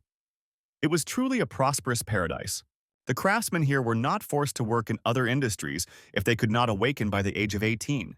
It was possible to grow food all year round on the peninsula. Increasing the number of masters also increased the ability to defend against dangerous creatures. Because of this, there was a specialized association of masters in the Golden City. It provided communication and channels for masters to interact with each other, but membership was not overly restrictive. The burgomaster was also a member of the local association, and his mission was issued by the Golden City Masters Association 2 years ago. The Lord was tasked with capturing a particularly dangerous species called the Snow Spirit. It was a rare race that could be seen on a snowy peak. This race was bred from the icy energy of nature. They were incapable of reproduction, so they were few in number, but everyone dreamed of them. The Snow Spirits produced the rare resource, Snow Ice Heart Snowflower. It was coveted because it worked wonders for a person's spiritual development. After retrieving the Snowflower, the ice spirits could not be killed. The Master Association had to release the dangerous creature back to the Snow Peak. These beasts were spirits of ice and nature, born from ice energy. They were hard to catch because they were close to other powerful races. The little spirits were protected by an evolutionary race of a cold snow monster of a super dangerous species. Those who wanted to get the flower had to destroy the monster first. Normally, snow spirits lived under the protection of one great snow spirit. The great spirit was a high-class horror that was a first-class fugitive. A short while later, the treasure hunter led Su Heng and the castle head to the right place. The treasure hunter led Su Heng and the castle head to the right place. The teacher's ingenious plan worked. He used one of the best terrifying species, the shadow mask, to catch the best dangerous spirit species. The skill of capturing the shadow mask did not damage the snow spirits. The Masters Association provided special equipment to capture them, and the golden rope had the effect of putting them to sleep. When it seemed that the task was completed, the ground suddenly shook. Suddenly, a great snow spirit appeared and took away the teacher's infant child. This was only to the hero's advantage. The value of the main spirit was higher than the 10 little ones, so the guys couldn't let the snow monster go for nothing. At the snap of a finger, Su Heng and Zhou Gu summoned all of their dangerous pets. Gathering all their strength together, the monsters rushed straight at the snow ringleader to grab him. These creatures, which were not yet tamed, simply could not be transported into space. It was impossible to store highly active things in space. After overcoming the arduous journey through thorns, the heroes finally reached the pleasant climate of the southwestern coast of the Yashin Peninsula. Enjoying the fresh sea breeze, the teacher said that they could rest properly now. Su Heng didn't think so. He had been dragging the heavy snow beast all the way. Suddenly, a drone flew towards them. It was the border guards of the Golden City. The heroes were ordered to show their documents, otherwise the border guards would immediately arrive on the spot. Zhou Gu held out a token and introduced himself as a registered professional-level taming master from the Golden City Master Association. The Golden City had about 1 million people. It was the most important in the central city in the southwest. It was more prosperous than all the others. The Golden City had terrifying defenses, with sharp spikes on top of the huge walls and powerful crystal energy cannons in between. Not many cars traveled in this city, and there weren't many people and beasts. But the long journey on the empty road made Zhou. He more and more apprehensive. At the entrance, the heroes were greeted by a gentleman. He said that it used to be possible to enter the city with a token, but recently the Golden City had experienced a huge wave of disaster. With all due respect to Mr. Zhou, the man had no right to let them into the city unless one of the professional masters vouched for them. Suddenly, a wild energy surrounded the entire rainforest, a strong wind blew the palm trees around, and a huge green hawk king landed on the ground. The beautiful Ling Hong jumped off the giant pet. She vouched for Master Zhou and told him to let him pass through the city gates immediately. The girl said that almost all of the professional-level wizards were temporarily incorporated into the military, joining the defensive war against the tide. She wasn't immune to that either. After a wave of disaster hit the Yashin Peninsula, the Golden City took the hit of a powerful wave, the likes of which had not been seen in centuries. The Golden City was surrounded by millions of disasters. The city was engulfed in annihilating flames. This invasion was like a worldwide catastrophe with no end in sight. On behalf of the association, Ling Hong said she would take responsibility for the sale and provide heroes with an internal price based on her name. Zhou Gu took Su Heng to the Association of Masters, and the hero was overwhelmed by the grandeur of the association. With this step, his new path began. After the disaster, the masters had suffered great losses and were in need of snow essence. Combining Madame Huang's help with the increasing price, they received an incredible offer. After receiving contribution points from the association, Zhou He brought Su Heng to exchange materials for the serpent dragon metamorphosis ceremony. Now the hero only needed one ingredient. The young man was shocked by the success he had achieved, but when he learned that Zhou Gu owned a huge estate, he envied his rich fortune for a moment. The manager of the mansion brought the boy to the lab that the sixth older brother had left behind. He stayed in town for a long time and founded the lab. Su Heng knew that the snake dragon only needed 2 basic elements, thunder and wind, to transform. But the chances of it metamorphosing this way were slim. The other materials recorded in the Old Dragon Codex were for making a pre-pill. The reason was very simple. It was necessary to get the snake dragon's body into a state most suitable for absorbing the main medicine to greatly increase the success rate. This kind of recycling had a difficulty, but with this superior laboratory, Su Heng felt that he only had a 20% chance of winning. The burgomaster told his assistant that he had no idea about Su Heng from the beginning and was even skeptical of the unusual talent he displayed. When Zhou Gu saw the boy, he remembered himself in his youth. He had become famous in this city for his prowess in battle, his beasts, wealth, and real estate. Su Heng was very similar to Xiao Qin, who was an unrivaled master of his age in Golden City at that time, but unfortunately, the heavens were jealous of talents. Zhou Gu had returned to the Grey Wasteland and could not save Xiao Qin from death. If he had returned to the Golden City, he would have been able to save his disciple in time, and wouldn't have regretted it until now. In the laboratory left behind by the sixth brother, there were high-strength grinding vessels made of steel glaze. They helped the hero, otherwise he wouldn't have been able to do anything with a bunch of wind and lightning. Dragon blood was extremely active, even refined. It still emitted a powerful pressure. Outside of the Master Association, it was difficult to find such a material. The young master had to use his spiritual energy to contain the dragon's power. Otherwise, the reagent bottle would be broken by the dragon's power. Pouring the dragon blood into high-strength grinding vessels, the reaction worked, and the brave hero finally got the potion he needed. Zhou Gu couldn't believe what was happening and marveled at the boy's persistence.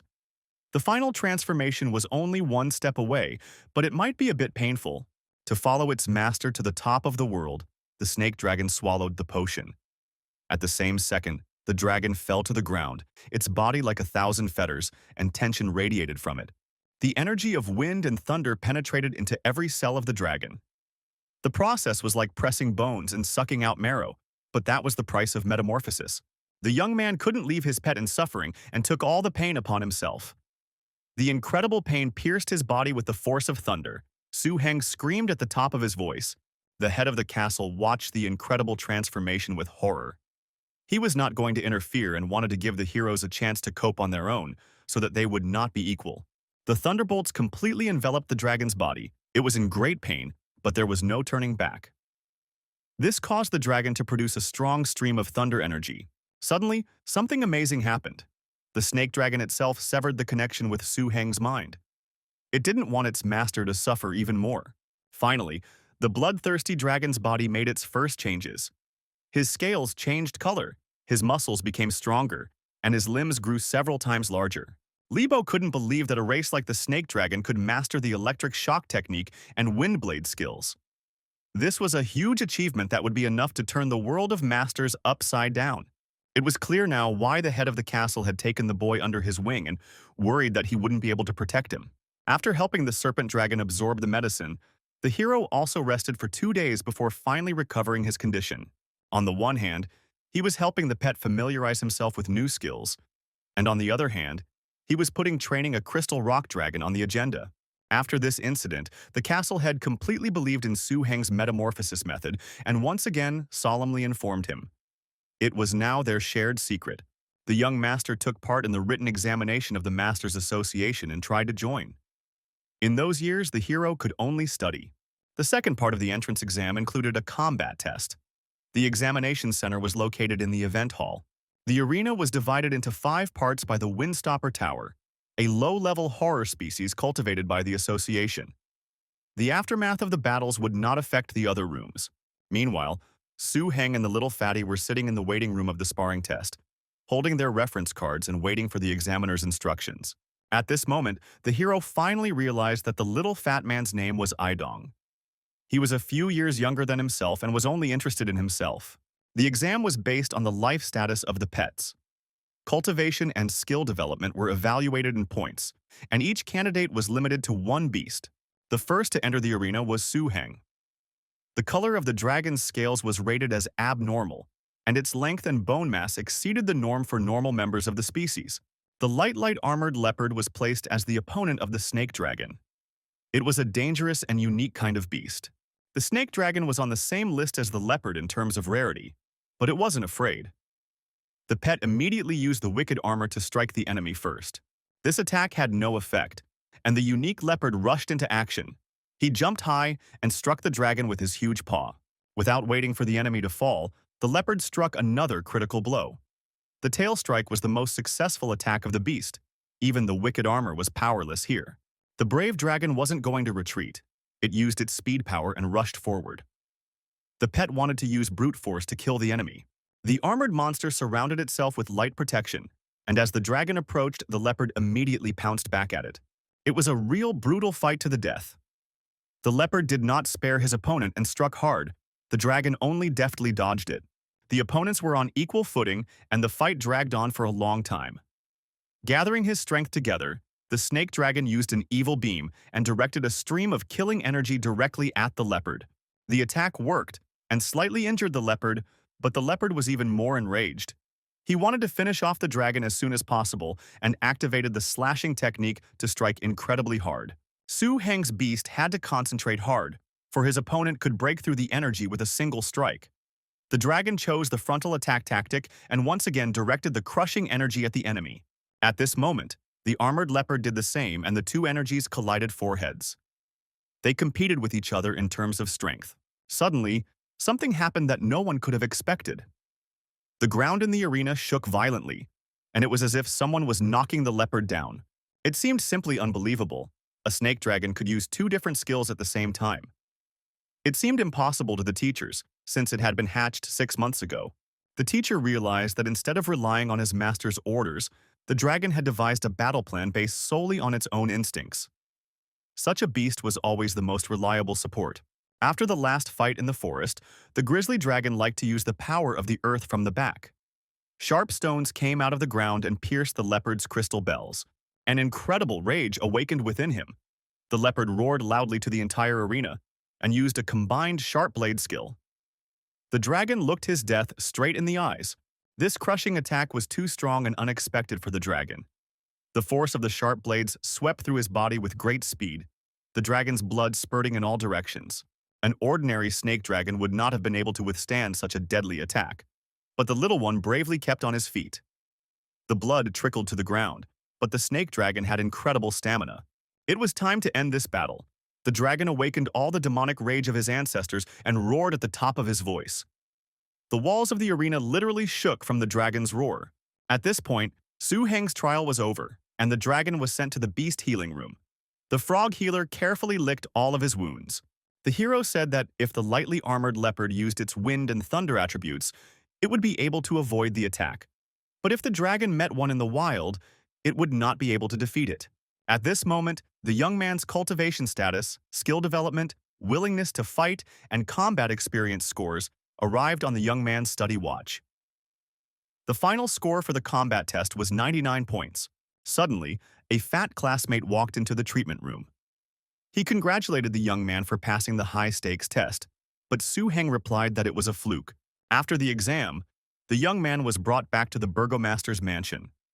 All this time, Jogu had been on a mission to retrieve the bone tissue of the ice dragon. Su Heng knew that it was actually a thunderstone. He realized that the master was specifically doing tasks with thunderstone rewards. Thunderstone was a very special material containing a relatively stable and almost constant flow of electricity. It could be used as a source of electricity for power plants. It belonged to city-level strategic materials.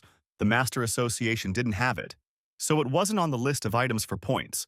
The burgomaster said that a thunderstone would not have helped to generate electricity in blacklight. It required a whole industrial system. The hero could only use these stones to transform a snake dragon. He was participating in the certification of master tamers and had to pass the final exam. Jogu ordered the boy to prepare for the association trials properly and achieve a good result. The trials were always known for being very difficult. In a dangerous place called Dead Shadow Island in the Ahuva Sea, a group of 5 captured a high-level dangerous species called the shadowless bird. It was not easy to pluck the bird's feathers by brute force, or even to catch up with it. Because of this, the trial task was extremely difficult and only a small number of participants passed the task. Su Heng's next task was to hunt down and kill as a group one of the mature, particularly dangerous species that roamed in the depths of the Green Soul Mountain. Less than 30 masters participated in this trial. Each trial session was a group situation to develop synergy among the masters. Each group was accompanied by an examiner and an evil eye observer. The examiners were responsible for scoring, while the observers recorded the entire process, ensuring fairness. After reading the hero's name, the examiner stopped, so Su Heng thought that he was alone in the team today. In fact, he had a partner. The fatty was already standing behind him. The examiner said that the trial assignment was due to a small tidal wave of plague. Fish inevitably fell out of the net, so everyone had better be careful.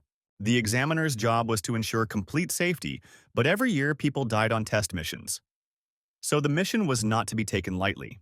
The girl said that the examiners specifically gave tasks that were different from the others. The heroes had to hunt an ultra-dangerous species.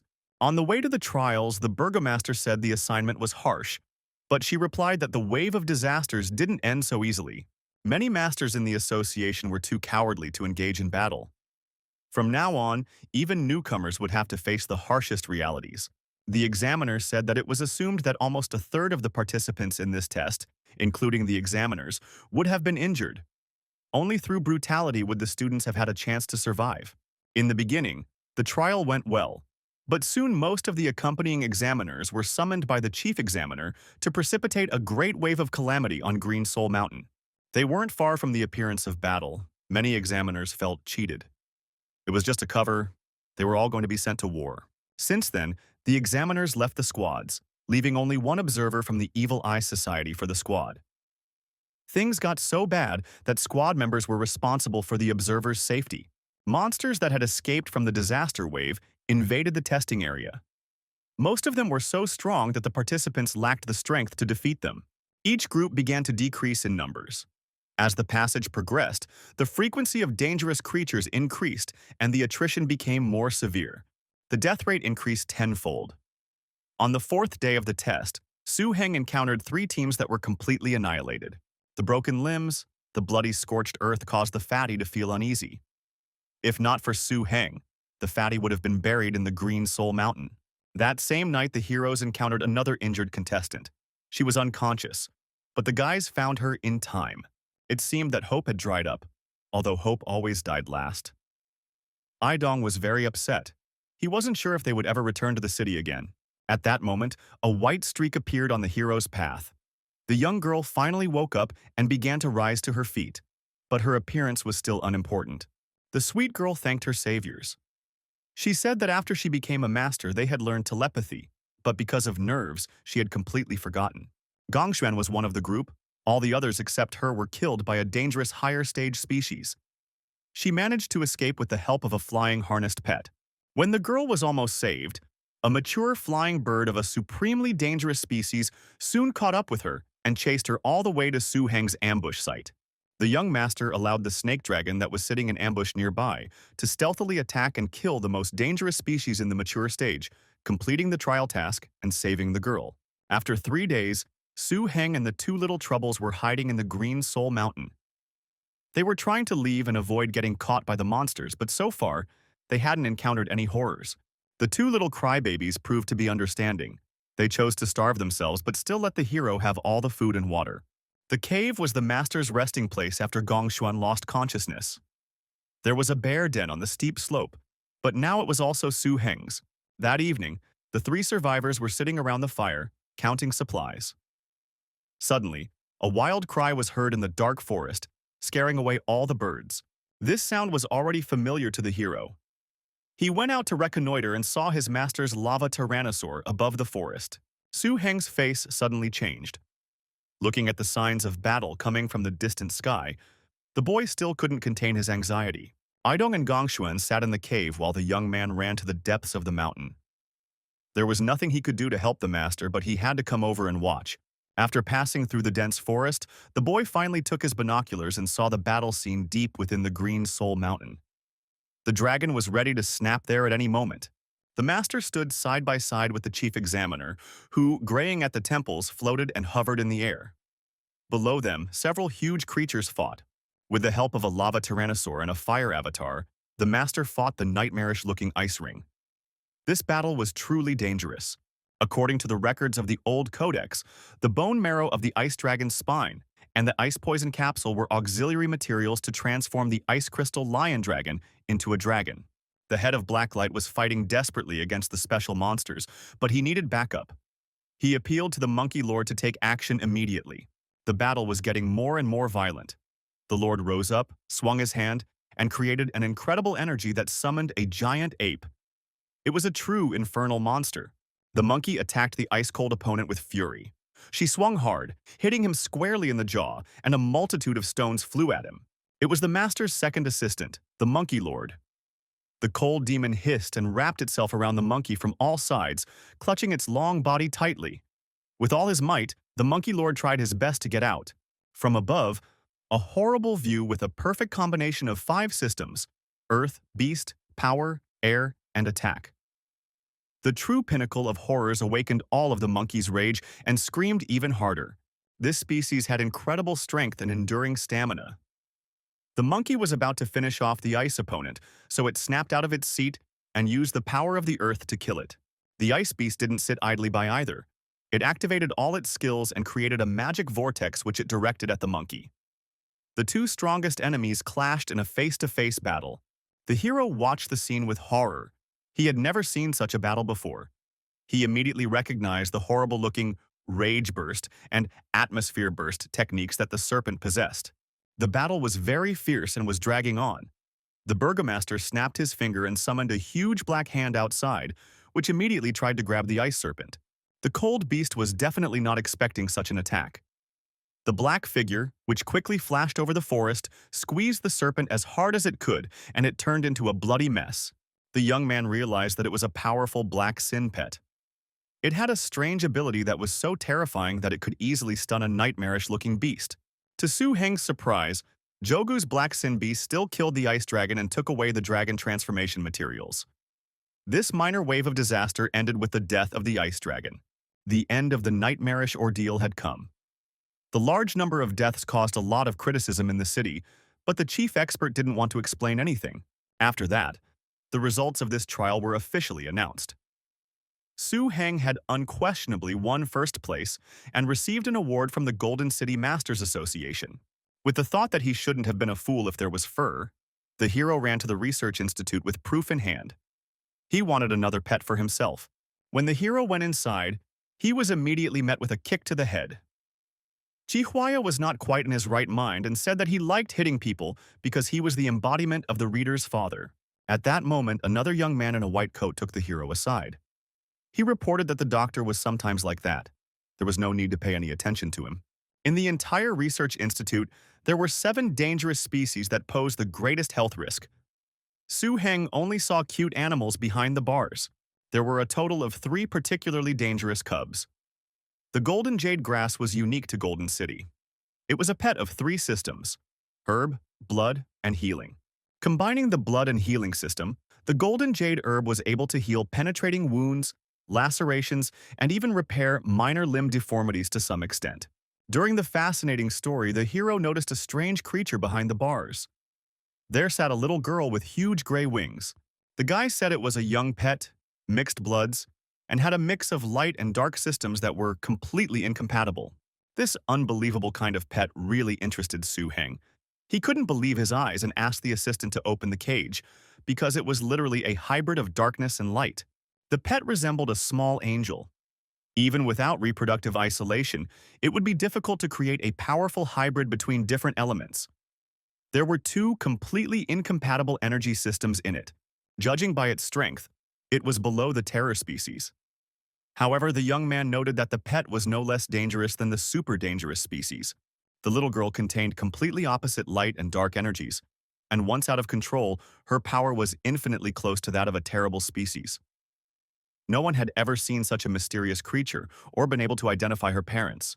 The doctor's assistant said the baby girl was discovered a month ago by a team of craftsmen from the Craftsmen's Association in a small black and white secret natural place. It was no secret that this was a world where night and day were intertwined. There, the line between night and day was unmistakable. Half of the area was occupied by endless night, and the other half was eternal day. The danger level of this secret place was low, and the area was small. After learning about it a month ago, the association quickly formed a team of professional masters to study it. The baby was brought to the surface by the association's scouting team.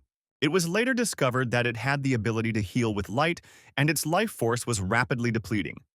This species was transferred to the Green Circle Institute for study. The young master suddenly realized that, according to the picked-up record in the Dragon Codex, the Lady of Light and Darkness was a combination of the highest kind of terror of the Light Lady and the highest kind of terror of the Dark Lady. The code stated that children of mixed races had more racial potential than their parents. Su Heng stared at her without blinking. The baby was born with a fatal flaw, the dark and light systems constantly raging in her body, rejecting and constantly expending energy. Before the way to turn a light lady into a dark lady was discovered, they didn't survive for 6 months. This also caused the light and dark people to become a terrorist species that didn't last long. In the old codex, there was a way to save the little girl from the endless struggle of light and darkness. So the hero decided to choose her as his new pet. Su Heng grew up without a mother or father. He was raised by his sister, so he knew what it was like to be alone. His sister taught him from childhood to love his beast as his family. The boy had a weak heart. He could not bear to see the poor little girl suffer. He wanted to take her to himself and make sure that she could grow up and avoid the fate of her short life. Even if the poor, suffering creature could not be saved from death, it was better to take her outside to see the free world. The boys wept at these thoughts together. The light and dark energy in the girl could go crazy, so it was impossible to take her outside the institute. The young man decided to risk his career and become a guarantor for Su Heng. According to the codex, a magic potion called Black-White Swirl had to be created, and the materials to be used were 5 fresh flowers and Ling Chen's stone. The finished product naturally created a vortex. The cohesion depended on the glow of alternating day and night. There was usually 1 successful potion for every 1,000 potions. Setting up was agonizing, and processing the materials took 2 or 3 hours. The young man did not leave the laboratory place and desperately tried to create the necessary potion. The subsequent tedious preparation process, which had a 1 in 1,000 chance of occurring, was fatal to Su Heng. The young man slept right behind his workstation. Suddenly, the guy saw a wooden root in a glass vessel that reminded him of an old friend. A brilliant idea came to him. The root was like a tree, healing energy. The young man realized that the materials for this potion were not scarce, and the price for them was not too high. He could simply ask a tree that absorbed energy to make a copy. Meanwhile, Li Bo told the burgomaster about his concern. He said that the boy had chosen a hybrid species with a short life expectancy, and it was because of his soft heart. Jogu did not doubt his disciple. He asked his manager if Lao Liu could make the snake dragon develop the attributes of wind and thunder. Li Bo, he was very scared and worried whether the guy had a cure for this hybrid. After all, even the best research institutes of the Golden City couldn't understand him. With the help of an energy-absorbing tree and a treasure hunter, the protagonist was still able to get the potion he needed. He tried to offer it to the little girl, but she sat motionless. With her knees tucked up, the little girl hugged her legs and cried softly. If the people of light and dark were shocked or frightened, the power could get out of control. Suddenly, the child of light and darkness picked up a strong wind and enveloped herself with her wings. She hid herself from human eyes and turned into a feathery cocoon. The girl did not want to take the medicine, so the power of the potion was beginning to run out. The hero decided to go to extreme measures and pour the contents directly down her throat. Since the energy-absorbing tree had become strong after the transformation, it tried to push this feather cocoon apart with its roots, but the resistance force was unimaginable. Brute force didn't help in such a delicate matter. Su Heng decided that perhaps the long period of captivity had robbed the Lady of Light and Darkness of her desire to live. The young man took pity on the little girl, for she looked very confused and unhappy. He put the flask of medicine beside her and told her that she could drink it if she wanted to. The 3 strong heroes stood over the young lady and could not believe their eyes. The feather cocoon suddenly stirred and the contents of the flask began to gradually sink down. Suddenly, the little girl called out for her daddy to come over, but Su Heng told her that he was the master, not her daddy. Then the little girl said that the guy was her mom. The young man was so confused that he made the treasure hunter do the cocoon. The 3 heroes had crushing power, but they couldn't handle one little girl. After a while, they were already friends. Su Heng was sure that the telepathic transmission of the Lady of Light and Darkness was clearly the voice of a little girl. His voice was clearly similar to her father's. Now it was no surprise that the attribute of friendliness had been added to the description of the Old Dragon Codex. The little girl could be a true friend. When the snake dragon got outside, he literally froze in place. He looked surprised at the games with the cocoon and probably didn't know how to communicate with girls. Su Heng showed him a huge jar with its contents. He said while the energy-absorbing tree duplicated the potion, he took out the main dragon metamorphosis potion. As soon as the dragon saw the potion jar, he immediately turned into a dragon in love. His brain shut down and he moved only by instinct, like a sweet tooth. Trying to stop the pet, the hero said that this potion could not be eaten within the laboratory. At that moment, the dragon became furious and roared at the top of its voice. The snake dragon turned into a real monster, spewing its energy everywhere and destroying the building to pieces. It was as if the rage of the ancient ancestors had been awakened in him. After a while, the dragon had already calmed down and was resting peacefully on the ground. Su Heng tried to recover from such a disaster, but he had to report to Zhou. The crippled boy said that the dragon had only just managed to absorb the basic medicine of the secret medicine of metamorphosis, but had not yet turned into a dragon. At that moment, an even stranger phenomenon occurred. Crushing sparks began to emanate from the dragon, which shrouded the entire sky in lightning. It resembled an electric eel that was in a state of rage. The noise the serpent dragon made was beyond Su Heng's expectations, but teacher Zhou had a strong position in the city. With the support of the mighty beasts, the phenomenon caused by the dragon was finally locked in the sky. Despite this, the magistrate of the Golden City was here to ask questions. For a mature butler like Li Bo, this was just a small thing. He was completely calm and simply said that Zhou had used the beast to develop his skills, and with a few words, he had convinced them to leave. The energy of wind and thunder seemed to be attracted by the main medicine and fell from the sky, enveloping the serpent dragon. The light was so strong that it was hard to open one's eyes, and amidst the riot of sparks, the tearing roar of the dragon could be heard. It was obvious that the dragon was suffering from unbearable pain. The appearance of wind and thunder continued for a full 3 hours before it began to dissipate. After the light faded, the figure of the serpent dragon reappeared before the trio's eyes. At this point, its body had grown to over 10 meters in length, and its originally sturdy body had become even sturdier. The body scales were as if tempered by wind and thunder, and there was a hidden stream of energy that looked much more noble and elegant than the original. Just extinguishing these energies caused the dragon to be drenched in blood. Su Heng was very worried about his pet after undergoing the transformation. He wanted to go over and calm the dragon down, but it behaved strangely and released a magic core from its mouth. The energy ball was moving straight towards the hero, but he abruptly moved aside. The dragon created an incredible flow of energy and frightened the master.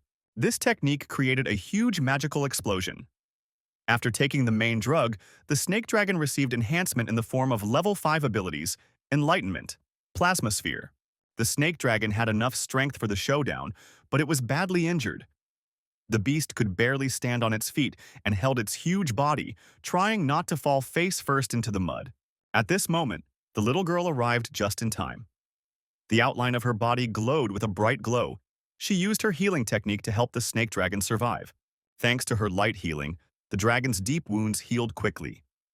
His body was taking on its original coloration, and his strength was increasing by the second. The burgomaster was numbed by what he saw. He didn't understand how the hybrid pet at the institute couldn't even cast a decent healing spell, and now he was in Su Heng's hands. It was surprising that the little one used a healing skill like light healing, which had great potential among pets that used light-type healing. The lady got the healing skill and developed it to level 1. This pleased the hero and told him that the serpent dragon and the others had entered the closed world of the Lady of Light and Darkness.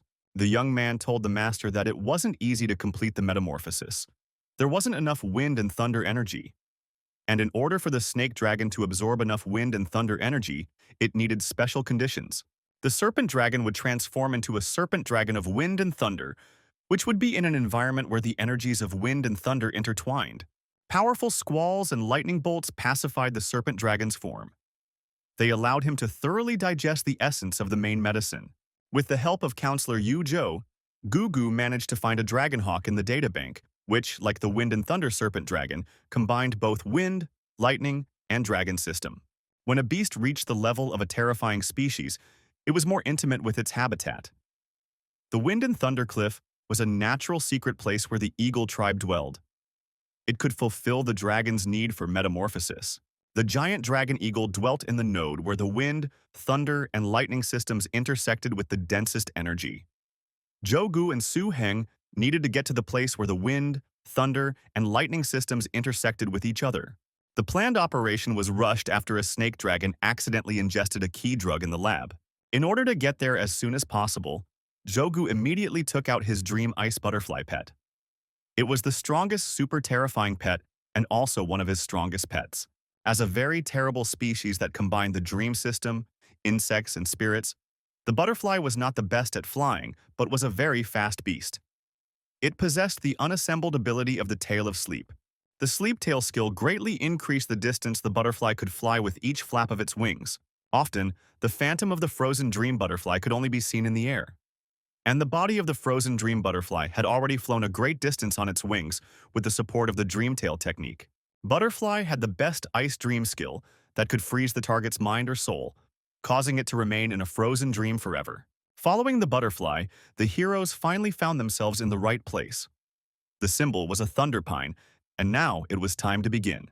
Jogu ordered his ice dream butterfly to use its magic power and attack this place. A terrific stream of pink energy headed straight for the target. Su Heng realized that his guess was true. All these secret places formed naturally had their own secret methods. Within this secret realm, a huge mountain was towering. Apart from this mountain, the entire secret realm was covered with wind and thunder energy, dark clouds, wind, and thunder. The top of the mountain was engulfed in clouds, and the black shadow hovering in the clouds, it was the master of this secret realm. He was called the Eagle Dragon of Wind and Thunder. Every eagle dragon belonged to the terror species, and their teacher belonged to the nightmare species. Calling a butterfly into a secret realm, ruled by a wind and thunder dragon eagle that could fly, this was undoubtedly a provocation for the Dragon Eagle clan. To be on the safe side, the burgomaster summoned a scarlet wolf to carry the master and apprentice and began to climb up. There was a perfect place for the serpent dragon to turn, the wind and thunder junction. There were quite a lot of such nodes in the secret realm that was laden with wind and thunder energy, but it was true that this mountain was too big and it was difficult to find anything. But for Su Heng, it was not difficult. The hero always had a map up his sleeve to find the most precious and hidden items. He called a treasure hunter for help, and apparently they understood each other perfectly. Jogu was shocked because the brat was his disciple. If it was someone else, even the master wouldn't be tempted to steal such a pet. The boy immediately interrupted his teacher's evil thoughts. They needed to go forward. The treasure-seeking beast said that the wind and thunder knot was in that direction. On the edge of a long, sharp cliff under the open blue sky was a node of wind and thunder. The sky was completely enveloped in electric energy that illuminated the entire space. The hero needed to place the serpent dragon in the center of the knot. But after seeing the knot in person, the guy worried that with such destructive power, the dragon would turn into a pile of charred meat. Su Heng summoned his dragon and was about to warn him of the danger. At this moment, the sharp pet snapped out of its seat and flew straight into the epicenter of lightning and thunder. The violent thunder made his ears pop, and the lightning blinded his eyes. Teacher and student watched in horror as the dragon made its way through the atmosphere. It seemed that it was impossible for it to get out alive. After taking the main medicine, the snake dragon seemed to have gained the ability to attract wind and thunder. The energy mass that was originally at the center of the node began to slowly converge towards it. If a snake dragon wanted to turn into a wind and thunder dragon, he had to forge his body with the powerful energy of wind and thunder. He also had to eliminate the earth attributes in his body that did not belong to thunder and wind. Only Master Su didn't think that a simple sentence in the Dragon Codex would turn out to be so horrible and painful in reality. The so-called body forging was actually a direct bombardment of dragon flesh. At first, the dragon made horrible sounds of pain but then fell silent. The serpent dragon's faint breathing caused the hero to panic violently. Jogu said that the snake dragon's body was rapidly absorbing wind and thunder energy, and the speed was amazing. If the serpent dragon really died, these energies would definitely dissipate and return to their original state. The master and disciple desperately resisted the energy and suddenly smelled the ancient dragon lineage. This told them that the dragon's life breath was being restored. The snake dragon began to take perfect shape, its body became very strong, and its limbs changed shape. It was now a real bloody monster.